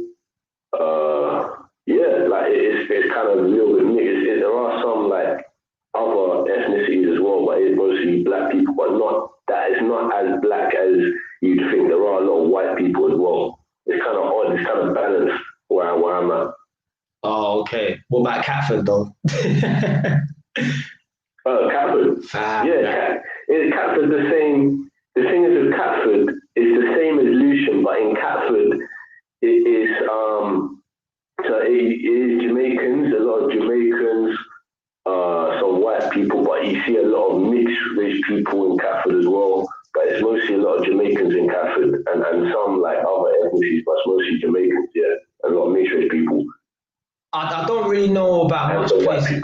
Yeah. I don't really know about much places in South London, yeah, but I've been to a few, and at least past a few places. And one time I was going to my sister's house, yeah, And I was riding my bike through Kidbrook, and I know it's a white area, whatever, in it. Blood, this road took me to Catford. Blood, I thought I was back in Tottenham, fam. Like, I didn't even feel like I was slipping or nothing like that. I still felt like I was comfortable. I felt like I was in Tottenham, but just a Tottenham somewhere else. But everyone in Catford was black blood. Like, I couldn't believe it. like me, I'm from Edmonton, innit? But like, I kind of class Tottenham as my area as well, because I worked there for 5 years, and Tottenham I can walk from my area to Tottenham, so it's my neighbouring area, innit? So when I'm in Tottenham, I feel like I'm in my area, whereas a lot of Edmonton man don't feel like, they're like, oh no, we're scared to go to Tottenham. Like, I've always been going to Tottenham from a kid, yeah? I didn't like the people from Tottenham, and I used to have run-ins with them, but the area itself, I felt like that was my area, because I worked there for 5 years. I've been everywhere in Tottenham, like all the estates and stuff in here. So I feel like it's my area. So when I was in Catford one time, I'm like, I stopped over at McDonald's, I'm like, them there black people around in it. Like, I just don't really expect that going to different areas in it that I'm not familiar with. Same with Woolly Road, Woolworth. Oh my God, I went to that bagel shop. Everyone was black, fam. I was like, raw. Like, this is like literally Tottenham in Southeast. Yeah, I think it was at SC17 or somewhere, Woolworth, and even Deptford. I think some. Sorry, what Deptford you said? Yeah, that area is ran down. Fucking, I thought Edmonton was bad, fam. Deptford, boy. Maybe they do. Once you go to what's it called? Once you go to like Elephant and Castle, that's where you see like the Hispanic people. The what?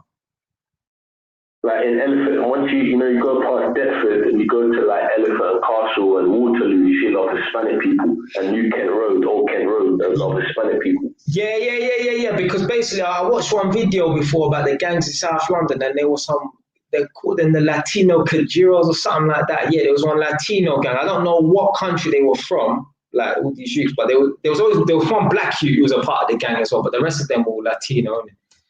But yeah. So I assume they got like a Latino population around there. They got a gang. But there's a part in London called South East London called Elton. Sidcup, that's racist down there. Yeah, I've been there one time. That's where apparently it's sad they killed that Stephen Lawrence guy, isn't it? Yeah. But like, and it was funny to hear this as well, right? They were talking about Elton and that Stephen Lawrence case, right, on maybe Choice FM or something. And a black girl called up. She was from Peckham. She said, listen, I'm from Peckham, one of the roughest areas in London, yeah? And even I would be scared to go to Elton. Yeah? I'm like, oh, come on, is it really that bad? Yeah? Is it really that bad, man? Like in Elton? Like, I don't think so, man. But yeah, do you know I went to school in Elton. Oh, did you? What was it like?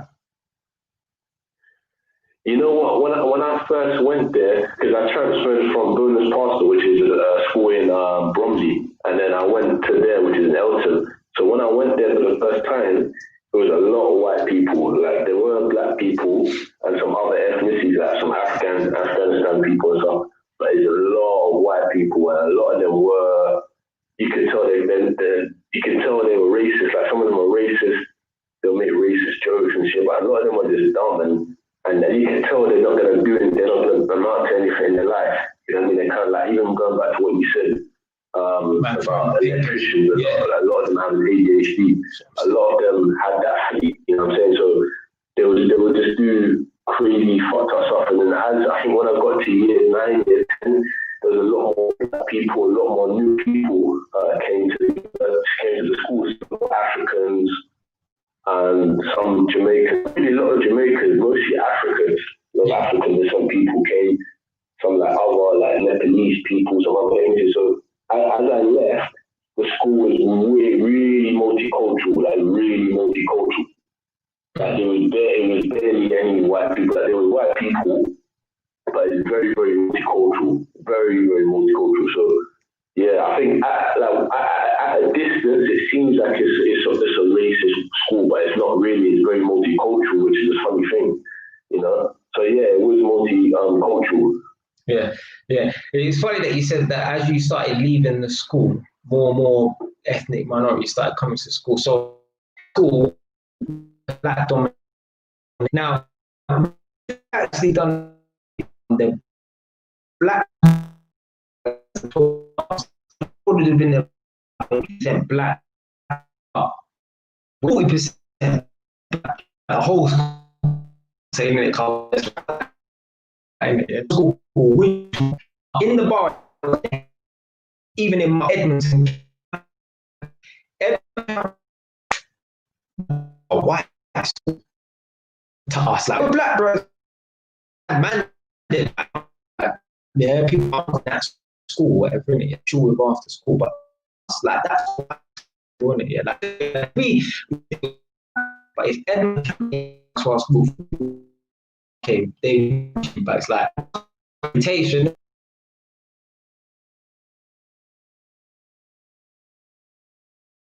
My little cousin, how old is T? She's about 18, 19. Well, she was in secondary school. She went to another school in the borough, and I asked her and county, and she was like, "Oh, that's a school." I'm like, "What are we talking about?" And I started asking her some more questions. The whole school's black. I'm like, "Bro, really?" It's changed. Because when I went there, like there was black kids there, but it weren't regarded as no ghetto school. Yeah, that was more like a posh school to us, really. It weren't no ghetto school, Edmonton County. Yeah. It's funny that you say that, and even some of the posh schools now full of blacks. Full of blacks.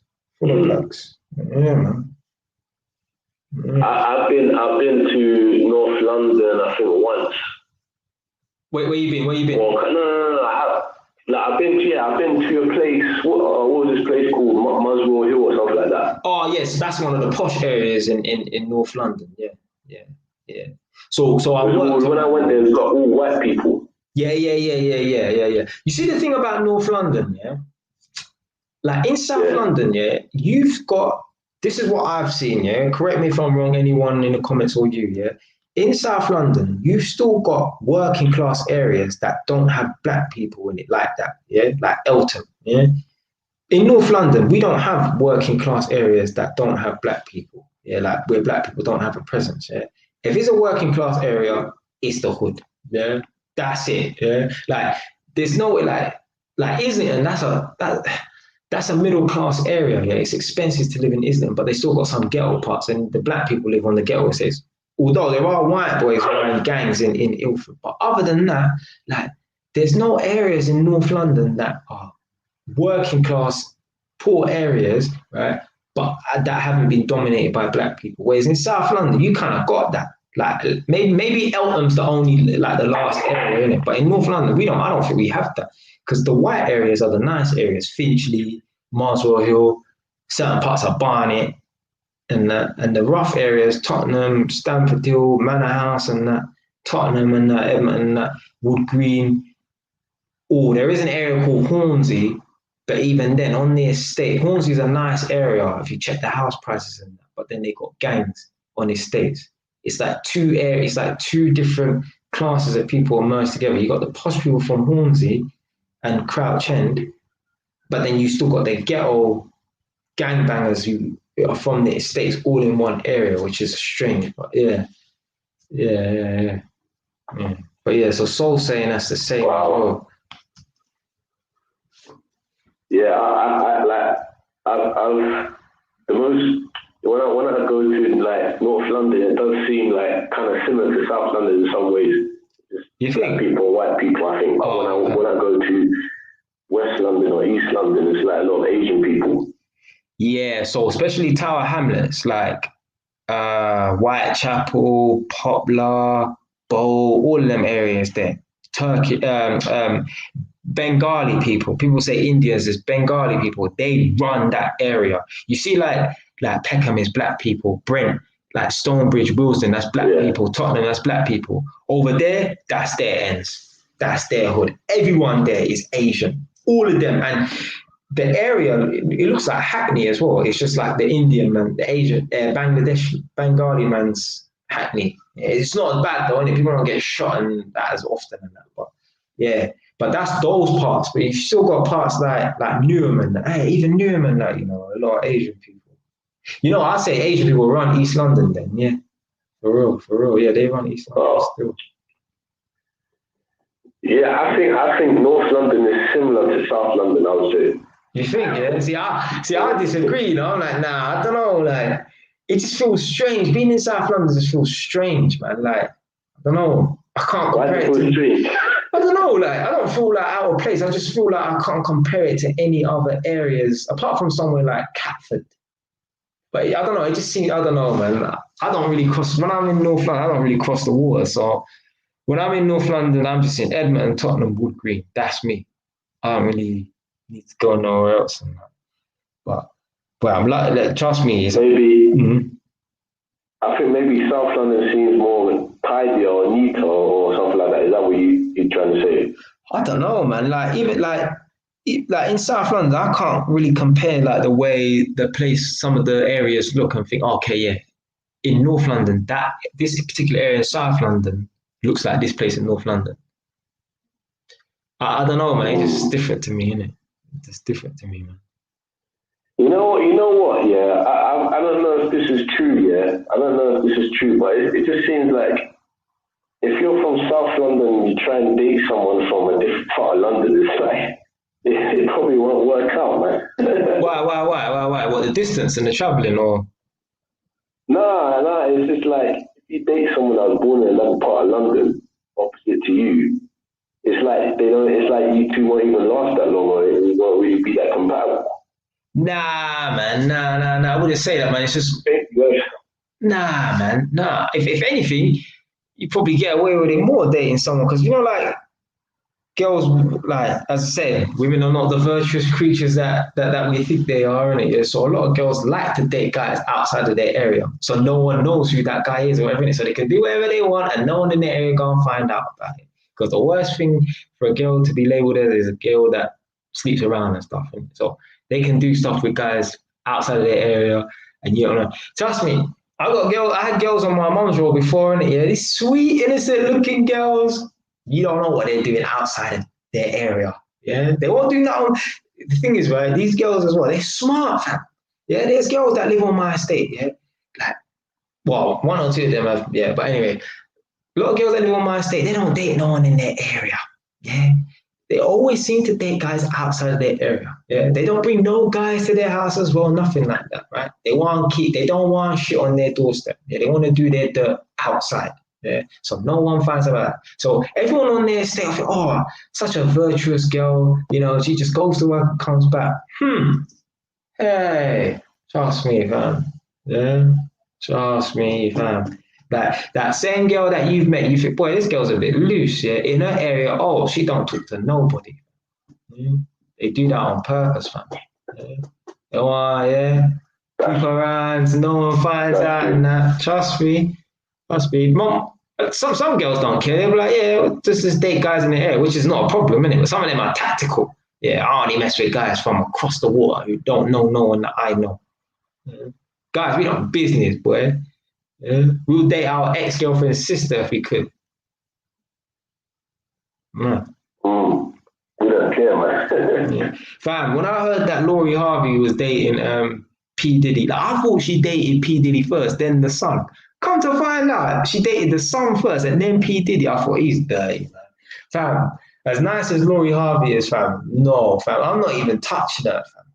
No, fam. For me, you're like damaged goods. Like any of my brethren do anything with a girl, I ain't going there, fam.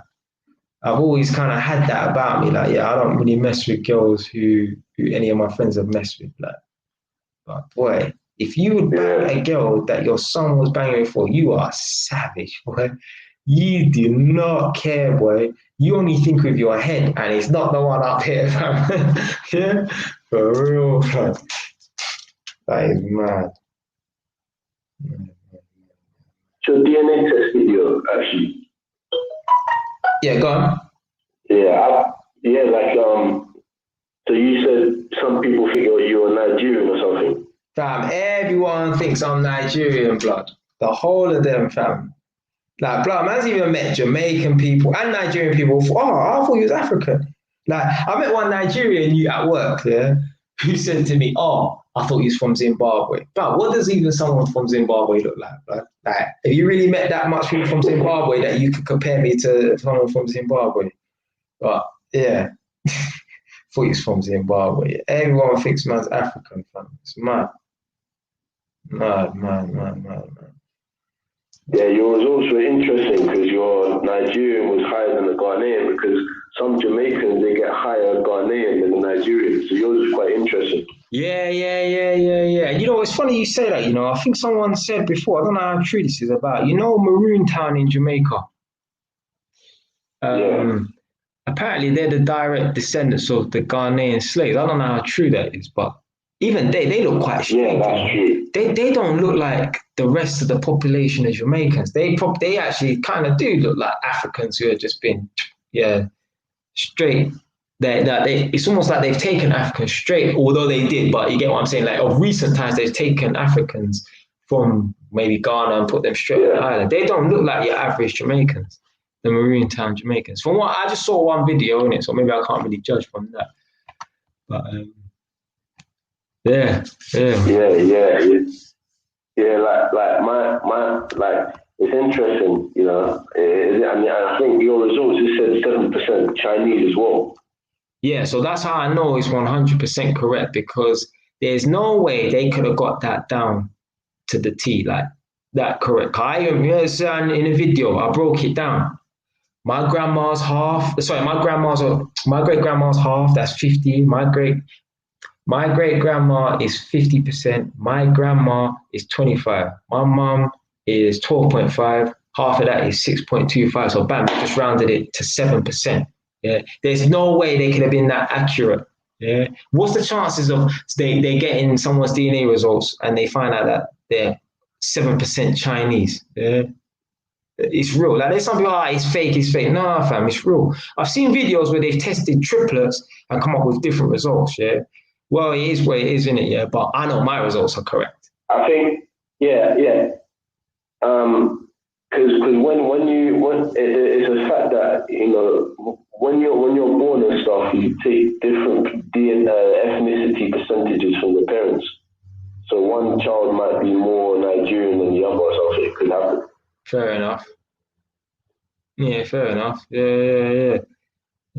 I just thought, because I've advised people who... I would have to do a DNA test as well. Like, it's expensive, man. They up the price. How much is it? That's £79 now. Yeah. I think mine was 60 with a discount. Or was it 99? I can't remember. Oh. But yeah, I always wanted to do it. It's a shame that it didn't come as a surprise, because I flipping open up the email and I can't pretend I didn't see it. And then, you know what I mean? Innit? Like, I don't have time traveling powers and nothing like that, or amnesia. So yeah, I ain't fucking K from the Men in Black with the thing and erase man's memory. So yeah, I saw it, so I had to just go ahead with the video. But I opened up the results a long time ago. Like, that video, right, it's not an old video, but I got the results in 2019, January. I got the results. I only made that video about 4 months ago or something like that. So yeah, that video, you know, I had the results for over a year. I just never made a video. But yeah, I personally, I like that video. I like that video. Yeah. So I advise some people, if they got the same sibling as someone. So say, for example, you said you're only child, I think, innit? But say, for example, you got a brother and or a sister and you share the same mum and dad, then you could just split the bill, because it should be. But obviously you're saying, some children take DNA from other parents and stuff. I don't know, but you can still get a rough guess and a rough feel, innit? Yeah, for what you are, innit? We don't need to be worrying about, you know, I as Jay is 25% Ghanaian, but my little brother, who had the same mum and dad as me, is 15%, right? Although we don't, I'm just using that as an example. Yeah, I don't really care about the percentages like that. I just want to know that, they got the Chinese right or whatever. So I know, okay, boom, this thing's correct, rather than them kind of winging it all. Yeah, man, that's 100% true. And it is good to do like DNA tests, you know, it's interesting. And they knew that I was Jamaican as well, you know, because I didn't fill out no information. Just You pay for it, you give them your name Oh yeah. so they can address it to someone. They ain't gonna just send the DNA ancestry test to such and such road and then put anonymous. So you give them your name and that's it. Yeah, they knew I was Jamaican. You know how they know that? Because they've done enough DNA test samples of people in Jamaica to know that anyone that they find that has a mix of Ghanaian, people from Togo, people from a little bit of Cameroon, Congo, Nigeria, what's the other one? All them little African countries. Anyone who has that kind of mix, usually they're from the Caribbean. Yeah? Because the DNA that they've taken, my DNA to other Jamaican people is so close that he has to be Jamaican. Yeah, his mix, his combination is so close that guy has to be Jamaican. Because Jamaica's not a race. Yeah, it's just people from one place have been transported to somewhere else. Yeah, it's not an ethnic group. It's just it's a nationality. We are African Jamaicans. That's it. So that's how you know that thing is on point. The fact that they knew I was Jamaican because they compared my DNA to other people in Jamaica. Oh, he must be Jamaican because his DNA is so close to these people. His combination of Togo and Cameroon, Congo, and Nigeria, and Ghana, and Sierra Leone, Ivory Coast, whatever it is, are so similar to the other people who's got that. Oh, yeah, he must be Jamaican. He must be Jamaican. Yeah, so, man, go on.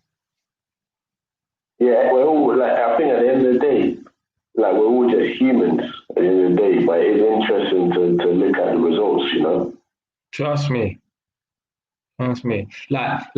So they're saying, is it worth getting a DNA test? Fam, get the DNA test. I think Soul said he's from Bangladesh, yeah, but he won't be fully Bengali, yeah, to the point, Bangladesh, is a new place, in terms of geographics, because it used to be British India, yeah. So the one mass was British India, and then they formed a place called East Pakistan and West Pakistan.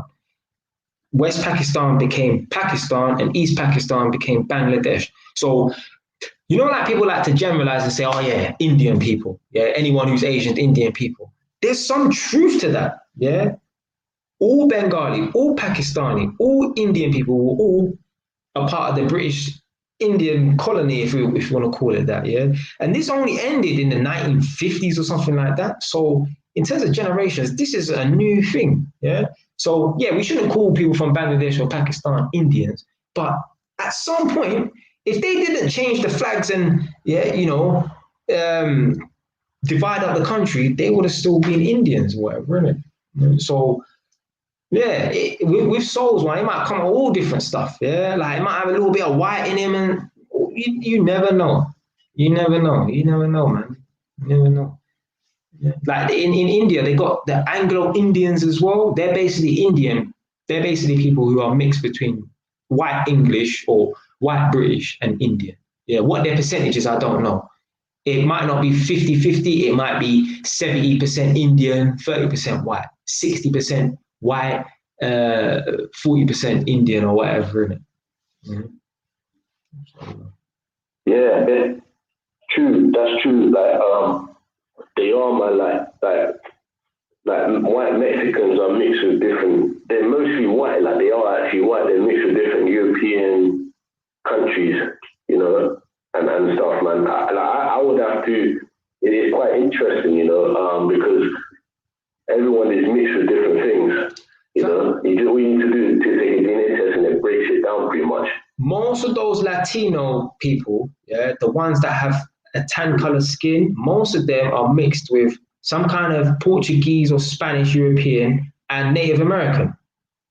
Because the white people, I don't know if it was the white British people or the white Spanish people, but they went over to the Americas and they raped all of the flipping Native American women and that, I think.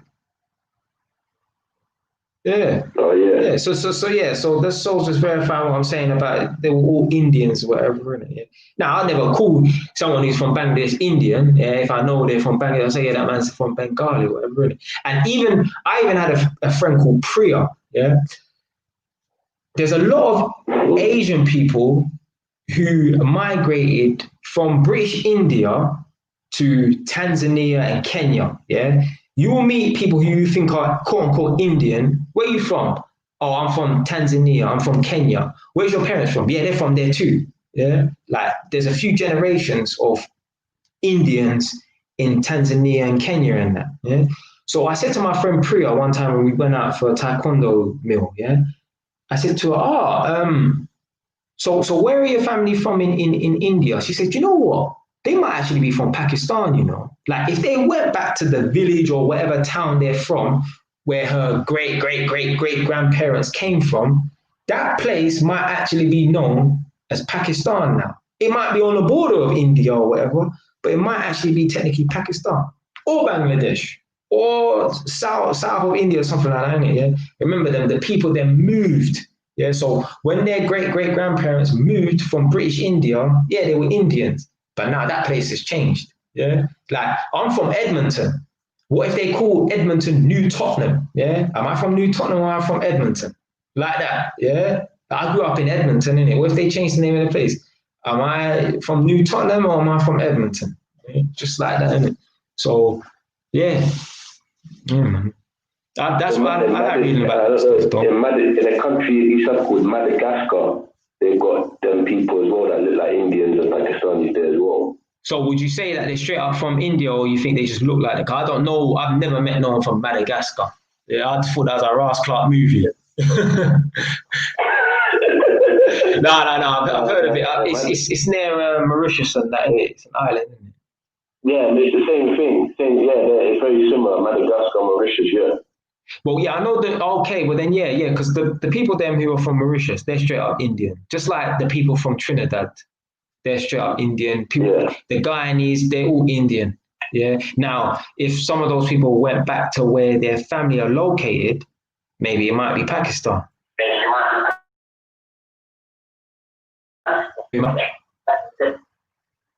Yeah, I think they're like from those countries. I personally think they are.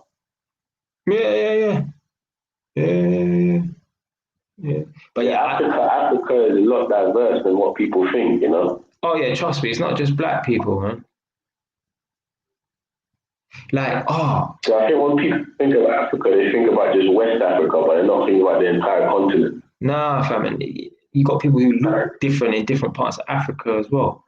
You got people from Sudan as well. I met some girl from Sudan one time. She looked mixed raced. She was from Sudan. She said she looked mixed race. I said, where are you from? She said, Sudan, right? I said, have you got black in you? And she said, yeah, she heard her great grandma was from Ghana back in the day or something like that. Same like maybe like Moroccan. I don't really know any Moroccan people or nothing like that, right? But I assume they got Arab, but I think some of them have got black in them down the line as well, some of the Moroccan people. Yeah, they do. Yeah. But you know what? If you ever want to find out like, what the origins of certain people are from certain places, but just go onto YouTube and type in like Moroccan DNA. It will tell you, bam, this person from this place.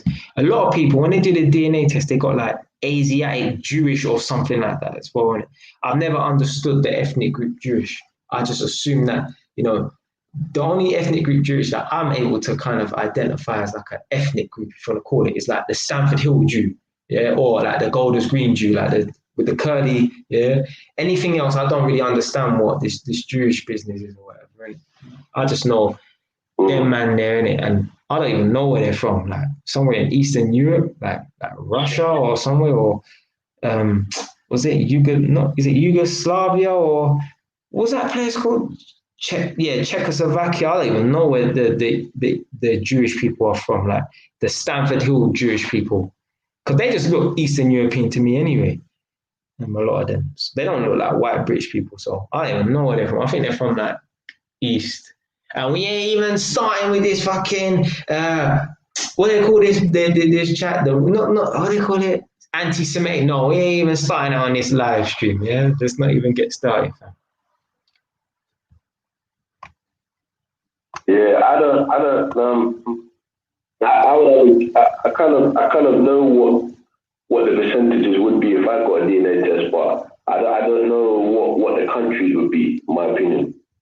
Fam, you might get shocked, you know. There might be some Indian come up in there, you know, fam. Trust me, there might be something. You might even have Chinese and you just don't know, fam. Like, trust me, you might be surprised, fam. You might be surprised. Like for me, like when because like for me, right, you see someone who's like Greek or Turkish, right? Especially if they're like Greek Cypriot. For me, yeah, like I don't consider them a race. It's just like Mediterranean. So when you check those people's DNA tests, like, oh, they're from all over the fucking place. Like, them man, they're all over the place. Yeah, especially like some of them Turkish people as well. Some of them have got Indian in them, or just some of them got a lot, fam. But yeah, man, you should do it, fam. You should do it. Maybe just wait for the do one you want. I done the DNA ancestry, and I like the way that the website works and stuff. But maybe there's like one called like 23andMe, all this kind of stuff like that. Yeah, just find out which one's the cheapest and that. But yeah, it's all right, man. Yeah, 100%, man. It does. I'll probably go 23andMe or something like that. Yeah, I don't know how much it is though for 23andMe. I know the DNA ancestry is. Well, as I say, when my friend's girl done it, and she said I can't remember what she paid. I think she got a discount or something like that. Maybe wait until Christmas for the discount. But yeah, man, I think everyone should do it. It's interesting. Have you got the playback in the background?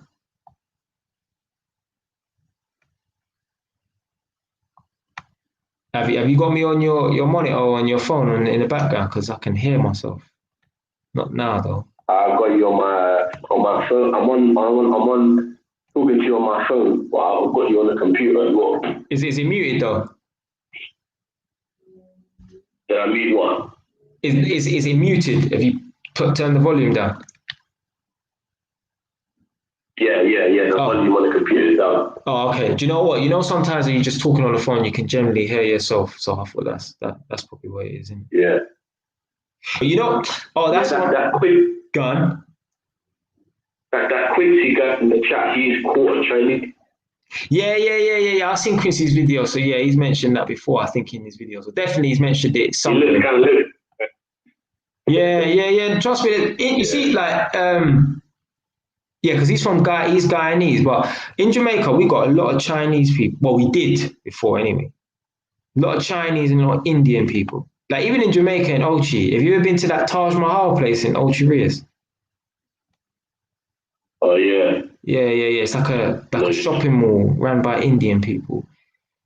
And they got obviously there used to be a lot of Chinese people in Jamaica back in the day. Yeah. So what do you think about like Albanian people? I don't really know any Albanian girls. I know the man them are fucking serious. Like you can't listen. Them man they're masculine, you know. Like apparently in history I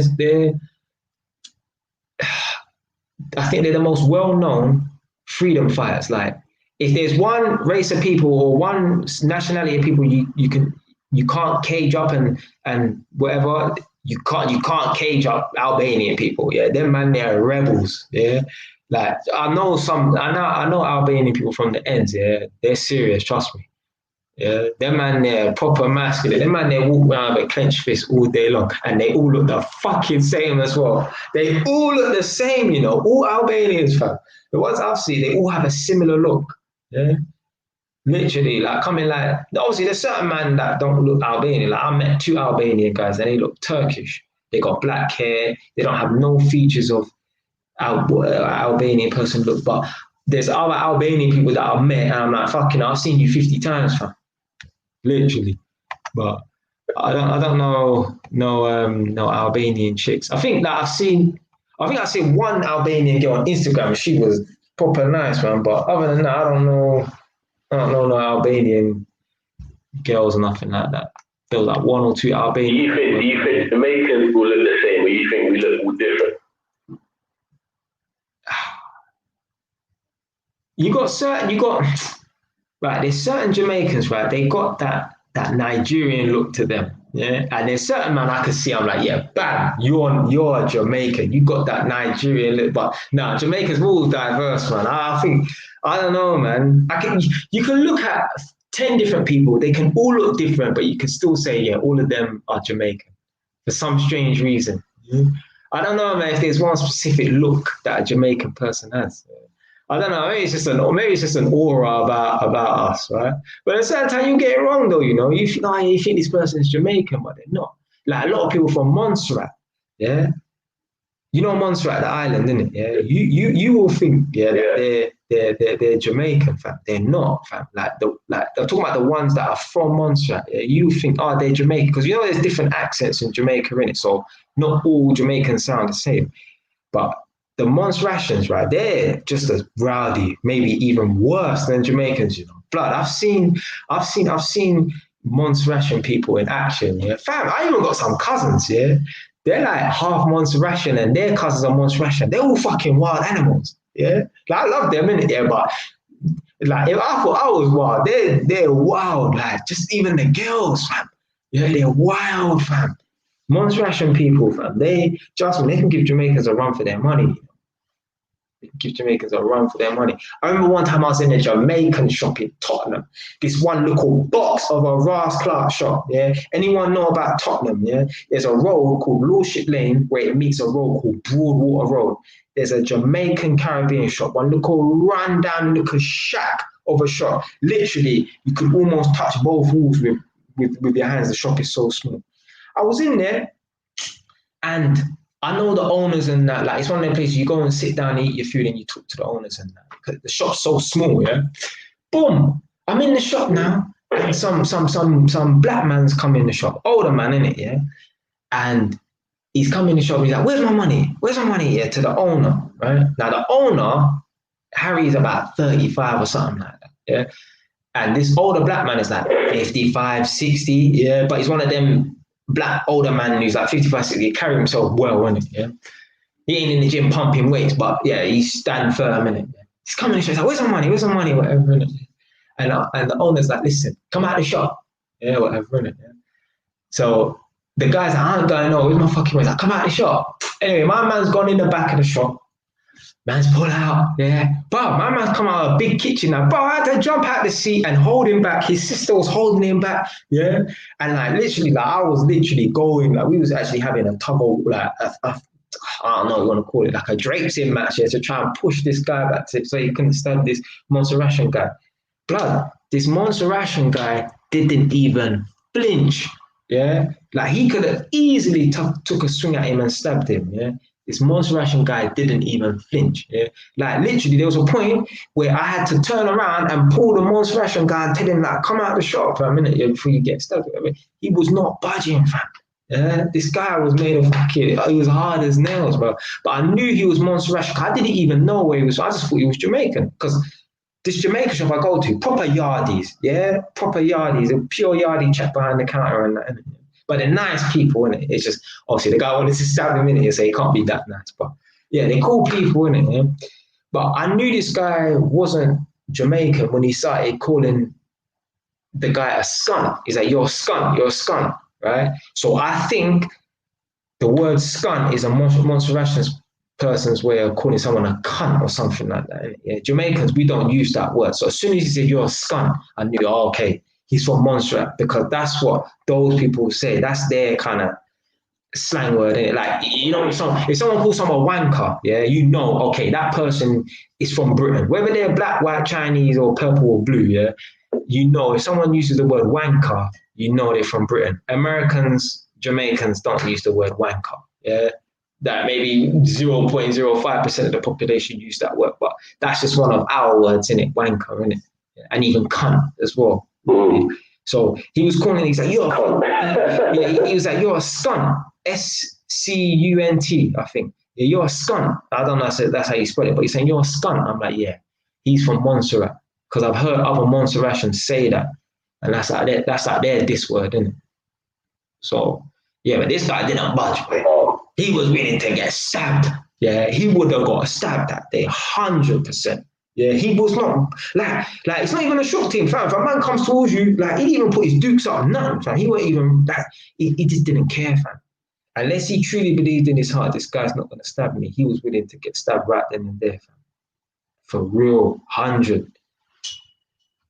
Guy did not budge, fam. Wow. Yeah, that's what do you yeah, it was interesting because I remember when I spoke to you before, you said that you got a friend in cybersecurity and you get 10K a month. Really? Yeah. Yeah, man. He works abroad though. Right now, he's working from home because I think because of this COVID thing, but he worked abroad, man.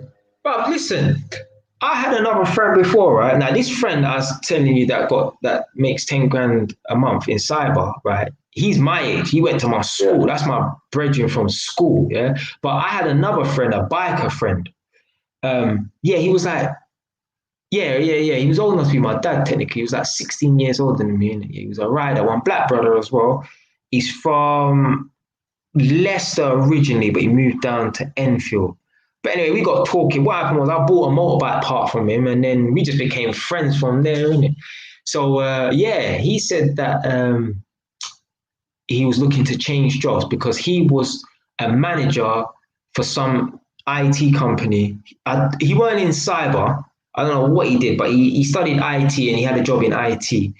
And yeah, he worked in one of the offices inside the Gherkin. And I remember he worked there because he said that building is not as nice as you think, there's like rats running around in the fire exit and stuff like that. So yeah, he was the manager there. And he came to my house one day to drop off some money because I was organizing a go-karting event for me and the man then. It was good as well. There was like 8 of us. Yeah, he dropped off some money, and then after we was obviously talking, he was like, yeah, man, he's gonna look to change his jobs because someone he knows is earning 10 grand a month working in IT. So it's definitely possible because now I know 2 people that do. Yeah. Fam, remember, 10 grand a month is a little under £500 a day, I think. Yeah. Yeah, because even if you work 20 days in the month, yeah, like let's say 30-day month, yeah, you get 4 weeks in a month. 2 of those days are holidays, so 8. Let's just say, let's say you work 20 of those days solidly. If you're on £5 a day, you can easily earn 10 grand a month. Easily, I know, man. Man on my estate, man told me they earn £5 a day. So when I say £5, I mean £500 a day. Yeah, this man I know, man. Yeah, £500 a day. That's just Monday to Friday, £500 a day. Now I was able to make that kind of money, but I had to work the weekends, so I had no life. But yeah, and these men are just doing maybe 12 hours, maybe even 10 hours. I don't know. Yeah, maybe they're doing the 8 hours as well. I don't know, but they want £500. Obviously, they're self-employed. Like I would recommend everyone become self-employed. Fuck PAYE, man. Fuck that. Just if you're worried about unemployment and stuff, but just get some kind of insurance or something like that. If you're earning £500 a month, and that's after tax, isn't it? No, the £500 a day is before tax, but still, if you earn 10K, you're taking home. Okay. You take home about 80. No, it depends. Like I was with this scheme called the CIS, and they deduct my money already, so I didn't have no access to it. But if you're on, say for example, you're on 10 grand a month, yeah, that's 120 grand a year. But you got a good accountant, yeah, who moves stuff around, but they'll make it look like you're fucking on 30 grand for the year. Trust me, them man, they know what they're doing, Why you think these MPs and that, yeah, they're on 250 a year or whatever. They're paying like some idiot tax, yeah, because they know how to move money around and that. Yeah, these accountants are good. These accountants are good, man. Wow, yeah, man, that's actually good, like money, and you could put that into your business and things like that. Oh, fam, if you're earning 10 grand a month solidly without killing yourself, like having to work every single day, yeah. Wow, like the world is a waste anyway, innit? Yeah, but yeah, Now you got some flow. Now you've got some direction now, fam. Like with 10K a month, yeah, fucking hell, man. Although it's self-employed, so you might not be able to get a mortgage as easily. Because I don't really know about getting a mortgage as a self-employed person. Like getting a residential where it's 10%. It's easy to get a buy-to-let mortgage as a self-employed person, putting down 25% because they know most people cannot afford 2 mortgages. Most people cannot afford 1 mortgage, yeah? Boy, there's certain man out here, boy. There's certain man, they live so close to the breadline, yeah, and their finances are so tight that, boy, any one fuck up, boy, and they're fucked. Yeah, there's certain man out here, right? Boy, if that car breaks down, boy, they don't even want to know what's going to happen. Literally. They don't even want to know what would happen if their car broke down. They'll be fucked, fam. But yeah. I want to ask you a question. Yeah. Like, do you think socioeconomically black men are at a disadvantage in terms of earning potential? Nah, fam. Like, I know a lot of people say, "Oh, you're just one person, Janet." Yeah, but I'm an individual with a different mindset. Like, I don't know any. I've never looked at any statistics, but are you trying to say that, oh, maybe a black person won't get paid as much as a white person in the same job role? Is that what you're saying? Yeah. Nah, fam, they have HR, blood. Like, there's no way that they could be doing that foolishness in a big company. Maybe in some little rundown garage down the back of dog shit alley or something like that. And yeah, maybe, but not in no corporate companies with HR. No. Like, there's no way. There's no way. And at the end of the day, right, like, they cannot offer a job for 40 grand a year as a manager, for example. And then when a black person gets the job, oh yeah, we actually lowered it to 38. We've got to tell you, sorry, no. Once they advertise a job for a certain salary, once anyone goes through it and they get that job, that's it. Yeah, as I said, maybe some local back alley or some family-run business, then yeah. But that's just a family-run business. That's one place. Yeah. And why are you trying to be an employee? Is my question to these people anyway. Why are you not thinking that if someone said to me, because you're black, you're going to earn 10% less than a white person, or you only can get so far. I don't really care, fam, because I'm only in jobs for a temporary. So it don't matter to me. That's why I do not pay into the pension scheme, because I'm not planning to be an employee. If I don't make a success of myself and if I'm not rich, then yeah, I deserve to suffer and be a normal person and live on the breadline, because there's nothing wrong with me. There's nothing stopping me from becoming a successful person. Yeah, I got my health, I got my physical and mental health. There's nothing stopping me. So that's partly why I don't pay into the pension scheme, isn't it? Black people moaning about they can only get so far in the workplace. Well, maybe that's a good thing. Maybe we should be trying to do more than be employees. Yeah. Oh, everyone's all Pan-Africanism. Well, why don't you move back to Africa and fucking help the economy? Yeah. You back this thing so far, fam. Yeah. You're Pan-African talking about wanting to move to Rwanda. What the fuck? Man, these people are so gassed, I'm telling you, fam. People are so easily influenced. You've got black people in the UK who probably never even been to Africa, let alone Rwanda, talking about they want to move to Rwanda. Fam, how you want to move to a country you never know about, fam? Yeah? Fam, like, I need to release that video, unless I have already, about like there's more to life than sandy beaches or whatever. People just see what's on the postcard and think, yeah, I want to move to this country, innit? Blah. What about when you're unemployed? Yeah. Since everyone has this employee mindset, what happens when you're unemployed? There ain't no state benefit. What's the hospitals like? Like, bro, people are not thinking about stuff like that. They just think, oh yeah, Rwanda, yeah, black people, black power. Yeah, what a couple episodes of Black Panther, and yeah, man, we're going back and move to fucking. What's that? I ain't even seen that film. That Black Panther film. What's the place called? Wakanda or whatever. And that's another thing. Slightly going off topic here. I'm not going to watch no film because the film's about black superheroes. No, fam. See what I mean? You're on the wrong energy. Yeah. Maybe you're just like, I want to check it out. That's cool. I remember I went with my ex-girlfriend to watch Insidious 3. And it was like the day or the day after Black Panther came out. My goodness me. The whole of Stratford Cinema was ram-packed. We missed 45 minutes of the film, Insidious 3, because of this Black Panther film. There were so many people in there. They gave us the money back from, they gave us free tickets and our money back because we missed most of the film. Yeah, that's how much people were in this thing. And the whole of the people then inside the cinema was all black, apart from maybe the one odd token couple who were Asian or white here and there. Bare black people in there for a movie. Fam, I don't like superhero movies. So why am I going to watch a film about superheroes just because it's about black people? People, they're on the wrong energy, fam. If you've never watched a Marvel film before, right, do not be breaking your back or your neck to go and watch a film just because there's black superheroes. Like, why do you care, fam? Yeah? All of this business about man invested on Tuesday or whatever, man putting money into black businesses only. But that's a racist mindset, fam. Why do you think I care who owns this shop or that shop? Have they got products that I want? Yes or no? Are they cooking the food the way I want? Yes or no? Yeah. The only thing I might think is if I go to a Jamaican yardie shop, yeah, I want to see some Jamaicans in there cooking the food. But you know what? If the white people behind the chefs are trained in how to make Jamaican food, then cool. No problem, innit? Yeah?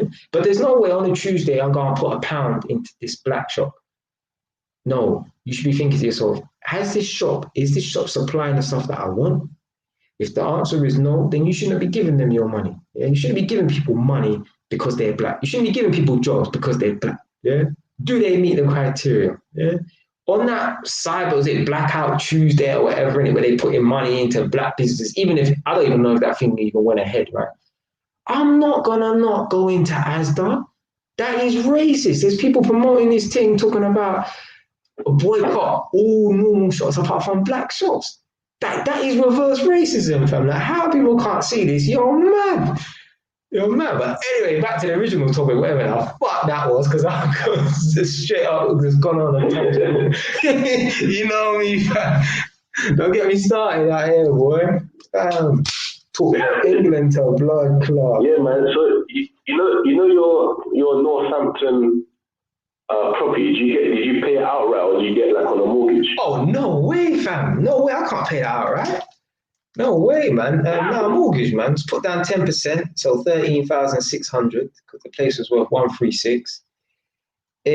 Probably, maybe if I changed the kitchen, tiled the kitchen floor, tiled the dining room, probably could get 160 for it. But yeah, the house is worth about 155 now. So maybe if I put a little bit of money into it, I could get a little bit more money. So it's gone up by a little bit. This is what I was saying to people. Anyone who's got the money to buy a property, guys, just buy a property, man. I know you might think like you don't want to sit around for a year and think, oh, what property should I buy? What property should I buy? Because a year will turn into 3 years and you will have the money. You're a sensible person. You won't spend it. That's cool.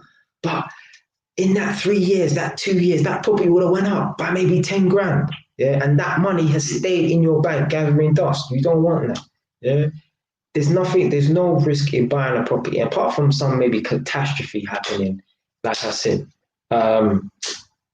like a subsidence. Even then, you should have insurance, yeah, because every property that is on the subsidence register, yeah, is noted down. So you can't purchase a property without fixing subsidence problem. So if your property does develop subsidence, you've got insurance to cover it. So you're cool. Maybe up to a certain amount, I don't know. Yeah, but more than likely you'll be cool in it. So there's no wrong investment really in it. Unfortunately, you might buy a property and then the property market crashes and it has to build up. But properties are always going to be always going to go up. Yeah. The only thing you might do is, I spent 150 grand on a property in Northampton, and I could have bought a property in Milton Keynes, and the property in Northampton over 2 years went up by 10 grand, and the property in Milton Keynes went up by 20 grand. That's it. That's the only issue I can see. Who is it? One sec. Let me find it. Mobile phone watchers, yeah? If you're still here, maybe tell me another reason why you think, or another reason for a bad investment, other than maybe some catastrophe happening and maybe investing in the wrong, or maybe investing in a part of England that don't go up as much as another one. Other than that, I just think the only mistake you can make is maybe you bought that property, but you could have bought somewhere else, and it's gone up in value. The other place will go up in value more. That mobile phone watches person, I know that person in person, so that's why I asked them. But and he's a property man as well. So yeah, for me personally, I think the only thing that could go wrong, apart from the major catastrophes, which likely won't happen, is you just bought like if I buy a property in Edmonton for 400 and I buy a property in Tottenham for 400, the Tottenham value is going to go up, although they're fucking neighbours. Tottenham's worth more than Edmonton. Likewise, Hackney's worth more than Tottenham. That's it. But it's better to just buy a property, man, instead of sitting there thinking, I know, man, I spoke to a man the other day. Yeah. He's like, oh, yeah, man, I don't know what property when to buy a property or where. I gave him the same speech, you know. If he was watching this right now, he'd be nodding his head like one of them nodding dogs at the back of a race car, and yeah, same speech, bro. Like, fam, just buy somewhere, fam. You got the money, buy somewhere. I'm telling you, you will spin round after 3 years and you still won't have bought nowhere. Yeah, if you're umming and ahhing and pussyfooting about around it, man, just buy somewhere. Yeah, you can always sell the property. Yeah, after 6 months or whatever. Now there might be early remortgage payments. Yeah, there will be. Yeah, so you'll get charged actually, but just buy somewhere, man. What do you think about HMO? Like, do you think like, because I doubt I'll be, I doubt I'll be able to get, I mean, I could save up, 20K or whatever and put that down in a house, on 130K house in Kent or something like that. You got cheap houses in Kent that are kind of decent. It's not that far from London, but I'm saying, like, if I was to want to get into generate some cash flow, would you recommend me just saving up for a mortgage and just paying that off as soon as possible, or just getting HMO rent-to-rent property? Oh, you mean that scheme thing that you was talking about, that rent-to-rent thing? Yeah. So I don't really know how that works. I thought when you said HMO, I thought you was going to ask me, buy a property and either rent it out to a family so they take over the house, or rent out individual rooms.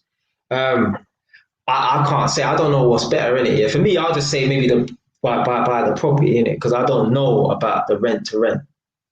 So obviously the rent to rent just seems like you're piggybacking and making money. It's almost like making a drink.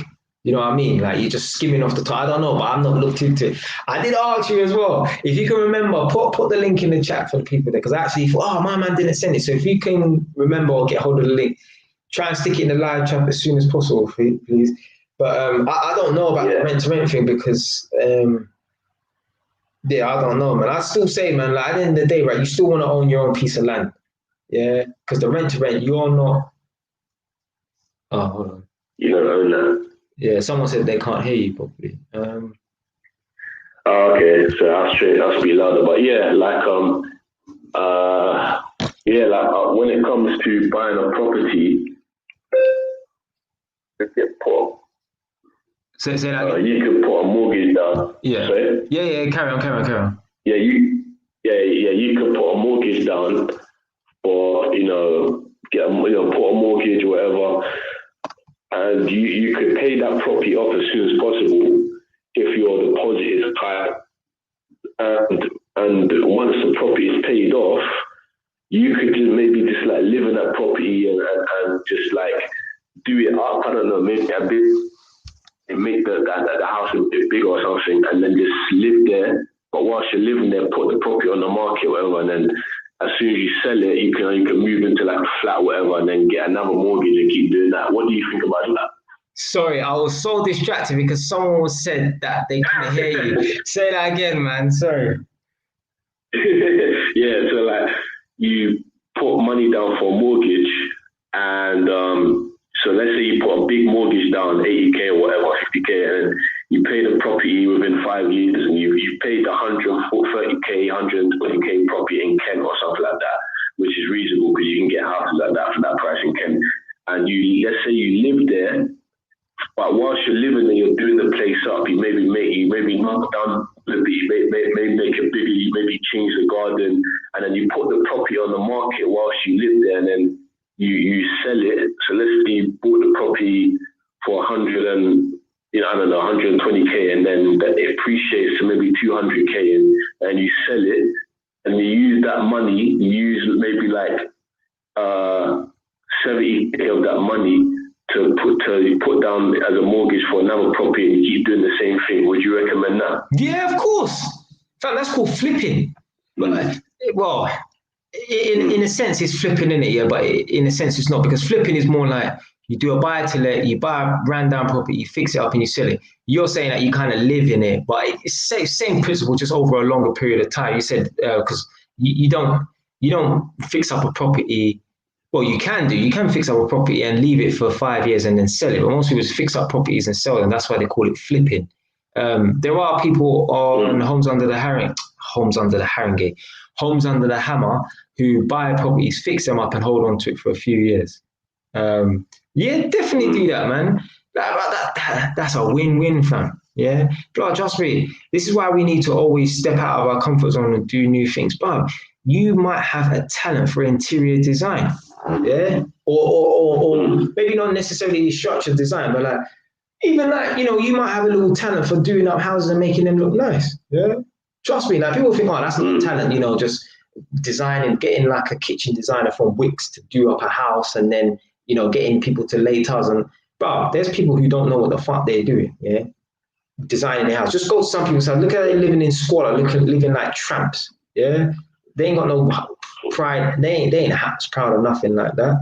So yeah, man, that's a good idea, fam. Like that's what I'd love to do. Yeah, like honestly, I'd love to have a business where I'm just buying properties and renovating them. I wouldn't want to be doing it myself though, all the time. But yeah, I wouldn't mind getting my hands dirty here and there. But yeah, buying properties, having a few properties on the go, fixing them up and selling them. Yeah. I'm not really into the landlord thing, because I don't want to have to be a landlord. But I mean, like if that's my option, then yeah, I'm gonna do it. I'd rather just buy properties. Yeah, you're right. Like the rent to rent you back in, and you are just scraping. Yeah, like you're just scraping for maybe a 1k, and you have to keep doing it and getting more. Because I was looking at this black guy from Kent, and he does rent for Kent, because properties for some reason, houses are really cheap in them areas like Kent. But like he said he had 23 rent to rent properties. Yeah. But I just think that's just so risky, because what if the tenants move out, then you're still liable to pay for that empty room's rent.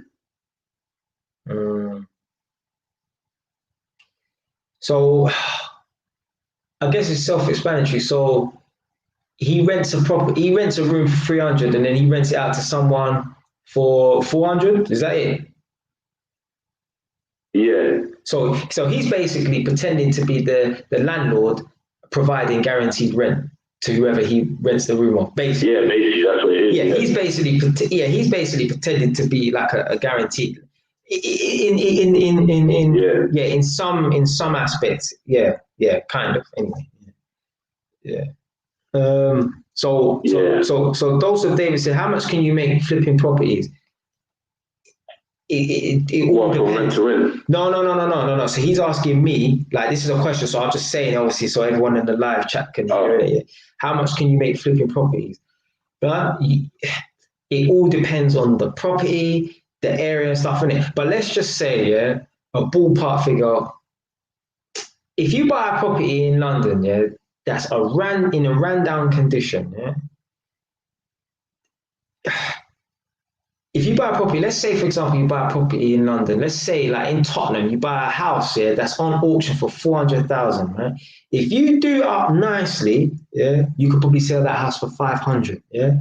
It might only cost you 25 grand. Now, it might cost the average non-trades person 25 grand. It wouldn't cost me that, because I'm a trades person and I won't pay someone to rewire. I won't pay someone to lay carpet. I won't pay someone to do tiling.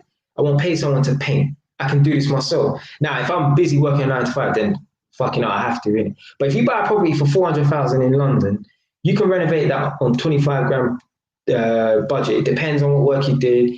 Sell it for 500. So you might make 75 thousand in it. It's all different. There's no property you're really gonna buy in Northampton, renovate it and sell it and make a 75 grand profit on in Northampton. So it's all different. I think it's more of a percentage thing.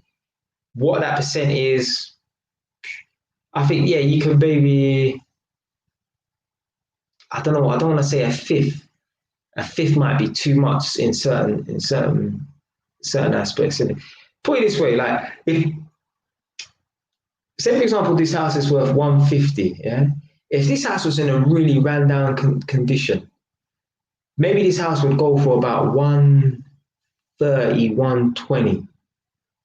It won't take, like, it depends on how bad the work is. But if it's just, when I say ran down, I mean you just need a lot of painting to do. You need to paint all the rooms, you need to change all the floors and stuff. You can knock that out for 5 grand, maybe change the kitchen as well. It might cost you 3 grand. I think for about 8 grand or something like that, especially if you're paying other people, you could renovate a house up in Northampton on a budget though. So it's not going to look as nice as the house that you put 25 grand into, innit? Yeah. I think you could still make a little profit. Yeah. But it's all different. But even then, I don't think a 3-bedroom house like this will go for 130 on auction. It'll probably go for a lot less. So the less it goes for, the more money you can make in profit. But also, David, it all depends. Yeah, it depends on location. That's the main thing. This same house that I'm in right now, if I took it out of the fucking ground, yeah, and dumped it in Tottenham, yeah, it will be worth 400 grand. If I dumped it in Hackney, 800. If I dumped it in Chelsea, 1 million. You get me? Yeah. So it's all about the location. Yeah. At the end of the day, renovating a property will always cost the same amount. Yeah. Building a house will always cost the same amount. It depends on what piece of soil you put that brick in. Is it Chelsea? Is it Hackney? Is it Tottenham? Is it Milton Keynes? Is it Northampton? Yeah. So it all depends. Yeah. But also, David, one program to watch is Holes Under the Hammer. Yeah, I love that program. Yeah, I ain't watched it in ages because I don't watch TV. Yeah, I ain't watched it in about a year. But yeah, you watch it on YouTube. What I'm talking about? Go on YouTube, man. Even if it's an old episode, it don't matter. You get some kind of, yeah. But if you're buying properties in London, if you buy them on auction, you can easily make 50 grand profit, easily 100. Depends on how ran down it is. Depends on how much you pay the tradespeople, what needs to be done, what spec. All depends, man. But one thing I will say, anyone who's renovating properties and that, you always want to give a house that wow factor. Maybe it's just my opinion, my preference, but the color white, yeah, always gives a house that wow factor, in my opinion. Some people say it's plain, but if you go into a house that has nice, clean white walls that have just been freshly painted, white tiles, spotlights, bro, that gives that house the wow factor. Yeah, it gives it that clinical, clean feel. Some people don't like it. Some people are like, oh no, the house is white, it'll get dirty easily and stuff. But it's one important thing with renovating properties and stuff like that is the lighting has to be good. Yeah, if you get the lighting on point, yeah, you'll be all right. You'll be all right, man.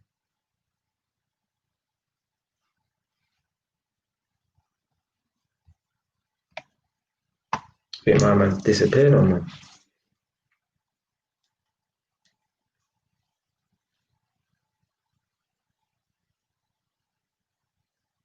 He's gone. Yeah, he's gone. Don't know what happened to him. I didn't even hear the thing clock off as well.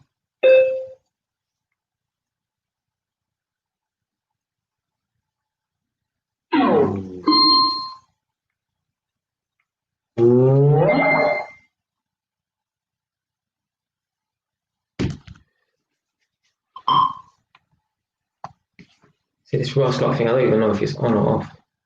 That looks like it's on.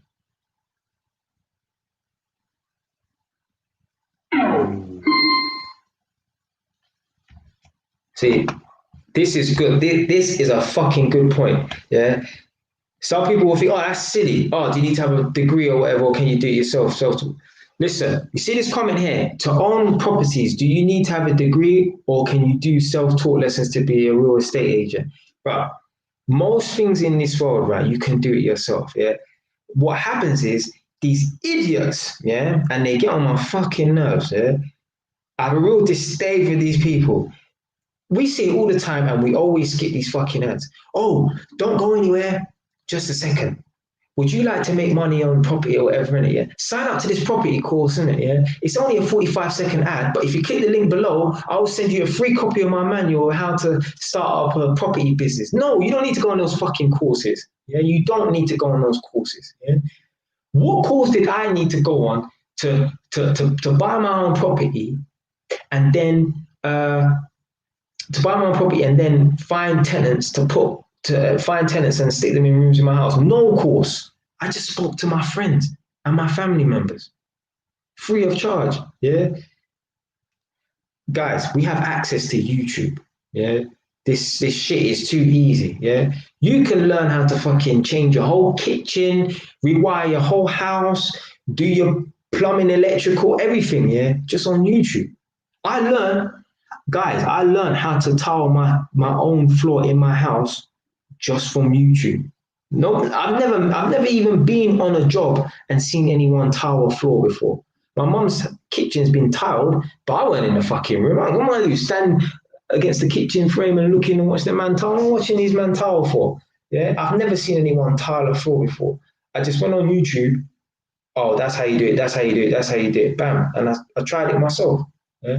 So Tony, you don't need to have a degree or nothing like that, right? Don't these people like man like Joseph Davis said, fake gurus, yeah? Like he said, yeah. These people, they're just trying to make money. Yeah. And I get it, everyone want to make money and stuff. And there's a lot of people who don't know, who think, oh, you need to go on a degree. You don't. Yeah, you don't. You don't, man. You don't. Just remember, right? You're gonna make mistakes, yeah. And as long as you don't mind making mistakes, as long as the mistakes don't cost you your house, which it won't, yeah?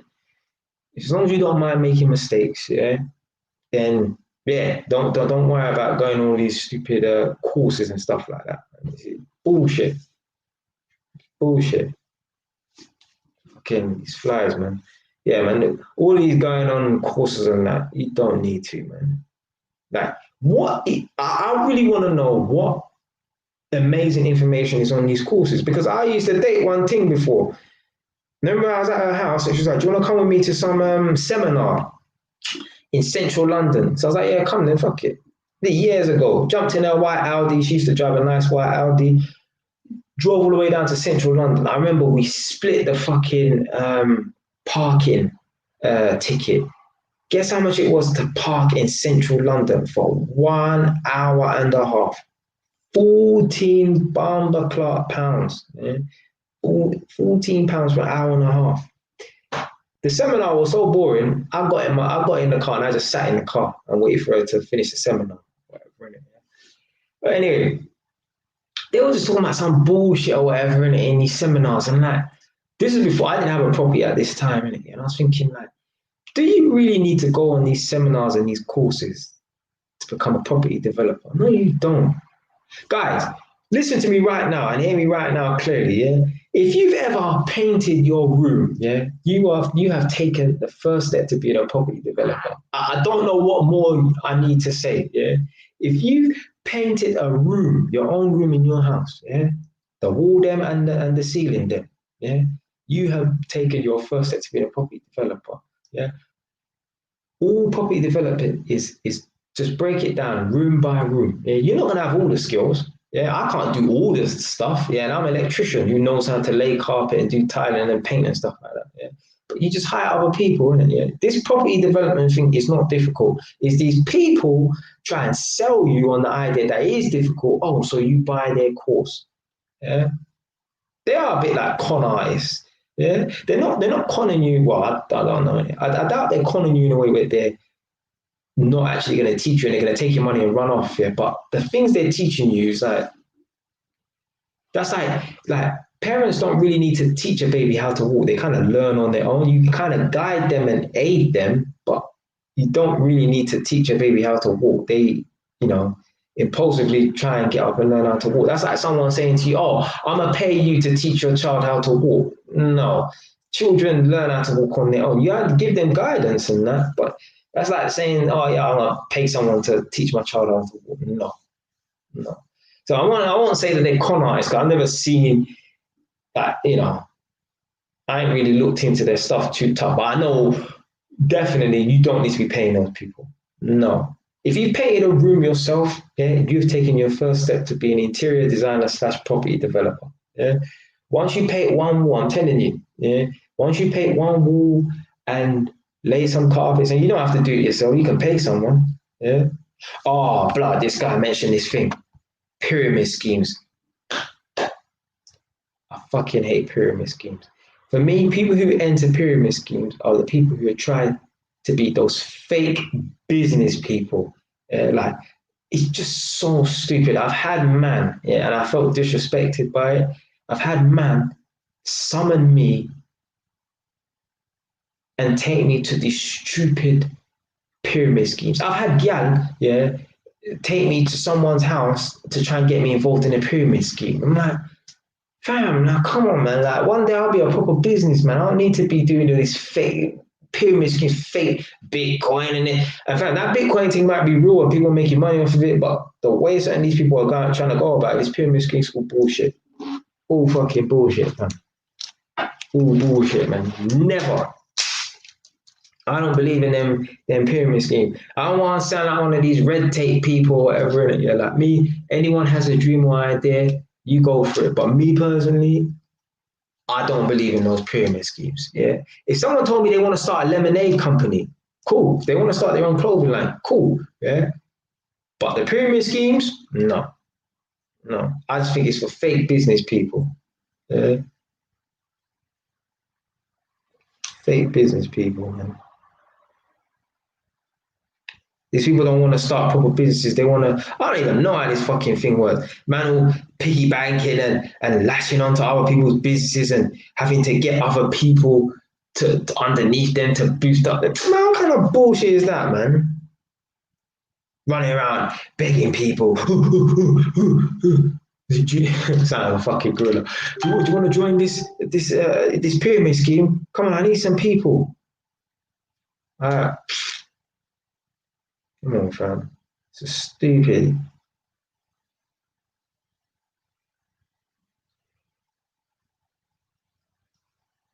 I've almost been live streaming for 5 hours, you know.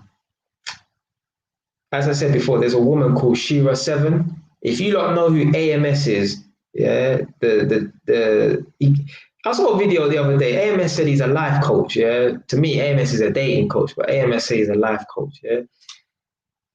AMS, the light-skinned black brother in America, yeah. He teaches men how to get the power, whatever, innit, yeah. Shira7, she is like AMS's evil female twin, yeah. It's Shira7, yeah, or is it She Raven? I can't remember. What's her name? Is it she? I can't remember if it's Shira7. I've seen some of her videos, yeah, and like gone through her video catalog, whatever, innit, yeah. Live streaming for 5 hours. I'm like, how the fuck do you live stream for 5 hours? I'm doing it. Yeah. I'm doing it literally. Yeah, her name's Shira7. Any girls want to learn how to manipulate men, yeah, go and check out Shira7. Yeah.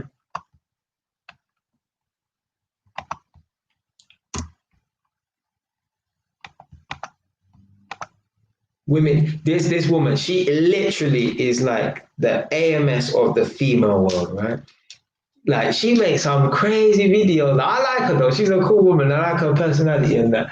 But she just makes like these female manipulation videos, like how to get the power over a man. And oh man, like she made one video, 10 traits of a feminine man, a man who believes that a woman should pursue him and stuff. I'm like, what? Like,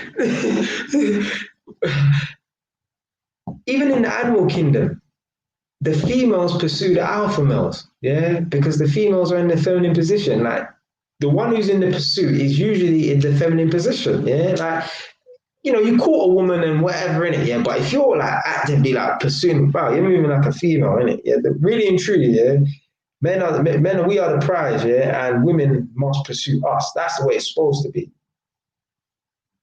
But society has made it so that, oh, you know, a man's supposed to pursue a woman. No, fam. No, no. Women are supposed to pursue us. And that's the truth. Anyone tell you anything else, they're an idiot. Only feministic type of women believe that a woman must be pursued by a man. A woman must be put on a pedestal by a man. And the thing is as well, right? These same women, right, who claim that a woman should be pursued by a man and they're the prize, whatever in it. They go out with wimpish men that they emasculate, and then they wonder why they don't feel that sexual chemistry and sexual tension. Well, that's your problem, isn't it? Yeah. That's your problem, man.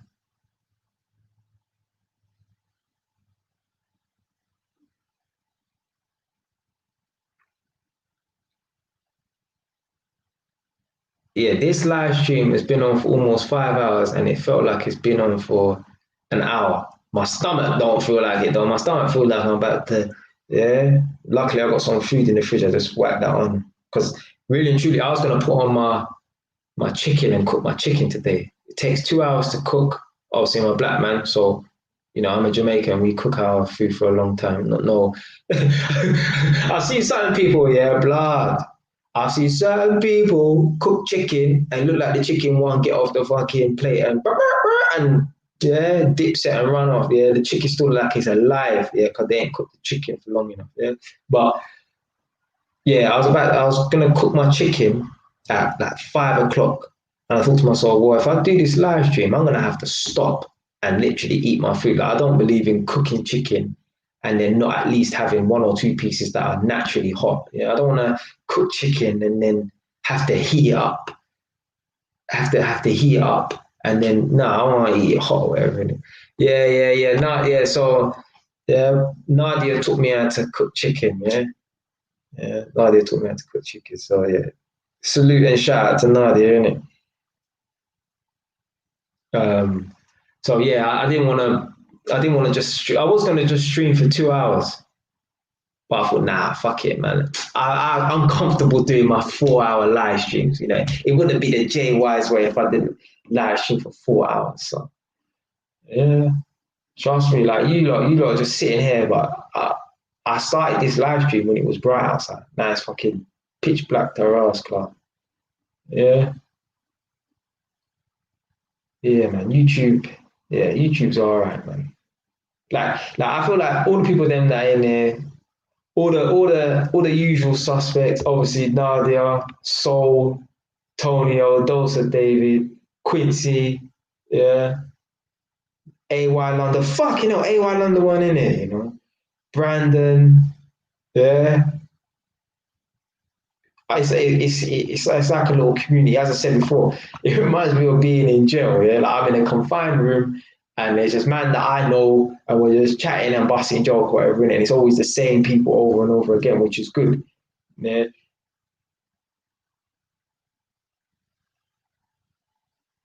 yeah.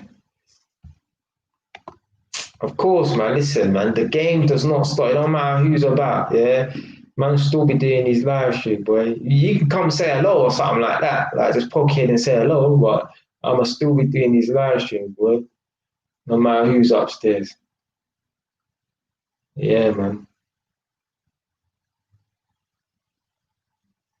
But yeah, as I said before, it's just like a little community, man. It's just good. See, that's what I mean, yeah.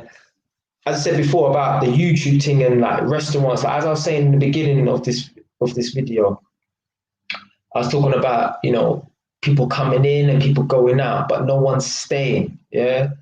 Me, even though the YouTube channel isn't big, I still get the same people over and over again. That is a good sign. Yeah. When you getting this guy in and he ain't come back, this guy in and he ain't come back, that gal and she ain't come back. Yeah. Like if a guy is even like with guys, right? If a guy is able to knock down a different girl every couple of weeks or something like that, that's good. But why are you knocking down a girl every couple of weeks? Don't you know how to maintain a girl's attraction? Like, trust me, to be able to deal with a girl for a year, right? Trust me, it's a skill, because girls, they losing fucking hell, man. Yeah, girls lose attraction like night and fucking day, fam. Yeah. So if you can maintain a girl's attraction for a whole year, and that's with you being an asshole towards her as well. Oh, you got a fucking skill, babe. Yeah, just me. Yeah. There's guys, right? Yeah, lots of different girls, but there's a reason why there's a lot of girls coming in and out. Yeah, because they're not able to maintain these girls' attraction. Yeah, like wouldn't you rather just have 2 or 3 girls on the go, like who are nice girls, rather than have 20 girls throughout the course of a year? Because think of it this way, yeah, dating is fucking expensive, yeah, and it's time consuming as well. You're this place here, that place there, you yeah. If you had 2, 3 girls, or even one girl, whatever, innit, yeah, that's better than yeah, running up and down all over the place and stuff like that. Unless it's just coming to you passively. But if you're out there on Tinder, you're going out approaching 100 girls a day and shit, but that's time consuming. That's time out of your day that you can be focusing on bettering yourself as a person, as a man. So yeah, it's all well and good to have the t-shirt. Yeah, man, I chopped down, 30 girls this year and that, but obviously I ain't discrediting no one. That's good in it, yeah. But there's a reason why you're dealing with 30 girls, because if you could maintain all those girls, you could not maintain 30 girls. Yeah? If you could maintain 4 girls, 3 girls at once, yeah, you wouldn't need 30 girls. You just wouldn't have time for it because you'd be busy dealing with them. Yeah? Unless you deal with 3 girls at once maximum, and as soon as you get a new prospect, you kick one out and you introduce the next one in, coming like a Ras Clark football team to a blood club. Anyway, people them, I'm out, yeah. I'm gonna quickly go upstairs. I'll be back in a minute.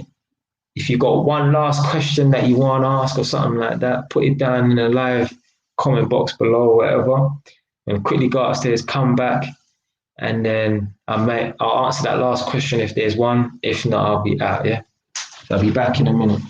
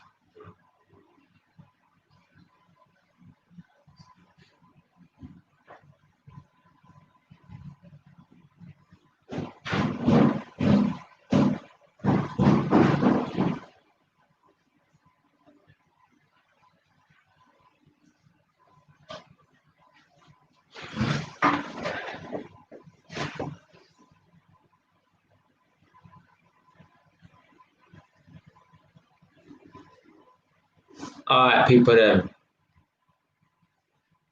Thanks for watching. I don't know.